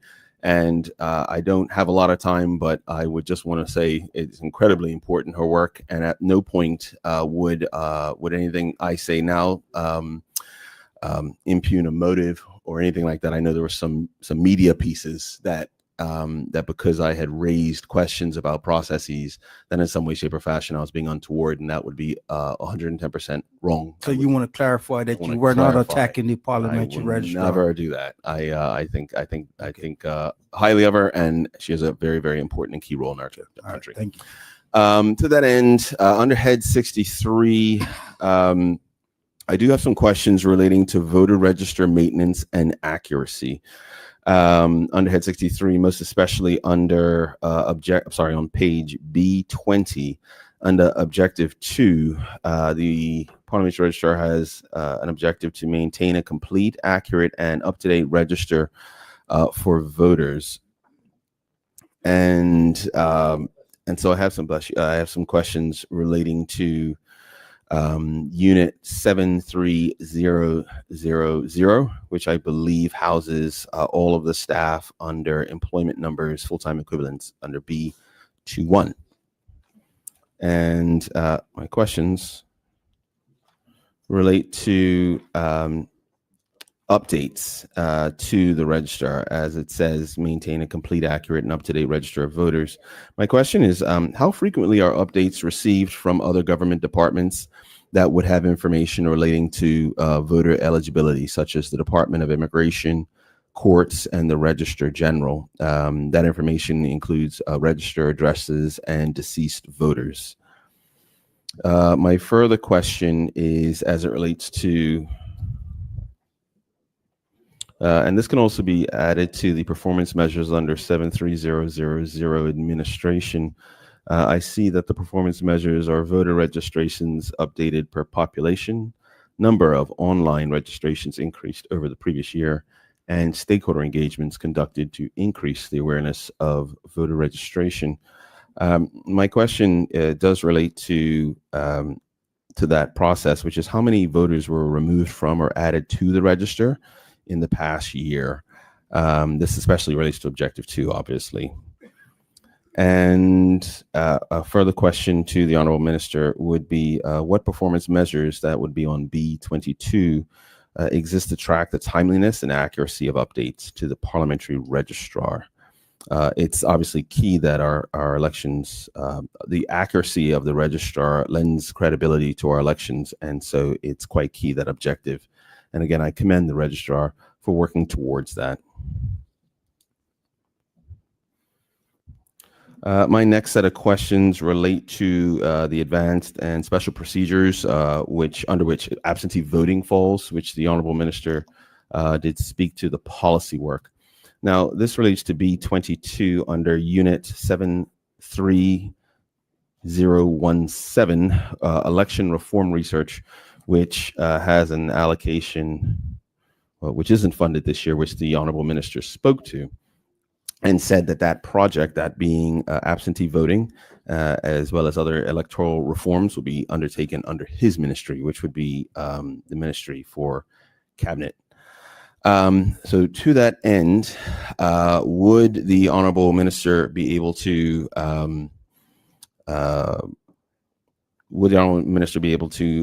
outline if any funding has been shifted from this head to pay for that research into absentee voting, as well as give an update as to how far that progress has gone before it was handed over to the Ministry for Cabinet Office. This most especially relates to the earlier work done on absentee voting under the second Progressive Labor Party Premier, the Honorable Alex Scott. So clearly, this ball has been under consideration for some time, and so I would like to see where we're at the point at which that it left this head 63 for the Parliamentary Register. Further, and then last question, so that I can get see if we can get the answer on the absentee voting. The next question will be as it relates to public awareness and education, or electoral or voter education, I'm sorry, which comes under objective. Didn't see that.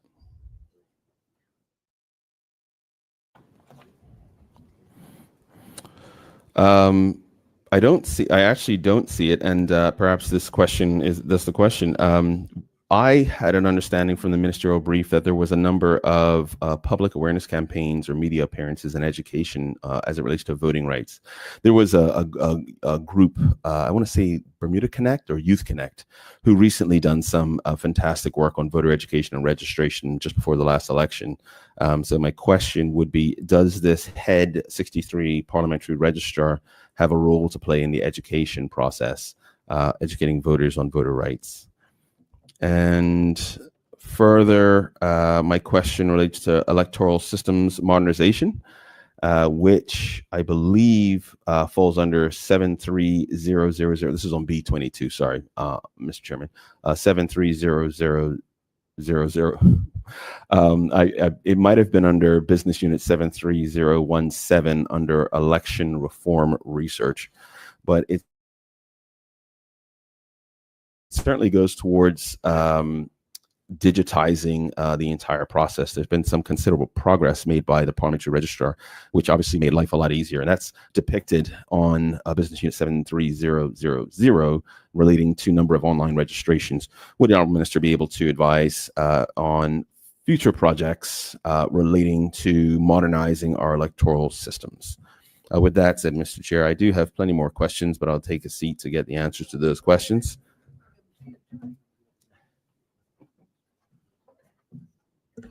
The floor recognizes, the chair recognizes Minister Honorable Tanae Furbert.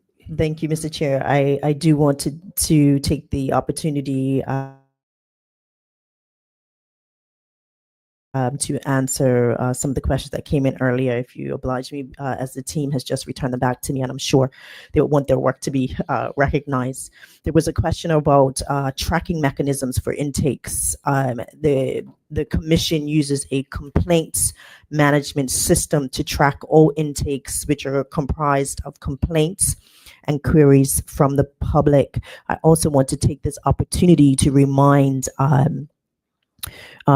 members of this house, as well as our listening audience, that the Human Rights Commission publishes an annual report that they put out every year, and it is a very thorough and succinct report that spells out all of the statistical analysis as it relates to the complaint management statistics. And I encourage our colleagues to take a look at that which is located on their website, humanrights.bm, and particularly pages 9 and onwards, which speaks to all of the numbers and statistics as it relates to the tracking of reports to the Human Rights Commission, but it also comprises of many other details as it relates to types of complaints as well. And that information is out there in the public domain for anyone to take a look at any time. There was a question around costs allocated to investigations. There is, under salaries for our investigators, there were 2 full-time investigation officers, which total $201,000 to answer that question. And then there was a question around the strategic planning update. The strategic plan was implemented during the previous fiscal year with noticeable commitments met, including the drafting of the operational policies and procedures and the increase in education activities, including a human rights conference, a public consultation on disability inclusion, and 19 radio and podcast interviews. There was a question around whether the members of the tribunal are being compensated through professional service. I did speak to this a little bit prior, but also it's important to note that the board and committee fees also fall under professional services per the Government of Bermuda's Chart of Accounts, which is the reason why the compensation of tribunal members is under professional services. Looking under B21, professional services would best describe the nature of services offered by tribunal members. Thank you, Mr. Chairman. Thank you, Minister. What you got, 3 left? Honorable Opposition Leader, or you have any more questions? You have 4 minutes. Yeah, just waiting on the answers for Head 63 relating to the Parliamentary Registrar, Mr. Chair. Okay. Minister. Hello, Mr. Chairman. Mr. Chairman, let's see now. There's a question here about voter maintenance and accuracy. How often are mic's on. How often are registers updated from government departments for voter information? Immigration is backed up every other day and shared. Deaths and Registry General sent once a month, and land valuation backed up every night and shared.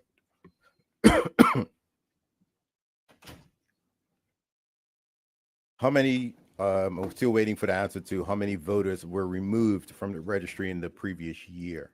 I have a question here about public awareness and voter education. Does this head have a role to play in voter education processes? I go back to the brief where we spoke about advertising and promotion, and in this fiscal year, $79,000 has been allocated. These funds are primarily allocated across the Constituency Boundaries Commission by general by-elections and municipalities' cost centers, with the main focus on voter information and public awareness campaigns. It's also they're also telling me here, yes, in the past, they do engage high school age students and children turning 18. And so I do know that they do come out and do the voter education stuff as well. Absentee voting, election reform research. Can the minister advise of the reallocation of funding to support electoral reforms, specifically related to absentee voting? This budget was completed just before the general election, which is when the issue became pertinent and it was discussed again. At the time of completion, we were focused on the election preparation, and therefore that's why no funds were allocated to alternative voting research. However, I can say that I have met with one of the first things that I did as becoming minister is meet with Ms. Woolridge, and we discussed absentee balloting. She has a wealth of information that has previously been researched. That's why we said we just now got to collate this information. You did mention people like Youth Connect, and then there's Bermuda Love as well, who did come out with this vote campaign. They have already been contacted by my office to say, we want to have these discussions about how we move forward. So it is something that is on our radar. It just needs to be executed. And as I said earlier on when I spoke to the brief, we fully expect by September 2026 that legislation will be passed and we will have absentee balloting active in Bermuda. Okay, the time now is 6:57, which means that the time for questions have expired.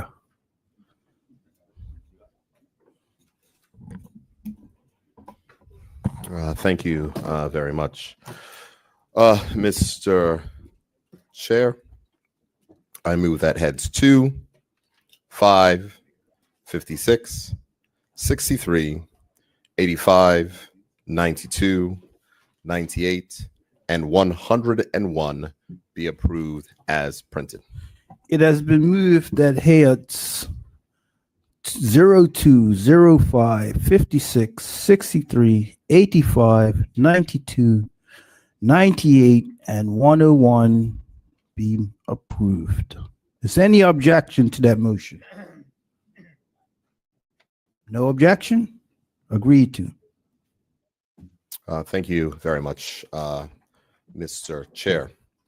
Mr. Chair, I move that the following heads be approved as printed. Non-ministry departments, head 1, Cabinet Office and Digital Innovation, heads 51 and 61, Ministry of Finance, head 49, and Ministry of National Security, head 45. It has been moved that heads non-minute heads 01, 51, 61, 49, and 45 be approved. Any objections? No objections? They have been approved. Thank you very much, Mr. Chair. Mr. Chair, I move that the current account estimates, the capital development estimates, and the capital acquisition estimates be approved.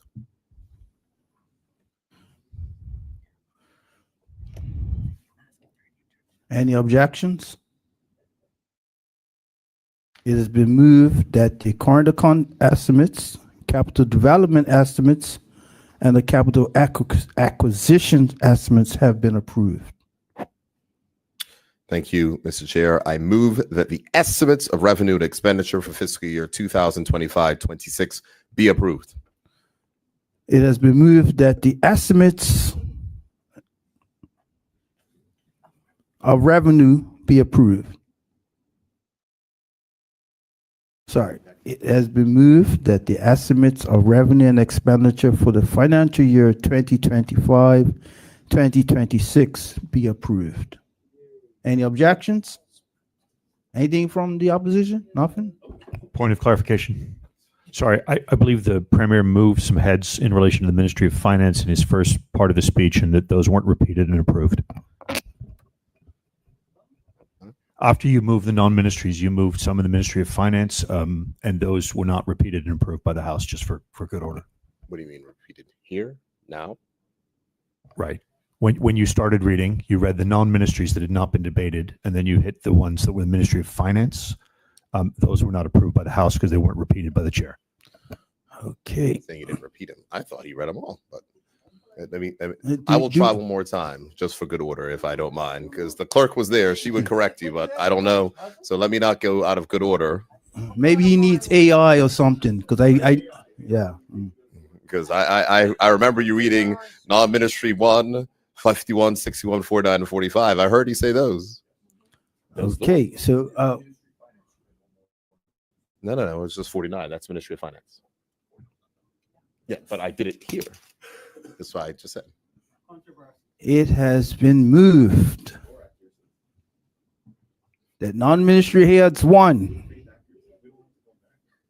heads 51, heads 61, heads 49, and head 45 be approved. Again, twice on Hansard. Any objections? Mr. Premier?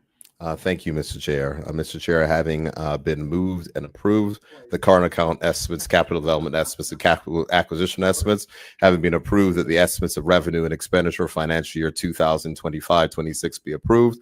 I now move that the approval of the estimates be reported to the House.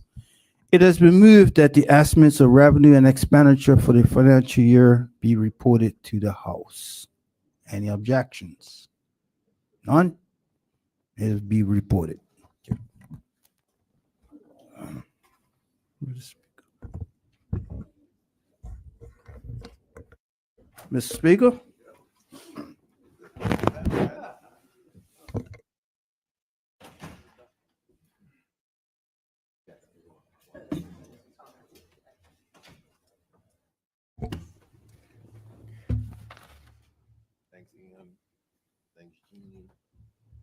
Good evening, members. Are there any objections to the estimated revenues for the year 25-26 being reported to the House as being reported to the House as approved in the committee? Any objections? There are none. It has been reported to the House. Premier? Thank you very much, Mr. Speaker. Mr. Speaker, I am introducing a bill entitled the Appropriation Act 2025 for its first reading with the governor's recommendation signified. Any objections? There are none. Continue, Premier. Thank you very much, Mr. Speaker. Mr. Speaker, I move in accordance with Standing Order 2851 that under the provisions of Standing Orders 41, 12, and 42, the remaining stage of the bill entitled the Appropriation Act 2025 be taken forthwith. The matter has been brought and will be taken forthwith. No objections to that? No. Thank you, Mr. Speaker. Mr. Speaker, I move that the bill entitled the Appropriation Act 2025 be now read for the second time in the House. Are there any objections? There are none. Continue, Premier. Thank you, Mr. Speaker. Mr. Speaker, I move clauses 1 to 6 inclusive together with schedules A, B, and C as printed. Any objections? There are none. Thank you, Mr. Speaker. Mr. Speaker, I move that the preamble be approved. Are there any objections to the preamble being approved? There are none. Continue, Premier. Thank you very much, Mr. Speaker. Mr. Speaker, I move that the bill entitled the Appropriation Act 2025 be now read the third time by its title only. Are there any objections to the matter being read a third time by title only? There are none. Continue, Premier.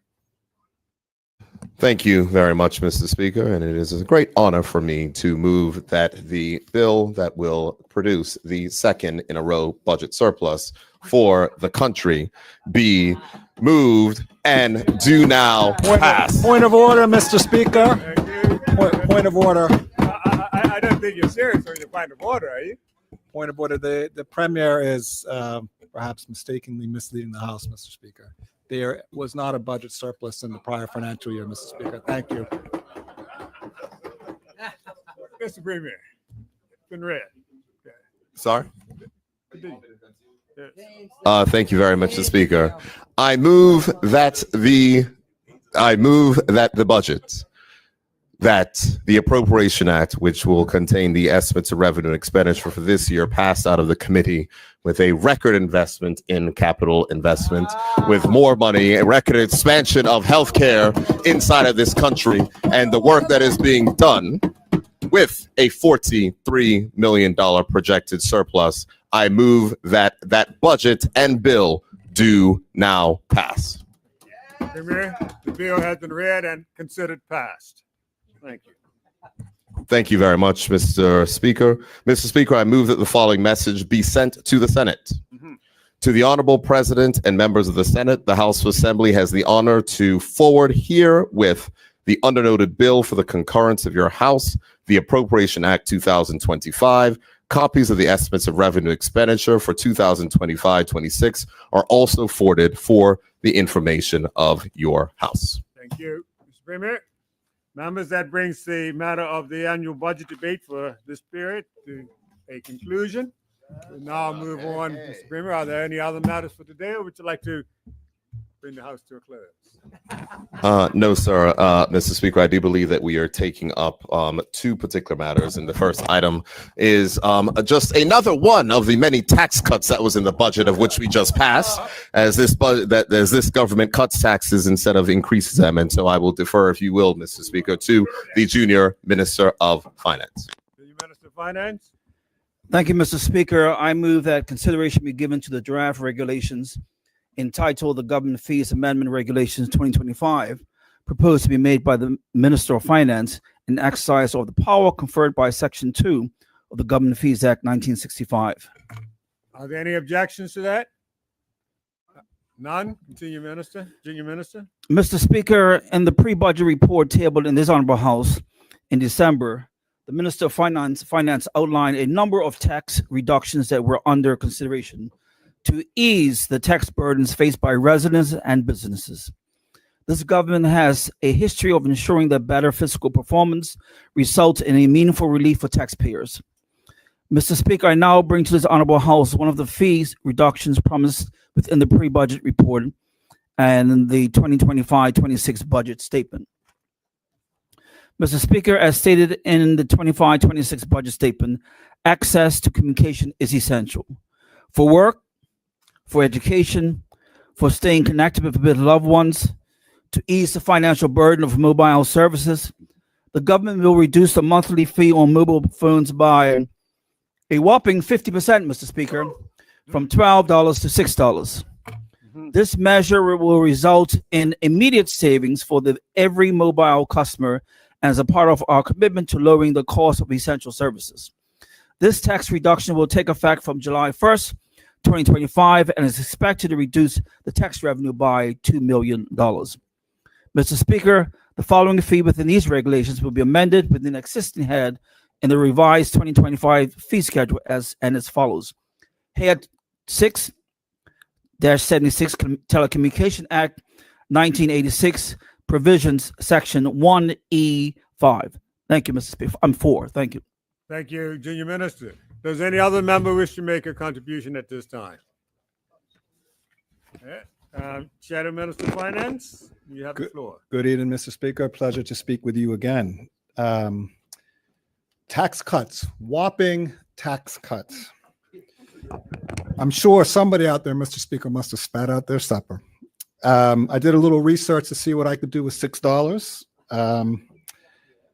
Maybe it's unfortunate the Minister of Home Affairs is not here because I perhaps could have helped her with her survey, but $6.99 for a dozen Dunkley's eggs at Marketplace. Those are imported. $7.69. That's local eggs at Windy Bank if you can get them. White or wheat loaf of bread from Crowley and Bakery, Mr. Speaker, $6.95. Marketplace house brand, $6.20. And if you want a basic sandwich, $7.99 and up. I recommend you don't ask for the avocado on top, Mr. Speaker. Look, I'll take a $6 cut. I'll take it. We're not going to say no. No, we support this. But let's be honest, Mr. Speaker. Let's be honest. And we can acknowledge that communications is a lifeline, that it would perhaps be one of the basic needs of people in this modern age. So we could support making sure that everybody in Bermuda has access to this fundamental communications. Okay? $6 a month. I looked up a couple plans on Digicel, like the most basic postpaid plan where they send you a bill, $120. Roughly the equivalent one for prepaid for the same amount of usage in days, about $100. And I note that often people are going around with $1,000, $750 phones in their pockets. So I'm just trying to put this $6 in context, Mr. Speaker. I also note that this is one of the headline initiatives from the government in its budget, this whopping $6 cut. Well, let me turn. So, we support this, but I would hope, Mr. Speaker, that the government could have some better ideas on how to support the people in this country with real need to get the basic telecommunication services that is becoming a human right for somebody. So what I would have suggested is, for example, perhaps the government could have worked with the providers to provide a very low-cost basic plan for people who need basic telecommunication services. It would have been a little more work, but it probably could have saved people more money and the people who need it. Because, for example, is this $6 cut going to apply to all the corporate workers who have their corporate cell phone? Is it going to apply to people who are in the upper tax bands who aren't even going to notice it? They pay more for their coffee every day, Mr. Speaker. In fact, Mr. Speaker, it is indeed myself. I do not need a $6 cut. I'm not lying. In fact, Mr. Speaker, I would put to you, with the recent pay rises, Nobody in this chamber needs a $6 cut. Nobody in this chamber needs a $6 cut. So while we support this, frankly, Mr. Speaker, I am disappointed. Point of order, Mr. Speaker. Point of order, Mr. Speaker. Point of order, point of order. And I was- Yep, you have a point of order. Point of order and please. The honorable member is impugning improper motive and misleading the House. He says that nobody in this chamber needs a $6 cut. We are not speaking for ourselves. We're speaking for the people that we represent, and the people that we represent. And I'm speaking for the people in constituency 24. May not have the same disposable income as those that they represent on that side. You continue, Mr. Speaker, the salaries of the members of this House is above the median salary of the people in Bermuda, above the median salary. And in fact, the honorable member has made my point for me because I outlined some of the costs, Mr. Speaker, that it takes to get a basic telecommunication services in this country.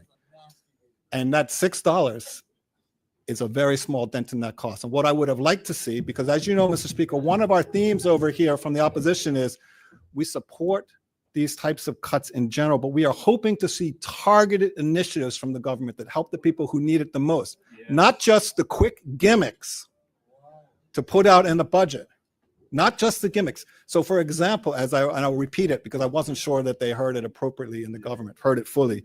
For example, they could have worked with the telecommunication providers to provide a kind of basic low-cost package that could have cost people who need that and have trouble affording it a lot less than it will cost them today, a lot less. So let me wrap up with a few closing comments, Mr. Speaker.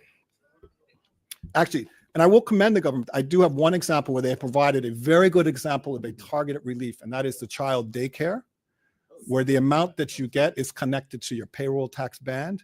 That's the kind of thinking we would like to see more of over here. So of course, Mr. Speaker, no one's going to say no to an extra $6 a month in your pocket. I got to look under the couch so I can go get my sandwich, right? But frankly, if this is the best that they can come up with from the government side, it's going to be a tough year for the people of Bermuda. Thank you, Mr. Speaker.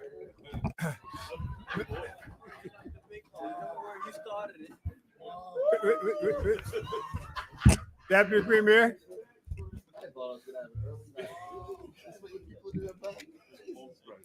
Thank you, Mr. Speaker.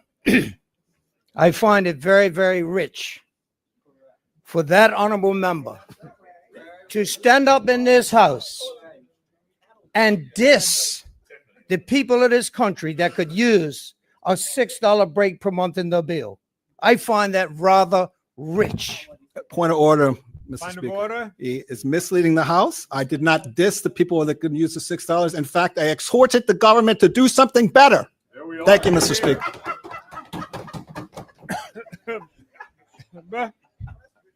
Mr. Speaker, I repeat, and we'll let the people of the country judge what the honorable member said when he said it. And one thing is, it's on Hansard. And if anybody wants to get a little creative, take that and put it out in the social media and see what kind of response you get. Now, the interesting thing is that members opposite will chastise this increase. Some of them might have been around when I was health minister, and I increased future care by $5. No, increased it. See, that's it. See, some of these members weren't even around, so they don't know what I'm talking about. But I increased future care by $5. And guess what? They banged the tables and said, the people of this country, $5, that's way too much money. You shouldn't be doing that to the people of this country. But yet here today, and you know what? We've heard it several times in my 20 years, where minimum things that we do are cheap. But you could tell seniors that money don't grow on trees. Let's talk about that. Ask the seniors that you told money don't grow on trees what they think about $72 per year.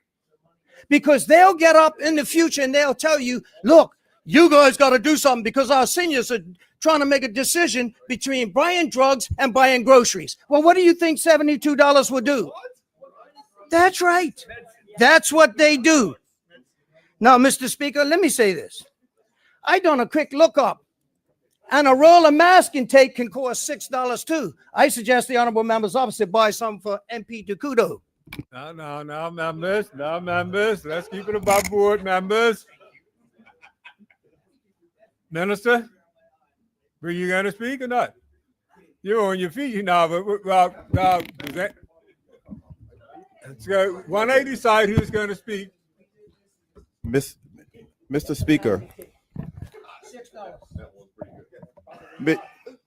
Mr. Speaker. Yes, speak to the chair. What we were subjected to by the member opposite actually makes me feel dirty. It actually makes me feel so insulted that I sit opposite that member. I feel completely embarrassed to have to listen to that tirade just now, Mr. Speaker. Mr. Speaker, I have not felt that way since I graduated from Salters Grammar School in 1988. When I left and I attended a HBCU for university. And you know what, Mr. Speaker?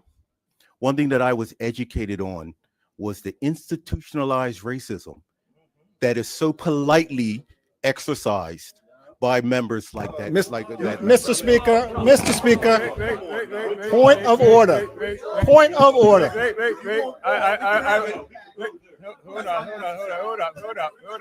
Hold up. I was listening very carefully to see where he was leading on that. Oh, just take your seat a minute. Take your seat.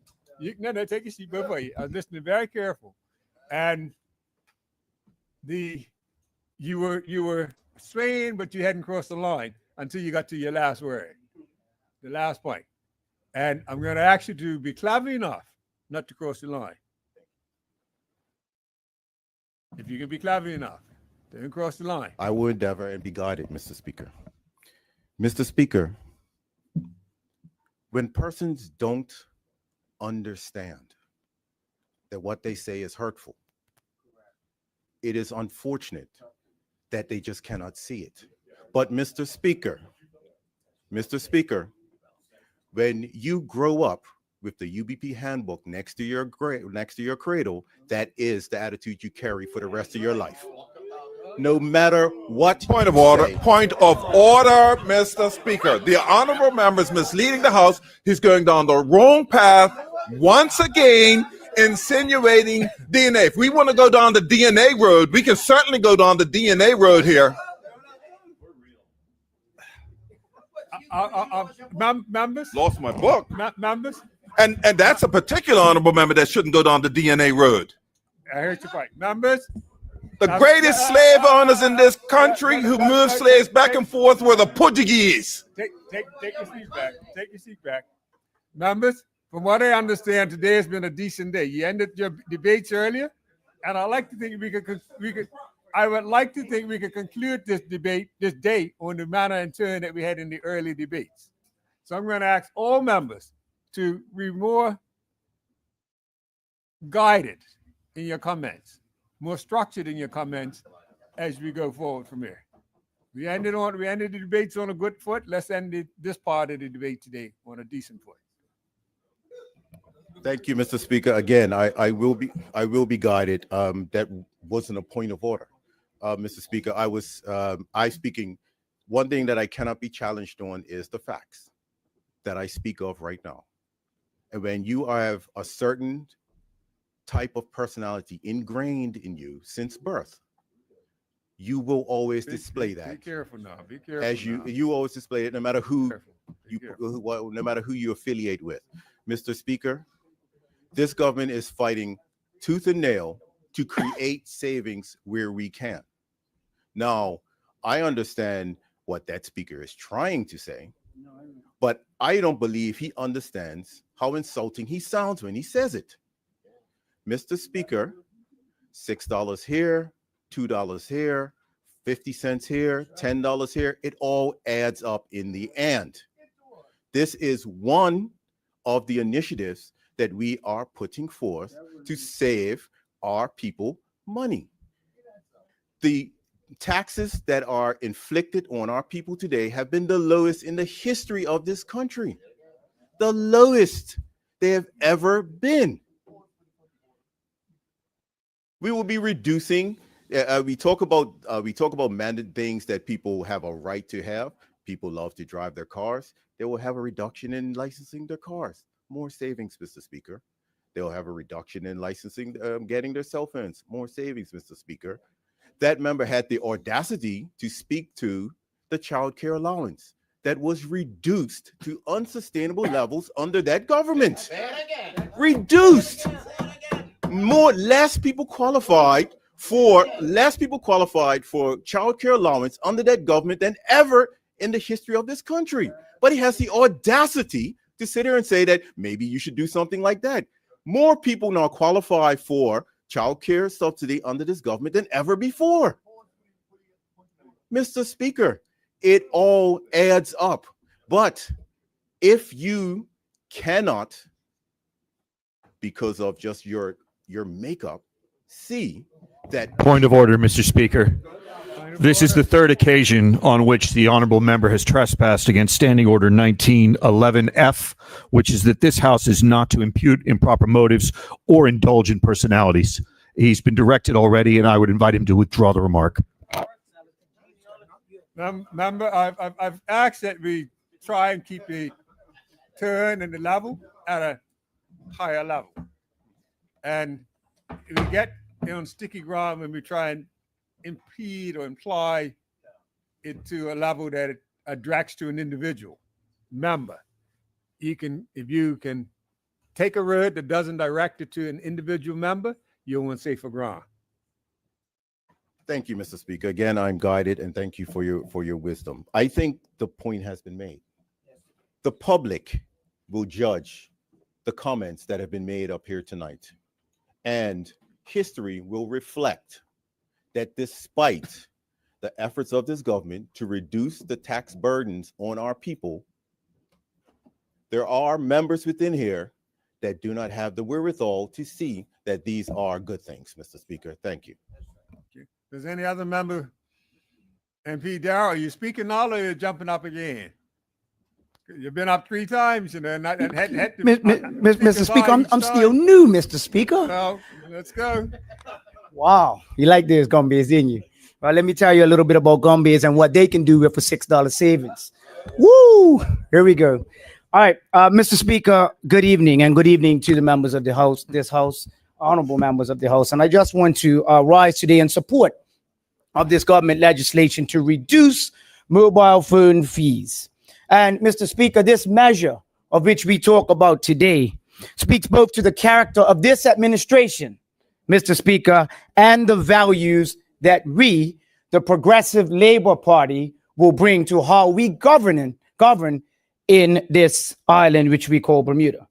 See, Mr. Speaker, I know that the honorable member from the other side, who comes from constituency 25, Mr. Speaker, and he represents a area up the road, may not see savings the way that people in Pembroke East see savings, Mr. Speaker. See, the people which he represents, Mr. Speaker, while they are important Bermudians, they may not appreciate a $6 savings that goes across, 12 months and on multiple years, and what they can do. And I just find it rich at best that— Point of information, Mr. Speaker. Mr. Speaker, if I may get into the meat of my comments. Thank you. See, Mr. Speaker, again, this is not just a technical adjustment, Mr. Speaker. This is strategic intervention. And this comes from the slogan of which you saw, and everyone saw, and everyone voted for on February of 2024, that fairness is not just a slogan, Mr. Speaker. the honorable member is misleading the House because not everybody voted for these slogans to which he is referring. Thank you, Mr. Speaker. 24, I think. And if you're referring to the recent election, I believe it was in 25. I'm sorry, February of 2025. And while the honorable member will, from the other side, who is the shadow minister, I remind him, for finance, I want to remind him that fairness word is not just a slogan, Mr. Speaker. See, fairness is a duty to the people of this country. The affordability to live in this country is not just a charity. Mr. Speaker, as the Honorable Tanae Farbert will tell you, that affordability is a justice. And that's the leadership. That's the leadership that this budget that we've just gone through shows. This budget, our first since receiving this fresh mandate of February 2025, sends a clear message that progress must be felt, Mr. Speaker. It must be, not just promised. Point of order, Mr. Speaker. I respectfully remind the honorable member who's new to this House and from another place that we do not read speeches in this House. Aha. Well done. Remember that he has a ruling in this House. Mr. Speaker, if the honorable member would like to come sit next to me, he can see that nothing here is verbatim on what I am saying. And while Mr. Speaker, while Mr. Minister, if that's the case, look at me more. Because you have not been looking at me the entire time. You've been looking down. You've been looking at me down the entire time. Look at me. Thank you, Mr. Speaker. See, it is important for the members from the other side to understand that the actions of which we take on this side of the aisle are deliberate actions to bring fairness to the people of this country. And see, Mr. Speaker, I'd like to remind the honorable members from the other side of all of the things that we have done previous to this point to bring affordability back to Bermudians. And I can tell you, because I don't know how much canvassing the honorable member from constituency 22 needed to do come February. And if he would have spent some time canvassing with more of his colleagues, they may have more than the 10 that they have. However, I will say Point this. of order, Mr. Speaker. Again, we're indulging in personalities. And for the benefit of the honorable member speaking, I believe I did increase my vote to 74%. Thanks. Continue, member. See, as I was saying, Mr. Speaker, that if the honorable member from the other side, constituency 22, would have actually hit the doorstep and taken some time to talk to the people that vote in this country, Point of order. Mr. Speaker, he would. Point of order, Mr. Speaker. And now I'm afraid the honorable member is impugning improper motive, suggesting that I didn't canvass to achieve that 74%, which I did. And I was, in fact, commended by one of his honorable colleagues because I managed to raise the vote count from a mere 54 before. Thank you. Remember, don't get sidetracked trying to go. Just stick No, Mr. Speaker, thank you for the advice. And I just remember that I will remind the honorable member that I am a history teacher by trade. And history will show that he never has gotten the amount of votes that the Honorable Grant Gibbons got when he ran in that seat. So maybe he can sit down and Point of order. Point of order. Now, Point of order. I'm afraid the honorable member is again misleading the House. I greatly respect the honorable member Grant Gibbons, who held the seat before I did, but in fact, I did top his percentage on this occasion.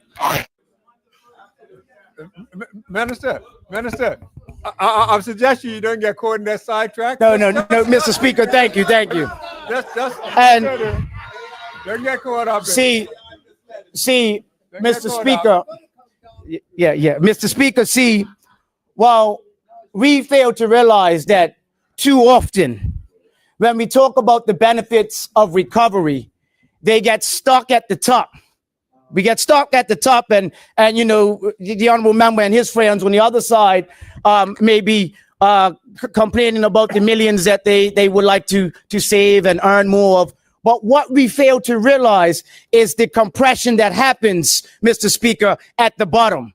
And I'm sorry, Mr. Speaker, but when I walk the hills of Glebe Road and when I walk the hills of Long Ridge Pass, I can tell you that those individuals are happy. Those individuals are proud to support a government that looks out for their interests at the bottom and not just the people walking and flying at the top. So when the Honorable Shadow Minister got up this morning, Mr. Speaker, and I hope I'm looking at you enough, but I hope when the Honorable Member got up earlier today and he decided to front and talk about Dunkley's eggs and talk about what is $6 going to be, Mr. Speaker, I hope he can go out into his constituency this Saturday and look those voters in the eye and say, I am sorry for disrespecting the savings that this government is trying to bring on the table.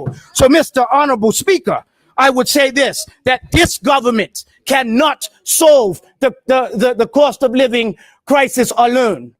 And this government will continue to do all that it can to help the people of this country. While if they want to sit over the honorable members on the other side and poke shots about what we're not doing enough and what we're doing, I can tell you when they sat in this place as the government, they were increasing taxes. They were telling people what they could not do.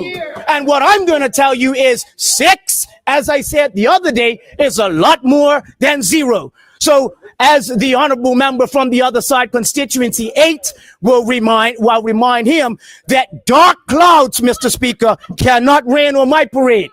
And while they want to sit over there and continue to talk about the doom and gloom of what the PLP should be doing more, I would ask them that they should have done something, anything, to help the people of this country. So while I got that out of the way, Mr. Speaker, and I hope that I addressed you directly and appropriately for the honorable member from constituency 22, I will remind this House that this government stands today undaunted by the global headwinds, unshaken by the criticism, and unafraid to make the bold decisions. I hope they're listening. The bold decisions in the interest of the people of this country. So, Mr. Speaker, I think what I did hear quietly amongst all the chirping here and there was that the One Bermuda Alliance, led by the Shadow Minister of Finance, yeah, you heard me, led by the Shadow Minister of Finance, came to this House, and I think he whispered that he is in support of this bill. So I say thank you, sir. Thank you for understanding that this progressive Labor government has continued to help the people of this country, and we will continue to do so. So,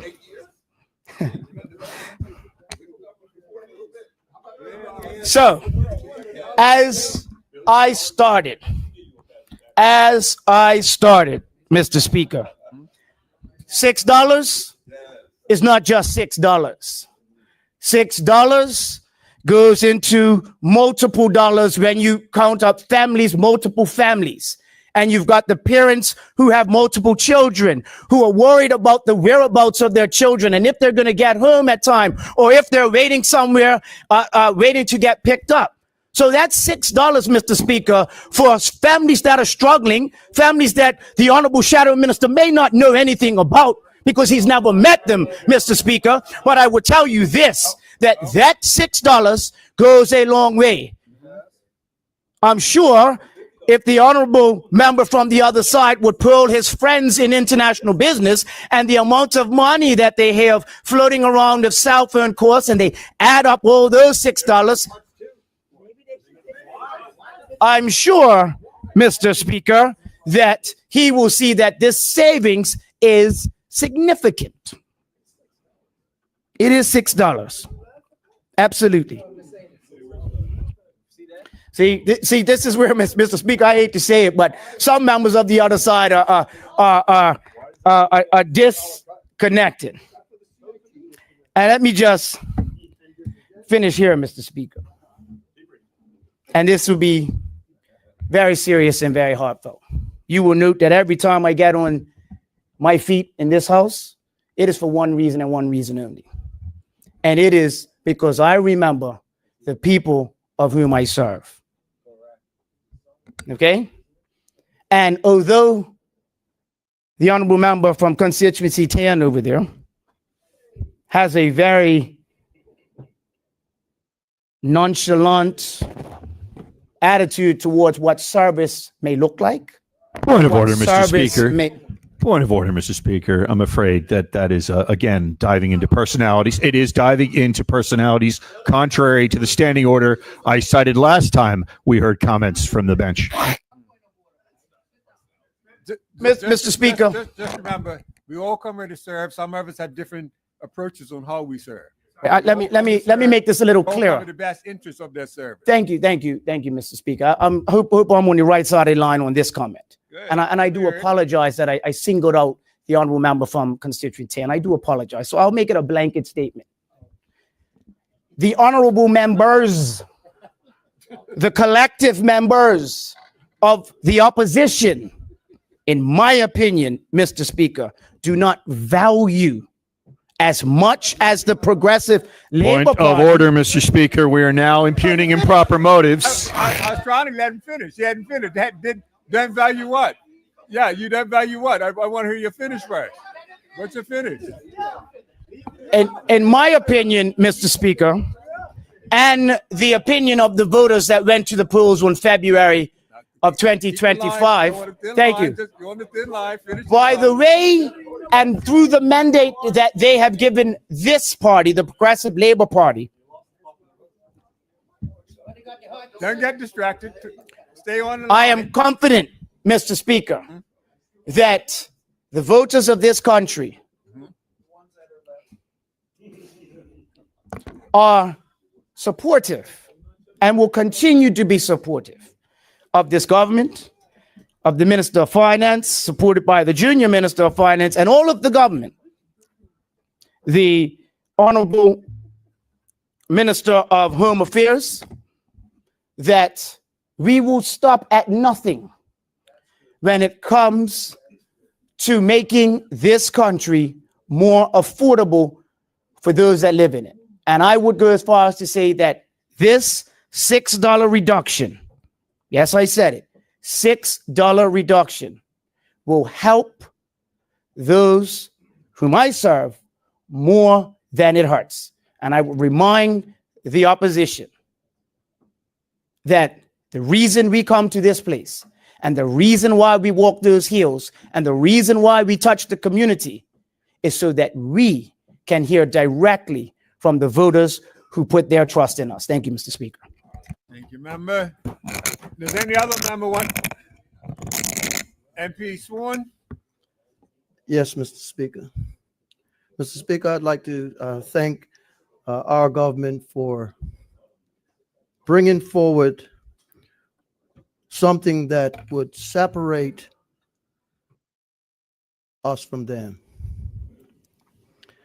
And I say that in this budget, which today we come with some legislation that is reducing the burden on persons, and we've heard my colleagues on this side articulate the difference in representing working class persons and being a representative that might not knock on that many doors just by design of the country. And that's a fact.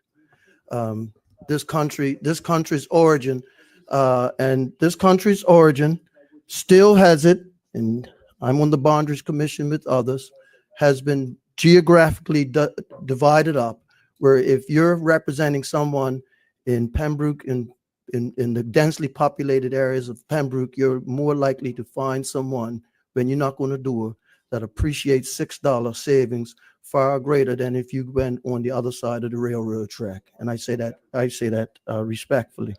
And that's the reality of this country. But I just want to point out, ever so briefly, if I can, Mr. Speaker, the difference in the ethos of $6. the difference in the mindset of $6.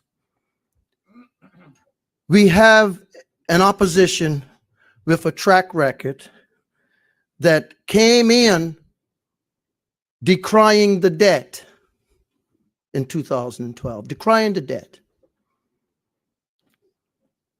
but raised the debt by over $1 billion in their tenure. We had an opposition of when they were government that cut scholarships for persons who were dependent on those scholarships from the education ministries prior to be able to further educate themselves. That speaks to a difference in ethos. And I heard an interpolation from someone that there was no money. And that was said to many people, money doesn't grow on trees, but we found money to build Cross Island, right? They found money to have America's Cup. On the eve of not being government anymore for a long, long time, they left us with $250 million responsibility at Morgan's Point. And when we talk about the difference of an ethos, this ethos, yes, thank you for that. I appreciate that.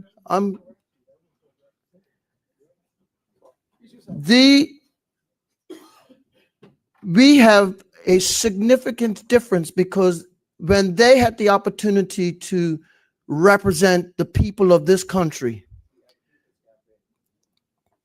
they did not think it necessary to increase seniors' pensions incrementally each year.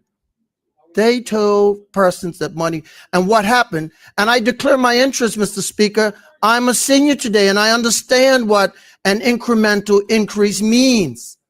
I understand what $6 means, and I understand why, while their mindset will keep them in opposition for a long, long, long time.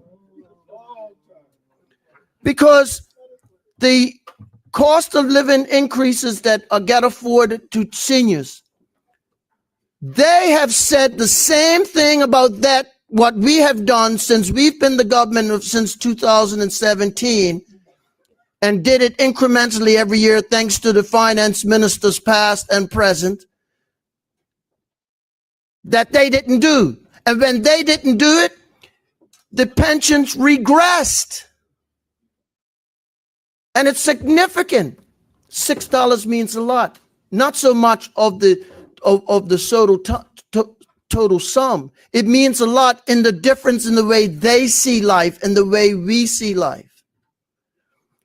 The way they see life would see nothing wrong with sacrificing. Point of order, Mr. Speaker. Point of order. The member is misleading the House because he's implying that there is this group of people, perhaps he could explain, but I'm going to read into what I think he's saying, who all think the same. Oh, that's not. And in fact, that is not correct. So he is wrong. We have a diversity of views over here, Mr. Speaker. Thank you. We have a diversity of views, and I agree on that 100%. But we have a datum poverty line of people that make it very difficult for many persons to afford Bermuda. We understand that, and that's the difference between point of order and when a person really is on a good wicket, just to maybe take up some of that time. And I'm here to say, Mr. Speaker, that Morgan's Point, cutting scholarships, not raising pensions, having Cross Island as a burden to a future government, and many other things that they did separate them, which makes them, you want to use anything to belittle us. But you know, we're a caring government. and the good Lord doesn't sleep. Because if the good Lord knew that a pandemic was coming on this country, on this island, and thank God he put the PLP in power, because the government prior that said money doesn't go on trees would have let people suffer. But our finance minister. Point of order, Mr. Speaker. Yeah, It's impugning improper motive if I've ever heard it. you heard me responding to him beforehand. Remember, I've guided other members this evening to try and keep on the line where we stay above certain levels. And I'm going to suggest you do the same. Okay, Mr. Speaker, I'll say this much, and I appreciate the sensitivities that would force the member to come there, and I accept the point of order, and I appreciate your guidance. But I'll just say, let the record speak for itself. I got that from David Gibbons. You didn't have to point to Gibbons. He said, let the record speak for themselves. The PLP have done a lot to help working class people. The government prior to 2017 did a lot that caused working class people to live with great angst. And as a consequence, we have a mindset that will come here and make a big hay about $6 against $6, but not represent the fact that this government incrementally is going out of its way to try to reduce the burden on working families. And that's significant. And that's why they are there and we are here. Because we care. Not to say they don't care, but their actions in government have caused them to be where they are today. Thank you, Mr. Speaker. Thank you. Does any other member wish to make a contribution? MP Robinson. Thank you, Mr. Speaker, and good evening to the listening audience. And I just wanted to jump up and give a bit of a juxtaposition to the amount of rhetoric that we're currently being buried under. I'd like to cut to the chase here and say this. To translate, first of all, the One Bermuda Alliance, as stated by my colleague previously, is in support of this cut. And I would like to repeat that, in support of this cut. And after listening to these speeches from members opposite, you would think that the One Bermuda Alliance advocated for a cut only to go to insurance or the most wealthy. In fact, that member, my colleague, stood up and advocated for more targeted cuts to those who need it. And the thing that I wanted to push back on, because I don't want to, thank you. I don't want to let the night go away with some things that I've heard as far as challenging the validity of voters on this side and voters who have voted for members on this side. And I find that assertion that members and Bermudian members of the public and the electorate who are equal when they cast their one vote, that's something we all agree on, for some reason would not understand or appreciate a $6 cut because they voted for the One Bermuda Alliance. And I reject that. I reject it completely. And I think that a lot of members opposite forget that my colleague represents Warwick. I think that folks forget that speaking like he represents a constituency that is very affluent. And I think that at the end of the day, Mr. Speaker, I am sitting here as a newly elected member, and I know that there are members in our community who are listening in, who would like to hear debate about this particular thing and the fact that their elected members are here to represent their best interest and not to chastise and do personal attacks, especially when it comes to somebody who's only offering up a difference of opinion when it comes to how the taxes should be applied, not necessarily what the tax is, right? And I just wanted to really get specific on that, because I feel like a lot of these speeches that we probably will hear continuing on will go down a vein that portrayed it as though the One Bermuda Alliance has not supported this tax cut and that we made a mockery of it, because that's not the truth. I will say that my colleague, the Shadow Minister of Finance, likes to be a bit jovial with his approach, and I think that a lot of people would have heard that.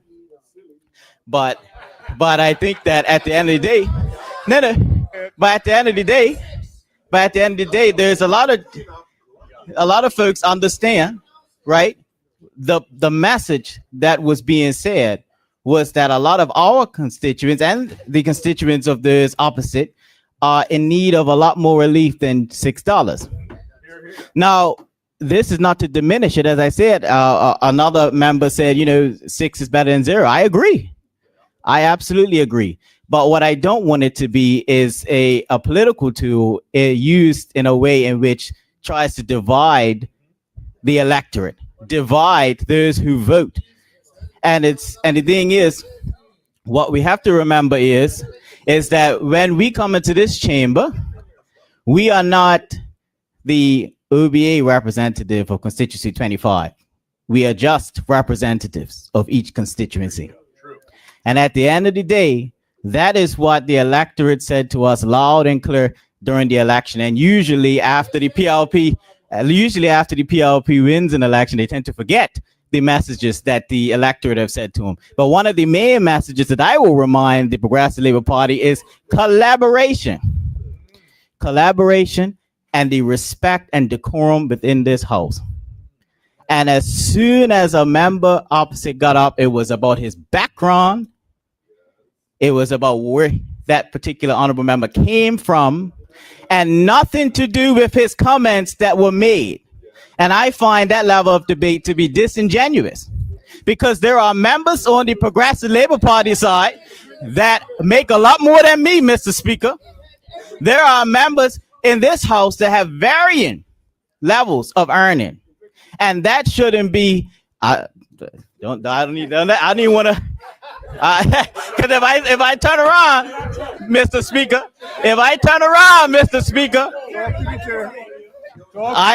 Mr. Speaker, if I turn around, I have to remind a member that they are senior and should show some sort of decorum in this house. Personally, Mr. Speaker, and I would love to see that, because I know a lot of the electorate would like to see that. But as we go along, I'd like to reiterate, we support the cut. Okay? And Mr. Speaker, I want to also reiterate that I respect the opinion of every member of this house, regardless of their background, their earning, or where they represent, because somebody elected them to be here, right? So if we're going to have a debate, let's just debate ideology, right? Both parties support the cut. So, well, Honorable Premier says they don't. I heard, and maybe we were talking about the Hansard and digital innovation earlier. I think the Premier needs to check the Hansard, because our shadow of finance said succinctly, we agree with the cut. So with that, I would like to just caution honorable members, as I am new in this house and I respect the seniority of many, that if we're going to have a debate on this, let's keep on the wicket of comments made in the house and not personal attacks. Thank you, Mr. Speaker. Thank you, member. Does any other member wish to speak? Minister Furbert? Thank you, Mr. Speaker. Mr. Speaker, I stand to my feet today because first I want to say that I do support this tax cut, because that's what it is. And that's what we do as government officials.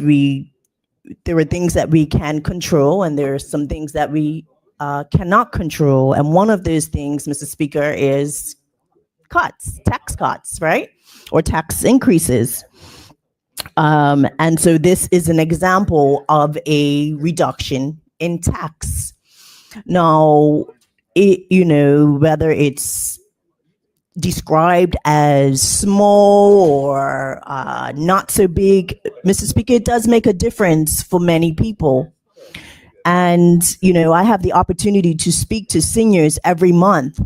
And I spoke to them recently about the changes with the budget and how it will impact them. And one of the impacts was this cut, Mr. Speaker. And they were happy about this cut, Mr. Speaker. Whether somebody wants to describe it as small or not, they were definitely happy to receive this tax cut from their cell phones or their internet service providers, their cell phones, sorry. And so it is important that we recognize that no cut is too small, Mr. Speaker. I want to also take the opportunity, because if we evaluated all of the cost savings, because what we will see over the next couple of months is government bringing forth legislation to encourage some more areas of cuts in or putting money back into the pockets of our people. So we want to say, watch this space, right? Because we will be bringing more legislation for more opportunities to put money back into the pockets of our people. If anyone is in the finance area, they would know about a snowball effect. And a snowball effect, means that your small savings, right? If you put it all together, can be huge savings, Mr. Speaker. Little becomes much. I want to talk about what this government has done over the past 3 years, Mr. Speaker. The government has reduced payroll taxes for 86% of the workforce, Mr. Speaker. The government has increased pensions at the rate of inflation every year for our seniors, Mr. Speaker. Mr. Speaker, this government has eliminated custom duty on the essential goods. Mr. Speaker, this government has 60% reduction on our energy taxes, as well as 40% reduction in our payroll taxes for taxi operators. We've reduced private car licensing fees by 10%. We eliminated land tax for registered charities and nursing homes. We eliminated customs duties on materials for capital projects for community clubs, Mr. Speaker. We froze local fuel prices at the pumps. Mr. Premier, I think what we have not done, Mr. Premier, is probably shared what these snowball cost effects look like. Okay, you're coming.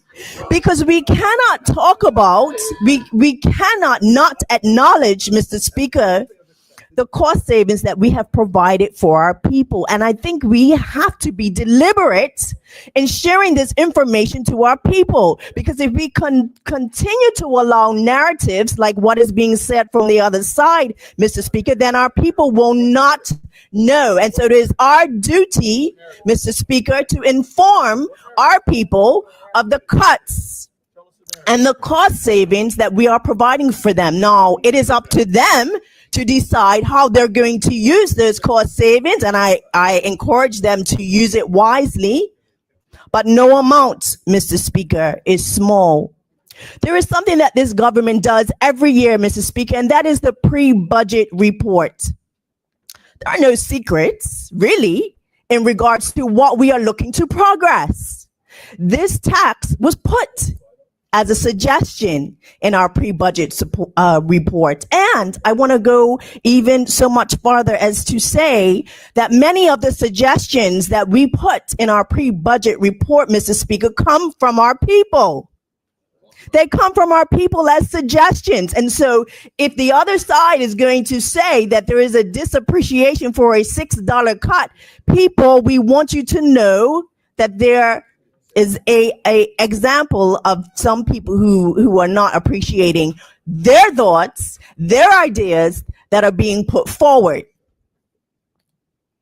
Mr. Speaker, this is just one measure. I spoke about that the fact that we will be bringing more. I want to also remind, I'm going to end here, Mr. Speaker, because the $6 will have a whopping effect in my household every month. And many women's households, particularly women of childbearing ages, who have to buy pads every month.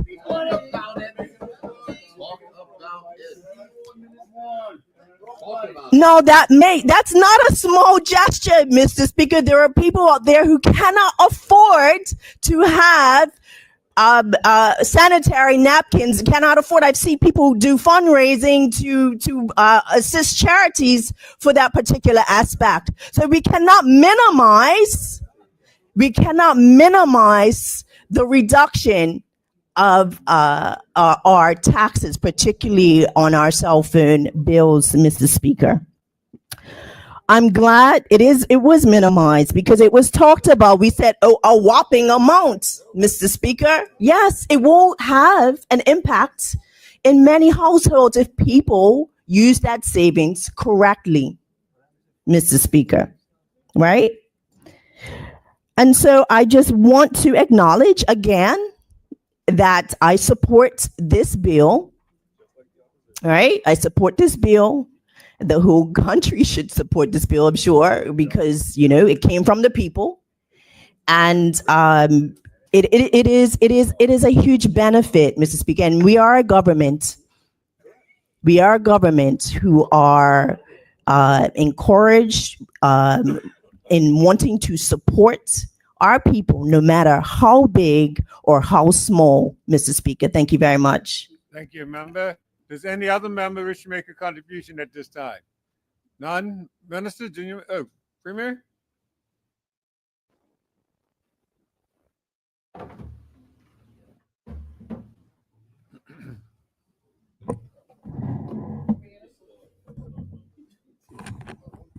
I see, Mr. Speaker, they're getting ready to point of order, but they better get ready because there'll be a whole lot. Premier, I'm gonna take the assumption that you're just using that for some statistics that you want to relate to, and not a speech. Mr. Speaker, so let me start by saying that I am actually surprised that we are still here. Well, I agree with you. I agree with you. But let's I move am on. surprised that we are still here Yes. because the thought that the government would bring the first bill today of a significant amount of tax cuts in this budget that will benefit people across this country. First bill, first out of many, will be more on Friday, doing more in the future, but the first bill, Mr. Speaker. And then to hear the shadow minister of finance get up and say, oh, we support it, but. So here we go. Now, Mr. Speaker, the last member from that side to speak, tried to play kumbaya. And everything else, saying he's a new member and he can't believe. Point of order, Mr. Speaker. The honorable member is misleading the House, and he should be sitting down right now. He is the premier. He knows the rules. He's misleading the House in the intent. It was a very sincere message that the honorable member gave. And for him to shed light on that honorable member in that aspect is certainly not premiership. Not at all. Not leadership at all. He was very earnest about what he has to say. And here we go again. I just talked about the DNA. We just talked about the DNA of certain people, right? In this honorable House. He needs to apply the tape that he talks about. So, everyone's keeping quiet here, letting the premier say what he has to say. But to go down that vein of road is misguided.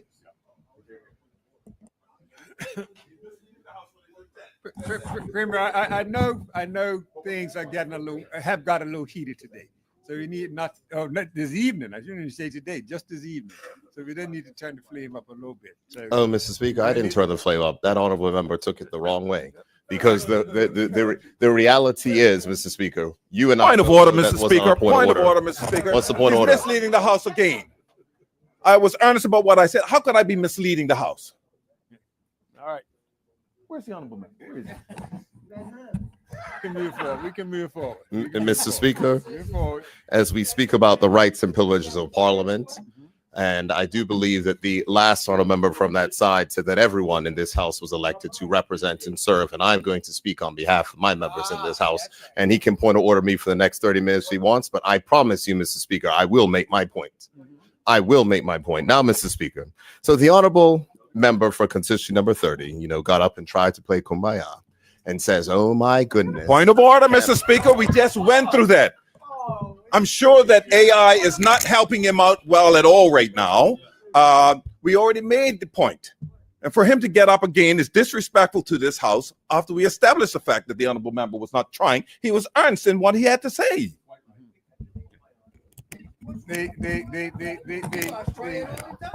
The wording, the wording or the attempt of wording what the member's trying to do was to bring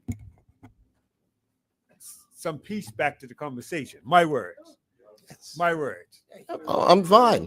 And And what the member was saying was trying to bring some peace back to the that's conversation. perfectly fine. And guess what my definition of peace is, Mr. Speaker? Kumbaya. All right. So now, Mr. Speaker. So the honorable, so the honorable member, the last member who spoke on that side, Mr. Speaker, tried to get up and play Kumbaya and say, I can't believe that we're having all this, excitement from the other side, Mr. Speaker. And it is incredible that he does not even understand the base of this, because as I started my comments, Mr. Speaker. Point of order, Mr. Speaker. The long honorable done. premier is misleading the House again. For him to suggest that the honorable member did not understand is way out in left field. Let members, wait a minute. Members. Deputy. I'm trying to get quiet so your member can finish talking. Thank you.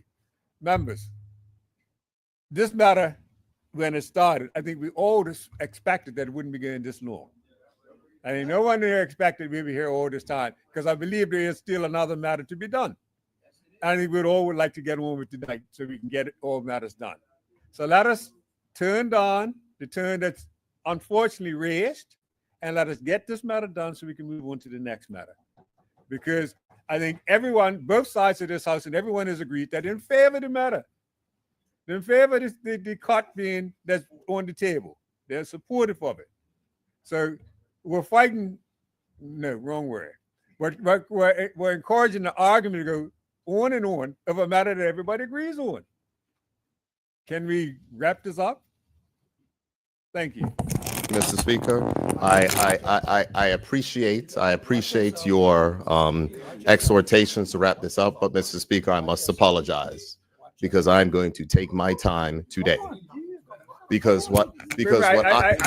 meant let's wrap it up in a way that we bring it back to Mr. Speaker, where we're done. Mr. Speaker, Turn the heat up anyhow. I wouldn't tell you cut yourself Mr. short. Speaker, just so we're clear, Just so I'm clear, the only voices that have been raised in my time speaking, the honorable members over there who, before I even stood up, said point of order him the entire way through. But that's fine, because trust and believe I will make it through my remarks. Let's continue through. And so here we go, Mr. Speaker. So back to it again.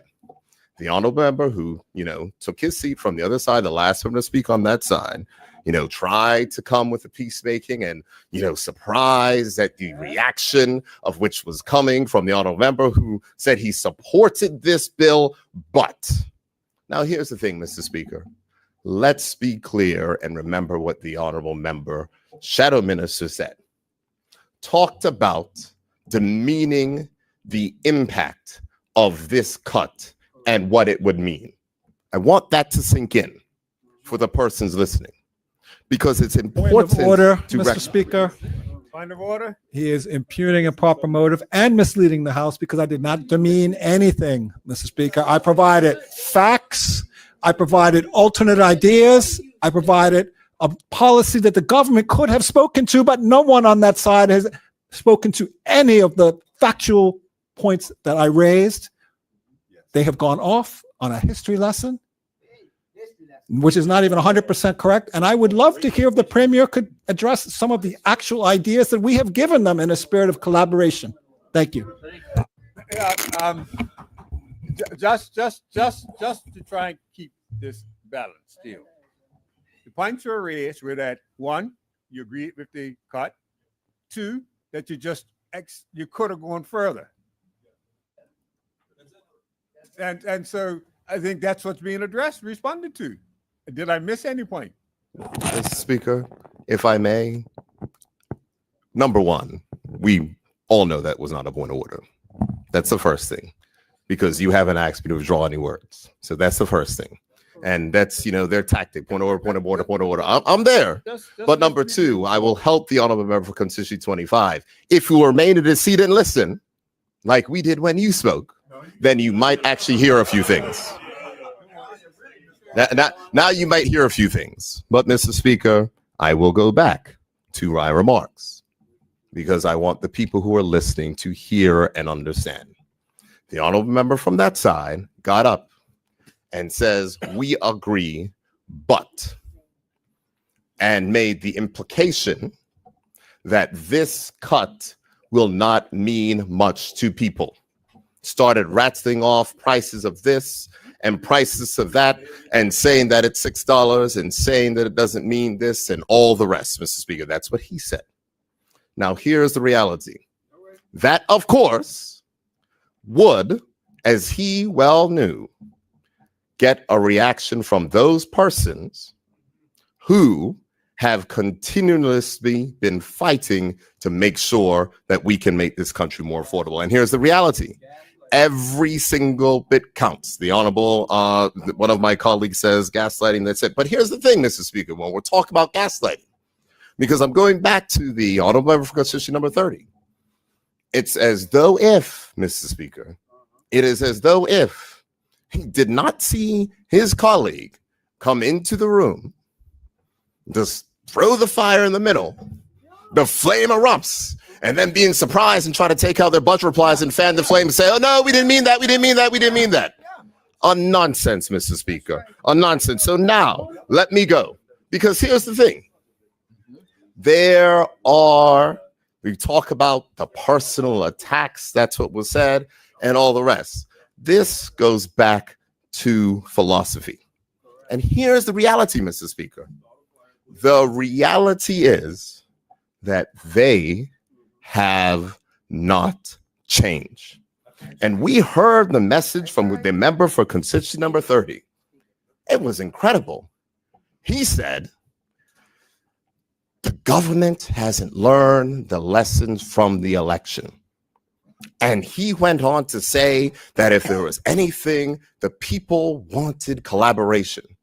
I would ask that honorable member who took his seat, what part of collaboration did he find from the method and delivery and the message that came from his honorable shadow minister who led from that side, Mr. Speaker? Because I will tell you what I heard.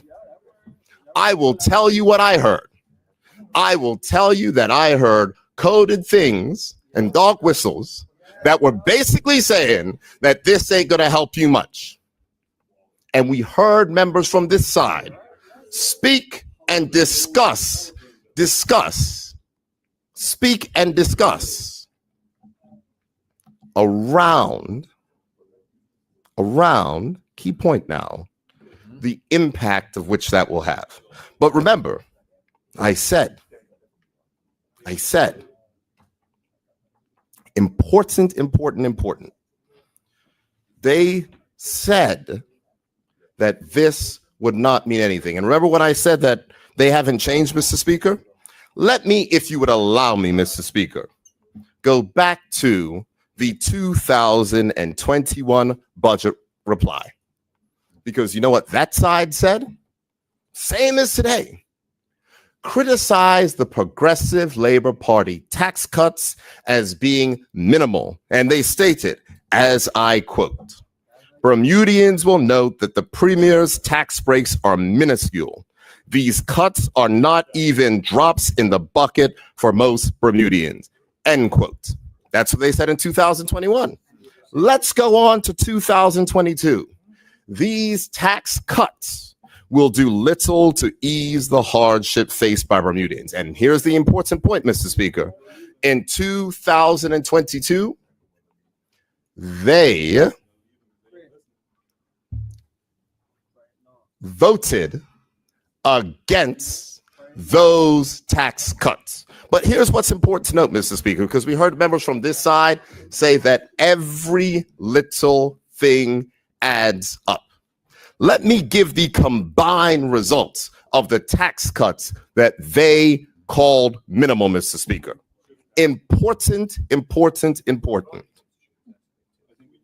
for persons who are on the average, important point, the median income in the country, the minuscule tax cuts of which they had said have saved persons $5,280 a year. I want to say that again. So let's remember this, Mr. Speaker. These add up. This package of tax cuts announced in this budget will save the average family $1,000 a year. This is the first bill of many bills that are going to come. But here's the thing, Mr. Speaker. It is important for us to remember, and it is important for the public to hear and understand that the One Bermuda Alliance has not changed. Because when the Progressive Labor Party brings forward relief, the only response that they have is that it is not enough. However, Mr. Speaker, the people of this country remember that it was them who raised taxes on workers to the highest level in history. It was that party, Mr. Speaker, that cut benefits, cut scholarships, cut investments in education. It was that party, Mr. Speaker. So when they get up and say we need to do more, where they do more for persons who need help and assistance, there is only one government, one point of party. order, Mr. Speaker. The Premier Point of order. is misleading. It was the One Bermuda Alliance that put in place, for the first time ever, the progressive payroll tax system. Years and years of the Progressive Labor Party government, they did not see fit to create the system whereby the higher earners paid a higher percentage. That was put in place by the One Bermuda Alliance government. And the Progressive Labor Party has had very few new ideas since then, and all they have continued is to tweak that structure put in place by the One Bermuda Alliance government. Thank you, Mr. Speaker. All right. Yeah. Mr. Speaker, that is not a point of order.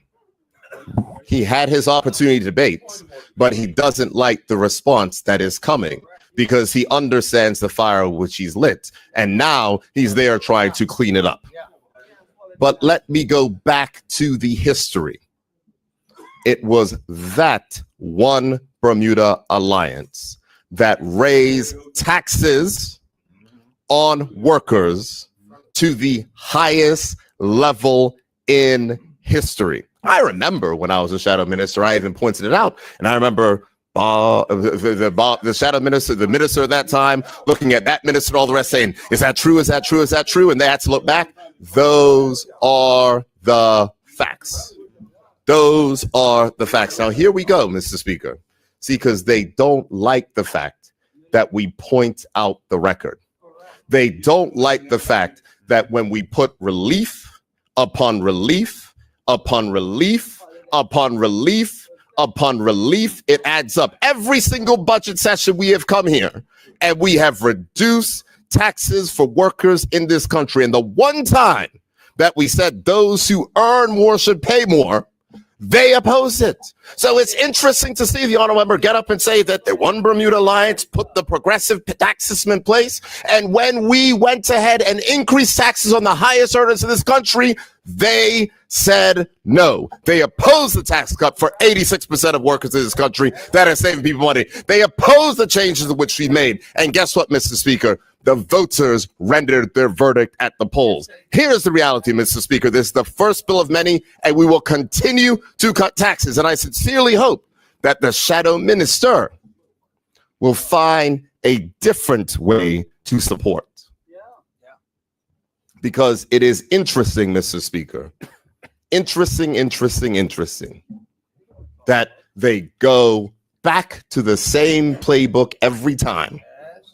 The same playbook every single time.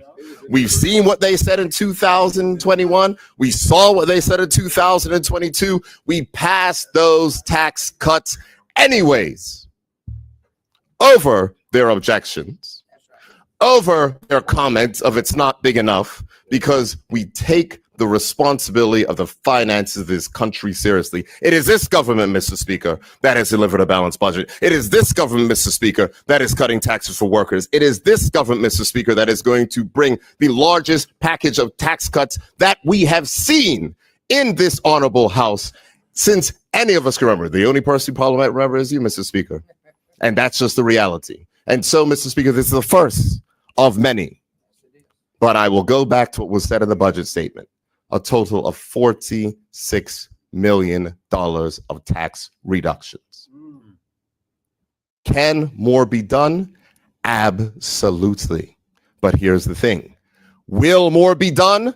Absolutely. And who will be doing the more? This Progressive Labor Party government. Thank you. Thank you. Thank you. Premier, Junior Minister. Thank you, Mr. Speaker. I believe enough has been said. The government has clearly, Yes, you are clearly in has agreement on defended that. its position, and we all know that at the end of the day, the public will support what we are doing. So, Mr. Speaker, I move that the said draft regulation be approved and that a suitable message be sent to His Excellency the Governor. Are there any objections to it being approved? There are none. The matter has been approved and the appropriate letter will be sent. Thank you, members, for your participation. I now understand that there's another matter for us to move on to, and we'd like to move on to the next item on the order paper. And MP Lawrence Scott, you have the motion that you'd like to do this evening. Yes, Mr. That's Speaker. correct? Yep, Yeah, so Mr. put- Speaker, put your motion. I move that the House do now take under consideration the following motion, notice of which was given on the 28th of March, 2025. Whereas the government had previously established a joint select committee of both houses to inquire into and make recommendations arising from September's cyber attack prior to the dissolution of the legislature in January. And whereas the government now desires to establish a new joint select committee to resume the inquiry into this September 2023 cyber attack, be it resolved pursuant to the provisions of Part 5 of the 4 of the Parliamentary Act 1957, that this honorable House approves the establishment of a parliamentary joint select committee to examine and review matters surrounding the cyber attack on government IT systems in September 2023, and to report to this House its findings and recommendations in due course. Are there any objections to the matter being proceeding at this time? There are none? MP? Yes, Mr. Speaker. Basically, this is I'm not going to talk long. Basically, that this is just what I am suggesting is that we reintroduce the Joint Select Committee. We know that in September 23, Bermuda was one of many nations that was the receiver of a cyber attack. The other nations would be the United States, the UK, Australia, Jamaica, Trinidad and Tobago, Barbados, that also were attacked in similar fashion in the similar time frame. And in response to those attacks, those jurisdictions have taken steps such as strengthening their defense, establishing cybersecurity agencies, and enhancing legislation. This motion is our response, meaning the creation of a joint select committee is one of our responses to that attack to be able to mitigate the liability of future attacks and to learn what happened with the original one. And this was only dissolved because of the election that was called. Correct. That's The House was in agreement with it beforehand, and you just want to reintroduce it? correct. Correct, Mr. Speaker, that since the House was in favor of it beforehand, I just wanted to bring that back so we can get so we can start back up and get swinging on that again. Are there, That's it, Mr. Speaker, for me. are there any other members who would like to make a contribution at this time?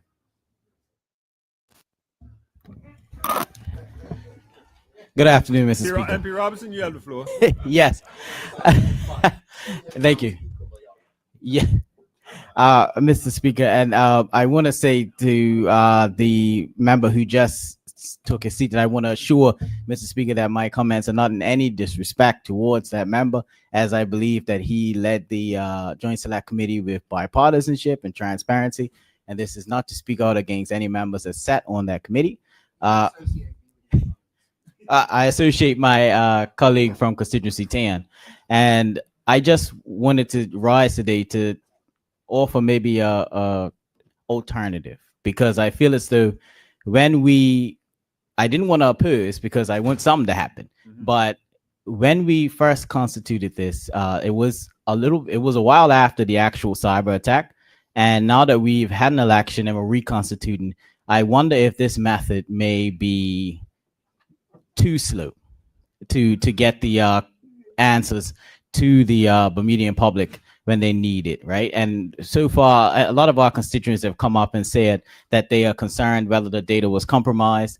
I feel as though the Joint Select Committee before December was a suitable, December of 2024 was a suitable method. But I do wonder now if it may be well to take advantage of the government's touted stronger fiscal position and potentially pay to have an expedited and independent overlook of this particular attack and get it to the people as quickly as possible. Because the issue is that when we get together, we constitute, we've had it carried over a few times. I think that now at the end of the day, the people want to know whether or not a ransom was paid, whether or not their data has been compromised. I think we need to go to a method that is a lot quicker and expert layered. And so I put that to the chairman to consider, not to stall any movement on it. I would rather have movement than none. But I do want to raise the fact that we're going into almost 2 years now, and the people are questioning the want to be transparent, to bring forth the answers necessary. So I just want to say, if we want the people who put us here to be, you know, safe, secure, and feel as though we are putting forth something that is transparent, and I think it's time now that we pick a method that picks up the pace of it. So with that, I just wanted to put that suggestion forward, Mr. Speaker. Thank you. Does any other member wish to make a contribution at this time? There none? MP DeCudo? Thank you, Mr. Speaker. You know, my colleague put it quite well. I think he was talking about the time frame and what I would have classified as a sense of urgency. And Mr. Speaker, to be honest, like, the ship has sailed in my personal view. And I'm going to give an example. The British Library, some of you may have been there, I don't know. They had a hack at around the same time period. Probably, I think it was within a few weeks. And that, you know, here we are, what are we, 18 months, 20 months since the original hack has happened, Mr. Speaker? So quite a long period of time. And to, you know, basically, I'm supporting my colleague to say, look, just publish the reports that we've got. Get it out there. And I referred to the British Library hack, and it happened at the same time frame. Its report was published in March 2024. It's easy to find online. Just Google it. It's 18 pages. It's very comprehensive and provides a lot of recommendations. I would hope that I understand we are in possession of a report, and I hope that our report also would have a lot of recommendations that we should just put to the public. And I did a little extra research, Mr. Speaker, with respect to responding to cyber attacks. It is a tricky thing, but it is relatively well understood, and there's a lot of good resources that you can go to. So, for example, the UK National Cybersecurity Center, and if you don't mind, I might just provide a few points that I learned from there that I think would be instrumental for the government to consider with respect to this area. The first point is, they say it's important that you communicate clearly, Mr. Speaker, and that you are transparent, because transparency builds trust and credibility. And I think that my colleague was alluding to that, perhaps in different words. It's also important, Mr. Speaker, that you provide accurate information, and that you avoid saying anything that might have to be retracted, and that you provide regular updates, especially on the impact assessment. It's important to maintain open communication with the media to counter negative publicity and misinformation. And again, I think my colleague was referring to the fact that within the public's mind, there are more questions than answers, and they would probably benefit from getting the report that exists out there today. and importantly, to share insights and lessons learned, because transparency will improve collective resilience. So we could think to the resilience of the government, but also of many other organizations on the island. So I would refer the government to that report. And just to give you a quick outline of the headings in that report: how it happened, what was the impact of the attack, what was the response and recovery efforts, an overview of the technology infrastructure, for example, of our government and the impacts on the hack, a future risk assessment, and lessons learned. And I would imagine, Mr. Speaker, that the report that the government has in its hands today, which we know they do, which I understand was prepared by professionals, would in fact have some kind of similar coverage. And that is why I think really this Joint Select Committee, with the greatest respect of this institution and the power and importance of these committees, we could get to where we need to get simply by the government releasing the report that it already has. Thank you, Mr. Speaker. Does any other member wish to make a contribution at this time? MP Kennedy.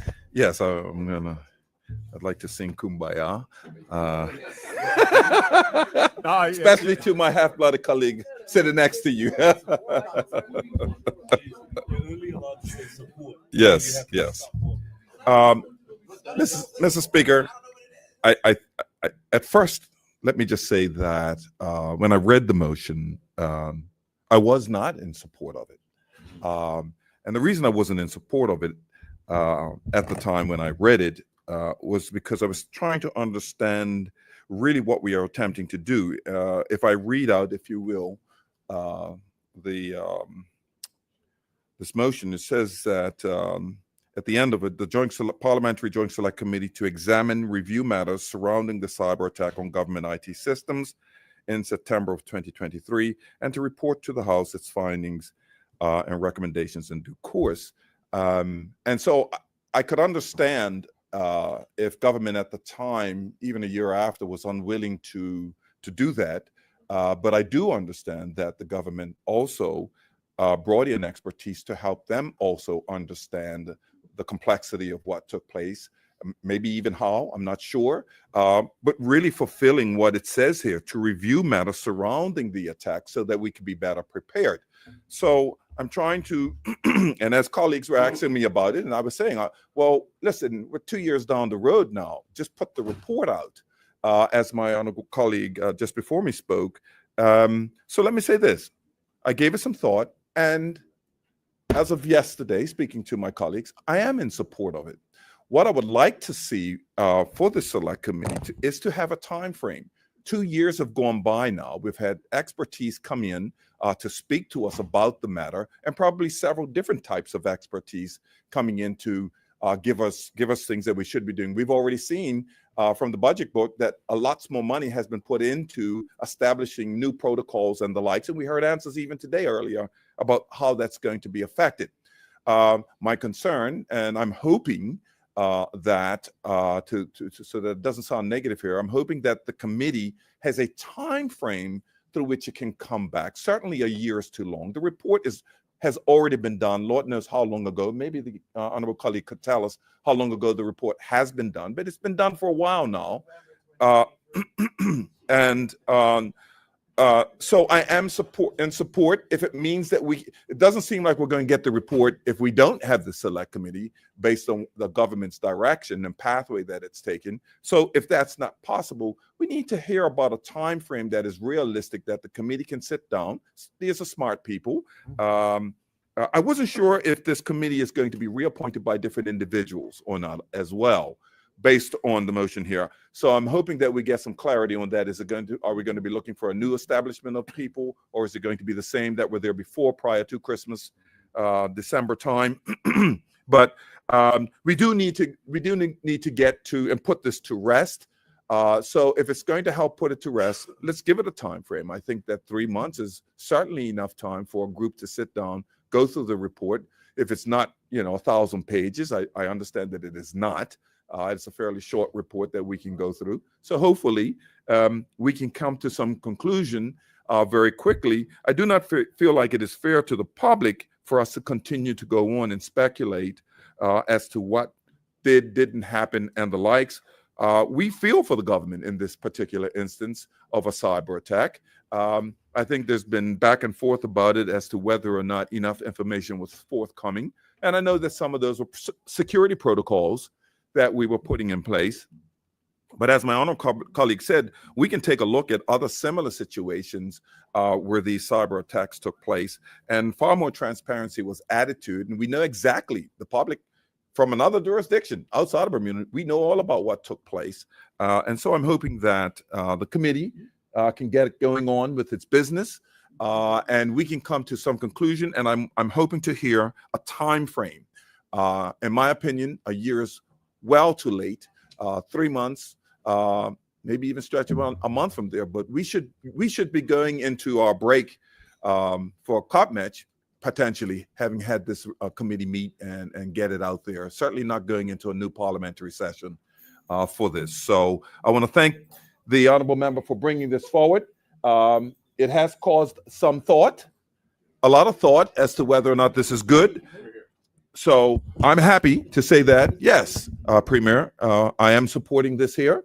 And it's important that if we don't see any progress soon, if this committee takes too long to get going, we'll be saying something about it. Thank you, Mr. Speaker. Thank you, member. Does any other member wish to make a contribution? None other? Yeah. Yes. No, it's okay. I'll be brief. Good evening, Mr. Speaker, members of this honorable House. Regarding the Joint Select Committee, I don't believe that there's going to be any merit in having it reconvened. We already have the subject matter experts at information digital technology, an audit. The persons who are currently working within that area know what happened. They have all the information, and basically what they're going to be doing is informing the persons who would be sitting on that committee who are not subject matter experts of what happened and what measures are being put in place. So internally, yeah, I was, but I'm not going to do it again. But the point is, the mechanisms are already in place to have a report written by the persons who are already doing the work in protecting this island. So we don't need to waste time. We can just have the report published. Thank you. Does any other member wish to make a contribution? Premier? Mr. Speaker, it clearly goes without saying that the government supports the establishment of this committee and the reestablishment. The only reason why this committee is not able to complete its work is because we had a general election and the legislature was dissolved. And therefore, when the legislature is dissolved, committees are dissolved. And then once you go back into parliament, if there are things that were done before, you have to go ahead and do it and continue it, which I think you explained. But Mr. Speaker, it's a challenge. And I'm going to explain why it's a challenge. Because hearing members opposite, my opinion, I know they'll get point of order, but I'm going to say it, and they'll point of order, and I'll get them up and keep saying it again. Hearing members opposite, you would think that the only time that members of the House of Assembly are supposed to work is when we show up on Fridays. The reality is that, as I have stated on many and numerous occasions, and we've had those conversations before, that we need to make sure that we have more committees of Parliament, that they are active committees in Parliament, and that they can go through the work that is being done. But here's what's also important, Mr. Speaker, and especially for the honorable member who just Point of took order, a seat. Mr. Speaker. Point of order? He was sitting right, he's been in the House. He was sitting right there. Been in the House. Yeah. Yes, earlier we were debating the relevant heads and the estimates of revenue and expenditure, where we made it quite clear that we believe in the work of the honorable premier is misleading the House. We made it quite clear that we believe that this work should take place not just during a sitting of the House, but in fact during numerous committee events, including espousing increasing in funding and resources for those committees. Thank you. Yes, Mr. Speaker. So we go back to it again. The opposition leader says one thing and his members say something else. So the opposition leader believes that we should have more committees and active committees, and their members believe that we should not have a committee to look into this. Now, here's what's important, Mr. Point of Speaker. order, Mr. Speaker. Point of order. Order. What's the point of order? The Premier is misleading the House. Nothing of the sort was said as to our Premier's last comment. Nothing. Everyone has said that they who spoke supported. Every single member that spoke to this bill from the OBA supported it. It's not fault. Let me help you out.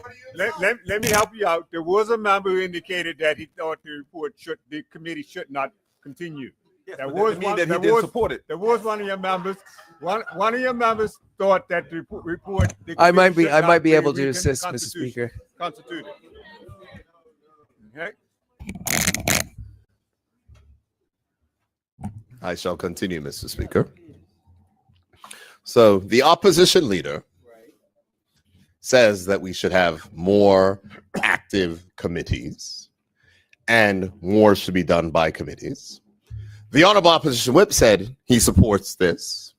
The honorable members who spoke before, unequivocal. The first one who said they support it is there. Another one said, no, we don't support it. The other one said, I'm not trying to have anything negative against. Oh, boy. Point of order. I believe the honorable member was referring to this specific committee. I didn't say I support every possible committee under the sun that could ever exist. Point of order. Point of order. The Honorable Premier is misleading the House. The statement he made to this House was that we over on this side don't support working in this Parliament other than on Fridays. That statement was not only rude, but it was wrong and it's misleading. Mr. Speaker, the last of my keep it to where we are. that's fine, Mr. Speaker. But I will continue to say it because I find it laughable that this side wants to try to throw, but the minute that they get a little bit of return, they're like, oh my gosh, don't. But here's the thing. It's all right. You can point order again. But here's the thing, Mr. Speaker. Here's the thing. The reason why it is important is because, and the honorable member who just took his seat may be upset about what I said, but that's what I took from their statements. And if you don't like what I took, then that's fine. But that's what I took from their statements. Here's why committees are important, Mr. Speaker. Yes, absolutely, Mr. Speaker. Someone can do a report. Sure, absolutely. Here's the reality. We in this House scrutinize the work of the executive. We in this House need to find ways to learn, to improve, to understand more deeply. We in this House, and I believe honorable members, especially when going into a space where cyber issues are going to be more prevalent, need to have an understanding, need to have the opportunity to sit, to question, to ask, to understand, so they can deepen their responsibilities. Because member on this side who's on the committee, or member on that side of the committee may be in a position at one point in time where they're the minister's responsible, the policy officer responsible, and the lessons that have been learned from the interactions will benefit the country and our democracy. That, Mr. Speaker, is the reason why we have a committee. It is not just Spruce Report, because the motion says to learn lessons and make recommendations going forward. And the persons who are part of that will have a deeper and better understanding of the work that takes place around it. That, Mr. Speaker, is why this government put forward those are the same rationale that we used when this motion was originally passed, and is the same rationale today. So yes, I understand that certain members may not want to be on a committee and have told you, Mr. Speaker. And I understand the opposition whip is saying we're looking for a timeline and who's going to be appoints all the rest. Those are things which are underneath your gift, Mr. Speaker. But what I will say is that it's important to remember and recognize that work in committees that takes place benefits the members of the committees to enhance their knowledge, their understanding, and to be able to serve the country better, especially in something that is going to be more and more important as we go forward. So that, Mr. Speaker, is my contribution. And I sincerely hope that members on that side will follow their whip and support this motion. Does any other member wish to make a contribution? Does any other member? None? Mover? Thank you, Mr. Speaker. I find it interesting, some of the comments from the other side, and I feel as though I should share some data on this topic. In 2023, multiple nations were the victim of cyber attacks. And when I say, and the cyber attacks I'm talking about now are the government-focused cyber attacks. The honorable members on the other side have spoken to one report that has come out. And Mr. Speaker, as you notice, I'm not using my tablet or my phone for this presentation. But what I want to say is, from the notes that I have done and the time that I have spent, in 2023, around the same time that Bermuda suffered a cyber attack, how many other countries and how many other attacks, let's put it that way, how many other attacks do you think happened? It is estimated hundreds of thousands of cyber attacks were either attempted or successful on government systems in 2023. How many of them have transitioned into concrete resolutions? Dozens to 1,000 to hundreds. So that suggests that the majority of the cyber attacks that have happened to the United States, to the United Kingdom, to Australia, to Jamaica, to Barbados, to Trinidad and Tobago have gone unresolved. And Mr. Speaker, if you look at how long it takes for full implementation of a report to be done, an investigation to be done, and the mitigating factors, it takes 1 to 3 years. And this is from nations that arguably have more resources and more capabilities than we do here in Bermuda. And so, Mr. Speaker, I would love to caution this House that we can either do this quickly or we could do this correctly. And Mr. Speaker, I was raised in a household that said haste makes waste. And I understand, because I came into politics when we were the opposition, it is easy on the other side to say what sounds good and not have to back it up. On this side, when we say we're going to do something, we have to do it, and not just do it to do it, but do it to do it correctly. And so, Mr. Speaker, we already have, or at least the secretary for the committee has multiple reports from multiple jurisdictions that we can look into. This is not about pointing the finger. This is not about a singular event. This is about looking into, and this is not just about the government. This is about looking into our infrastructure for electricity, our healthcare, our international business, other jurisdictions from internationally, how they have done it, because what the world has learned is that cybersecurity is not an individual's responsibility, it is a global one.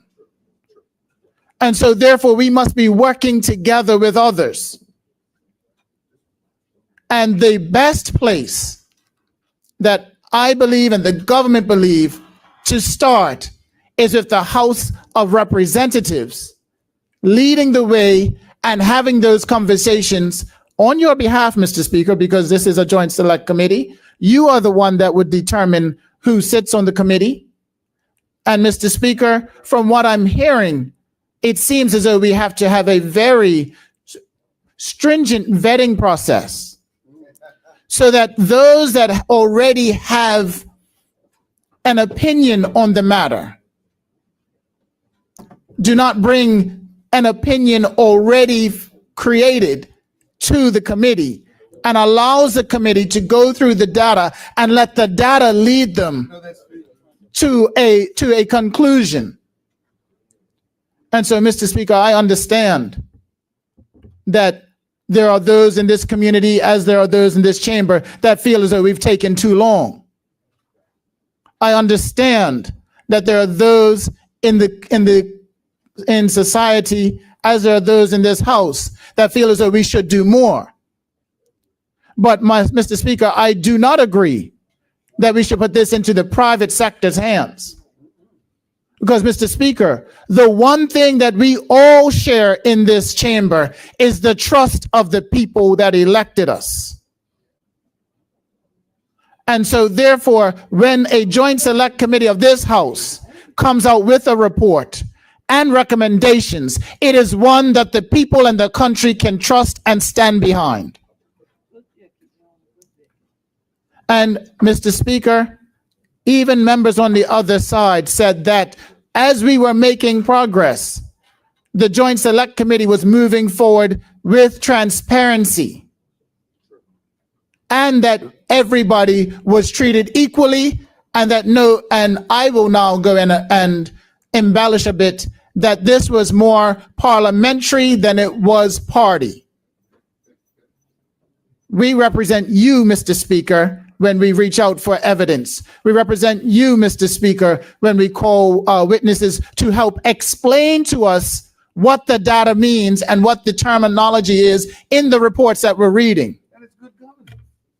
And Mr. Speaker, as my colleague to my left that is lucky enough to share one of my names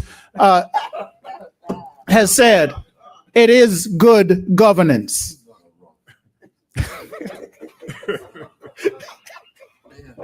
Nobody is spared. No one is spared. And so, Mr. Speaker, on that note, I move that we do move forward with the motion and be it resolved. Are there any objections to the motion? All right, I was just asking any objections at the time. So no objections. Are we going to need to take a vote on it? No. Okay, that's where the ayes and the nays would have come in. But it seemed that there was no objections and there was in favor, so I'd accept that it's been done. Just for the, and I'm doing this piece. I'm doing this piece for the edification of those in the listening audience. The committees that are formed by this House are formed as a nonpartisan committee to look at issues that are important to not just this House, but to the country. I recently just came back, as you know, from being overseas in meetings, and the cyber issue was in both the sets of meetings that I sat in, where we had experts come in and talk to us about the cyber attacks on our countries and how our parliaments need to be concerned about those things. So it's fitting that we have this discussion. Yes, time has passed us because of an election, but because an election came doesn't mean we don't come to a conclusion. And the committee is being reinstituted so we could come to a conclusion. My desire would have been seeing the members who served on it prior serve again, because they already have some information in the continuity of it. Thank you. We had expected the continuity to carry forward so that we can bring it to a conclusion without having to go back and start over at the beginning with fresh members. So with that said, the matter has been approved this evening, and it now brings us to, there are no third readings tonight, so it now brings us to a conclusion, Mr. Premier, for the evening. Thank you very much, Mr. Speaker. Mr. Speaker, I move that this honorable House do now adjourn until Friday, the 30th of May, and I'm informed that one of my members wishes to speak to the motion. Does any member wish to speak to that? Mr. Speaker. Okay. The clock is on. You have your 20 minutes. Mr. Speaker, welcome back. I must say that your deputy handled the I was just about to give a compliment. Reel you in real quick, eh? I must say, Mr. Speaker, but I shall not be deterred. Your deputy handled the budget debates, the briefs, just the way you would, Mr. Speaker. And, you know, it's unfortunate today was, you know, kind of your welcome back kind of got, you know. By the process. Anyway, Mr. Speaker, I'll be very brief, Mr. Speaker, because the deputy speaker's giving me a look that Mr. Speaker, I think she will appreciate what I'm going to say. Mr. Speaker, some 7 years ago, you sent me on a CPA conference or course, and that course spoke about the need for more women in political leadership. Earlier today, we heard statistics that there were 8 women in the lower house and 7 women in the upper house. Still not where we should be. 72% male. And we see when, alpha males get at it. Just because it's crazy, right? So, Mr. Speaker, I'm pleased to say in the last few months, there have been some movements in our sister islands. At a recent conference, the Honorable Mia Motley, anybody don't know who she is? The Honorable Mia Motley said she felt very lonely as being as the only female leader in the Caribbean at the time. And subsequent to that, there have been some elections in some of our sister islands, as you would know, Mr. Speaker. And I'd just like to read off some names if you allow, Mr. Speaker. The Honorable Cora Richardson Hodge has been elected as the Premier of Anguilla, first female leader in Anguilla. The Honorable Kamala Bassad has been re-elected as the leader of Trinidad and Tobago. First time they had a woman re-elected. Additionally, the Honorable Penelope Backus has been selected as the opposition leader in the Republic of Trinidad and Tobago, the first female opposition leader. So in Trinidad and Tobago, because it's a republic, the president is President Kangaloo, not kangaroo, Kangaloo. Yes. It's female. The prime minister is female, and the opposition leader is female. And yesterday, Mr. Speaker, this week in Suriname, Republic of Suriname, there was an election, and the Honorable Jennifer Gerling Simons, might be Papa Median, has been elected as the president of the Republic of Suriname. Yep. So I say that in the sense that us as men have to accept that we need more women in politics in general, right? And even if we don't make way, they are going to make their own way. So, gentlemen, I suggest you be on your P's and Q's. Mr. Speaker, moving on. Honorable member, take a point of information. Anything from you, Scott? I've been listening to the honorable member speak positively about the strides that women politicians are making to the south of him, south of us. And I would merely remind the honorable member that the first jurisdiction in the world to have both a leader who was a woman and the leader of the opposition who was a woman was in fact Bermuda. Yep. Well, the first party that had an elected female leader was the PLP. Yeah. Mr. Speaker, to the west of us is a country that's called United States of America, and the present leader is, well, you know the name. That leader's Donald Trump. Trump 1.0 made a statement. I won't say some words because I know the Sergeant at Arms will take me out. Well, escort me out, I mean. He said he didn't want people from certain blank, blank, blank countries, right? He didn't want people from Central or South America, and he didn't want people from Africa. He wanted people from Norway. So you could read into that what he wanted. Trump 2.0 has, going all out and trying to deport, escort people of color out of his country. But funnily enough, he gave refugee status to some folks from another country who happens to be in Africa. So he said, well, didn't you say you didn't want Africans in this country? Then you looked and you said, oh, You only want certain types of Africans here. Right. What's the relevance, Mr. Speaker? We have someone, I ain't gonna call any names, but you all can figure it out. We have someone who has for years been advocating in this country that we have population increase. No, some of the argument has merit. We have a growing grain population. We have a declining birth rate. So yeah, okay, it makes sense somewhere. And every time they get a chance, they keep saying we need more population, need more population. They've gone so far as to say population increase would decrease the cost of living. Actually, it won't, because you're going to increase the cost of housing. So even if you decrease the cost of groceries, your housing price is going up. But anyway, Mr. Speaker. That same individual in a Trump-like manner has gone on record numerous times inferring negatively that this government is attempting to open the floodgates for people from a certain region. So on one hand is advocating for population increase, but on the other hand, he's saying, oh my God, look what they're doing. They're trying to sneak in people from this region. Kind of Trump-like. It sounds as if he earned. Point of order, Mr. Speaker. Point of order. He is both the member. I'm pretty.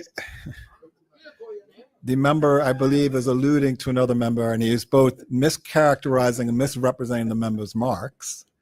So he's misleading the House of Assembly, and he is also impugning improper motive. Thank you, Mr. Speaker. Mr. Speaker, I'm not sure who he's leading to. That one's going past me. And I've been making sure that he didn't go personal in any direct way, because I didn't know who he was leading to. Mr. Speaker, thank you very much for your ruling. And I will say again, if the fish didn't open their mouth, they wouldn't get caught. Mr. Speaker. Okay, member.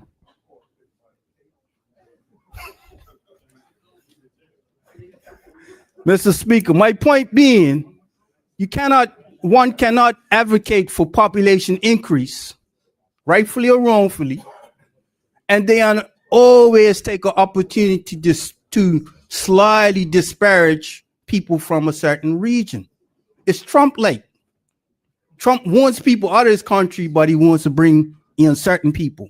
It's Trump-like, Mr. Speaker. But let me move on before another attempted point of order.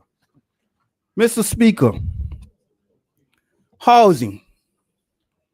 I won't go into a debate that was held earlier this week. All I would say, Mr. Speaker, the facts are there's no simple way to get more housing in this country. The price of land's constantly going up. The cost of the materials is going up to Trump, and the cost of labor is going up.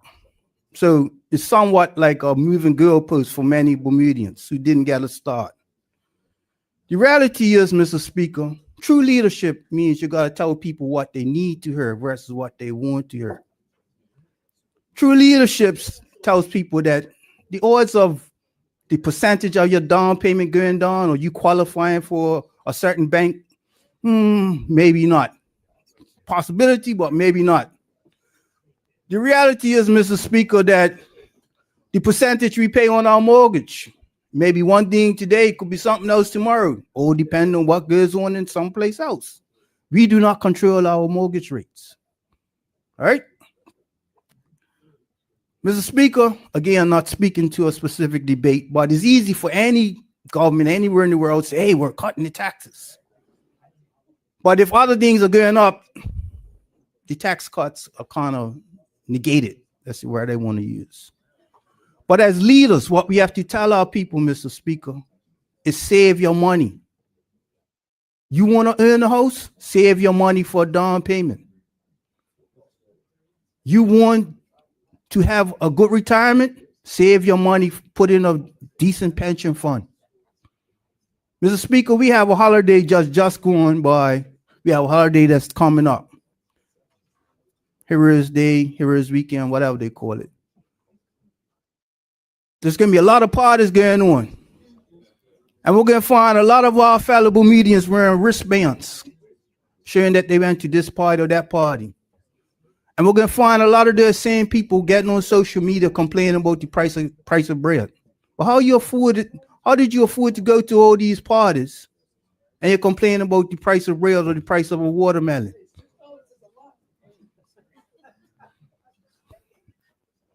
So I say this, Mr. Speaker.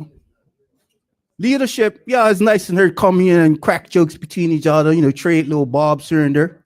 Barb, B-A-R-B-S. But true leadership, Mr. Speaker, is telling people what they need to hear. And we are in a point in this country where no matter which government it is, the cost of living is not going down significantly. Not saying it's not going down, but not significant enough. If people want housing, they got to save, stop spending frivolously. People want to have a retirement, a decent retirement, save the money. So I end on that note, Mr. Speaker, and welcome back. And I see that King Charles finally met royalty. Thank you, Mr. Speaker. On that note, I take it that we're closing out for the evening. There's no further speakers? No further speakers. Thank you, members, for your contribution today and throughout this budget debate. I'm sure all members are pleased that we're finally finished the budget debate.